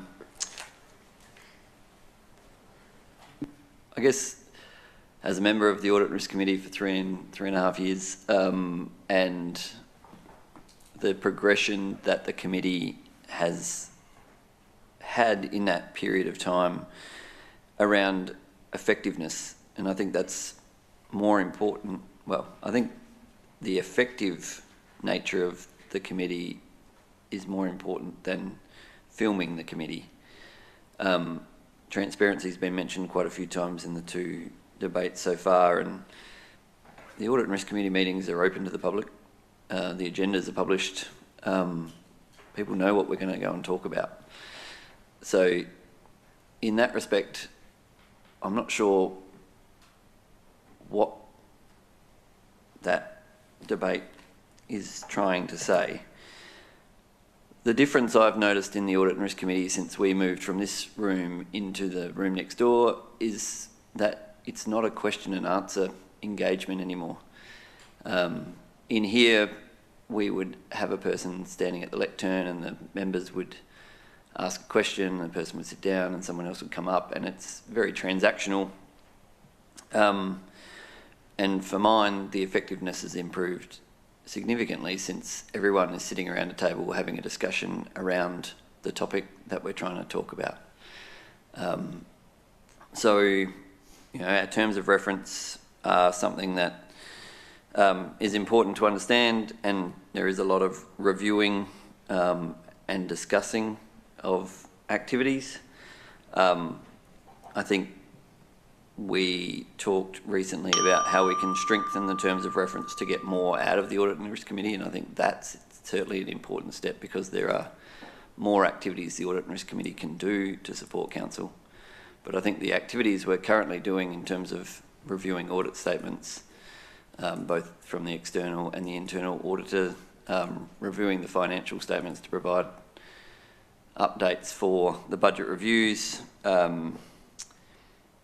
and just looking at it now, prudential reports, other investigations, and advice on the strategic management plan. I think the important part of those is the quality of the discussion rather than trying to talk to a strategic management plan by asking questions and receiving answers. and then putting the video up of it, much easier for people to come in and listen to how that happens. Thanks. Councillor Bell, a question or debate? A question to start with, if I may, please. Has there been legal advice provided to the ARC, as was reported in October 2024, sorry? Does anyone able to answer that? Because Tim does ask for legal advice. In Not relation aware? to an item? I'm just checking. We'd need to take that on notice. Yes, that's understandable. Yep. Thank you. But that was the 15th of October 2024. Okay. Also, during the deputation, I asked him about whether he remembered or recalled his reference to the example of providing a response to council on the Oscosa report, and it prevented, through the rules, for not to be provided until 3 months later. Can anyone respond to that? Yeah, there is the capacity to have special meetings for ARC, so that does not prevent. Yeah. Thank you. I don't support this motion either. I agree. Moving into debate, Councillor. Oh, sorry, thank you. Yeah, thank you. As Councillor Pritchard mentioned, it is already open to the public, and although I haven't been to a lot of meetings, I've seen the effectiveness and the free flow of discussion from the change of it being recorded to in an open room next door.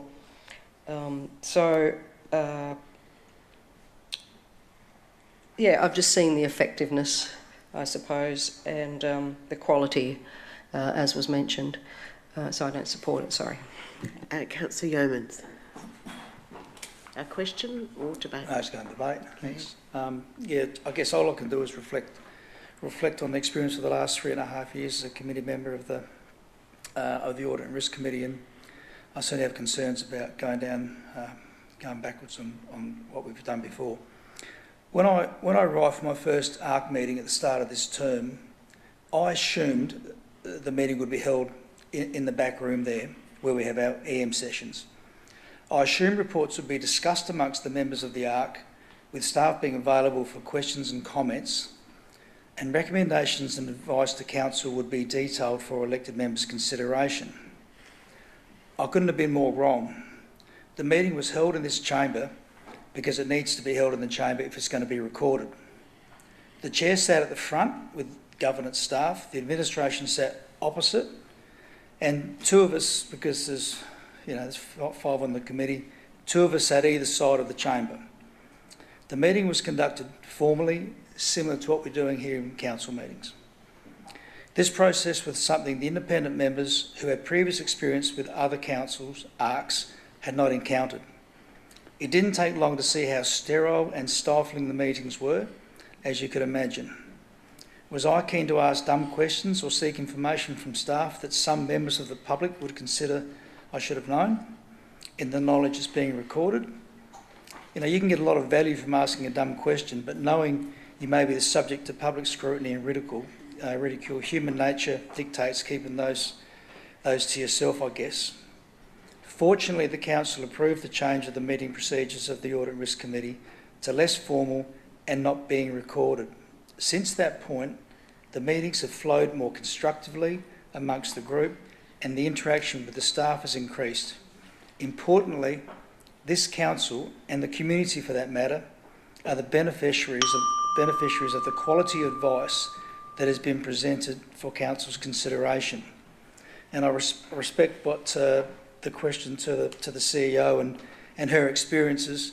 From my recollection, we asked a similar question to the CEO at the time, and his experience was the complete opposite. He hadn't encountered such a formal process. I just refer back to the terms of reference, because I think this is really important, because we're talking about transparency and accountability. The purpose of the committee is to provide independent assurance and advice.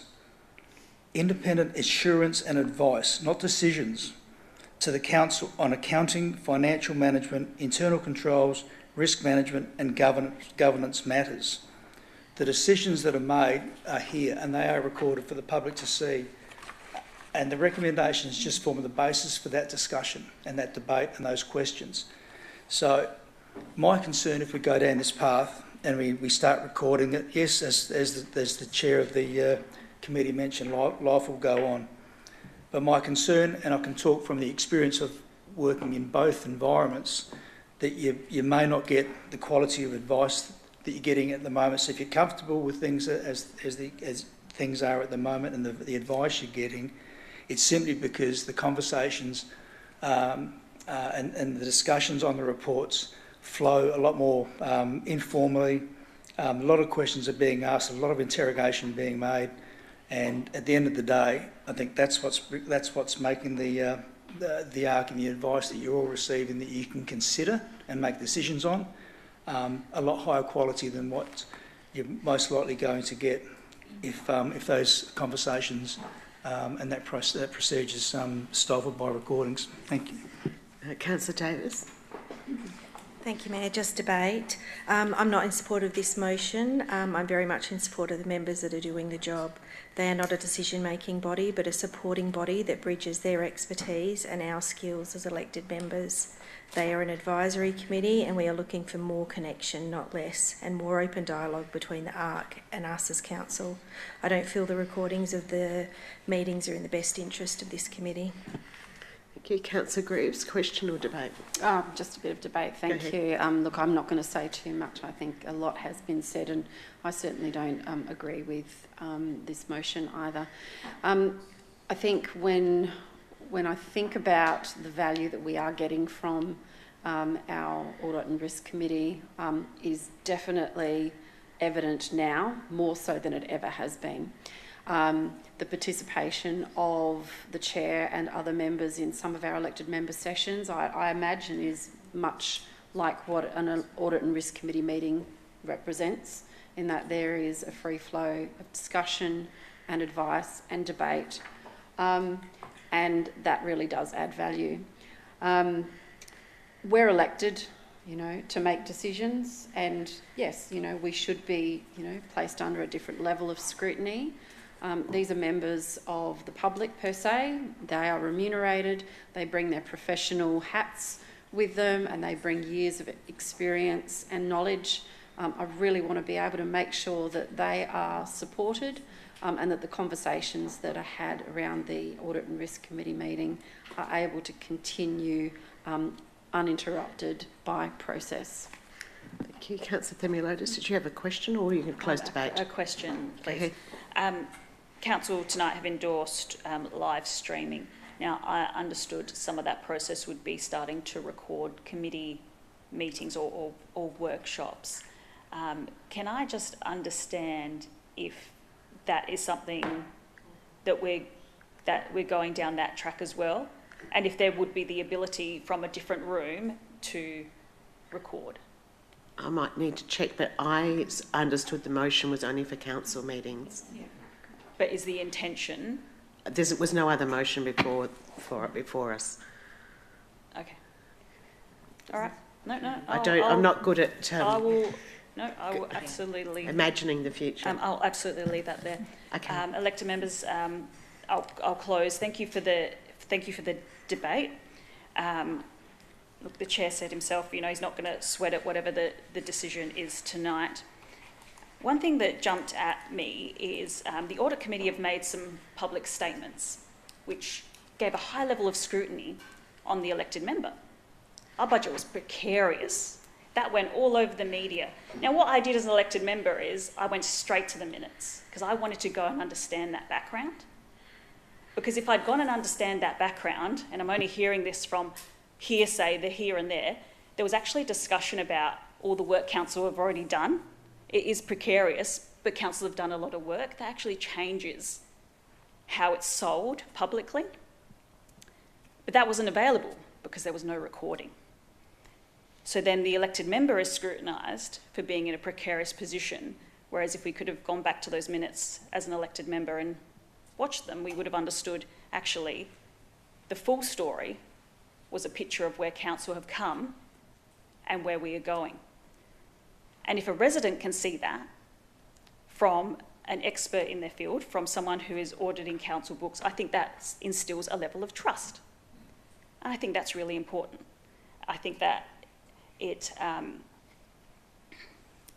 would save council high levels of scrutiny when it actually isn't warranted. In that case, it wasn't actually warranted, but we had nothing to justify it. So what did we do? Administration wrote back to the chair and we got another letter explaining it. Well, we didn't need that. We needed the recording, because what the recording would have done, it would have outlined the discussion, the questions asked, how they came to their position. It's actually really, really simple. For me, look, I'm a visual person, so when you see it, you believe it. When you hear it, it becomes like a real thing.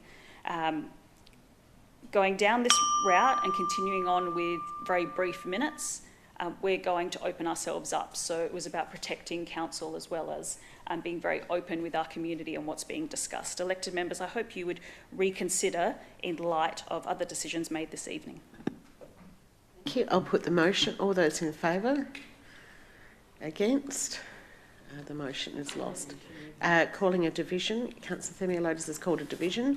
If you are in favour of the motion, can you please stand? Councillor Fisher and Councillor Themeliotis. If you are against the motion, can you please stand? Bell, Platten, Davis, Pritchard, Stafford, Dew, Yeomans, Eaton, Greaves. Thank you.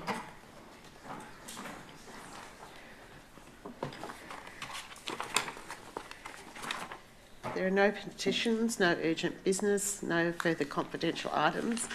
I will declare the meeting closed. Thank you, everyone.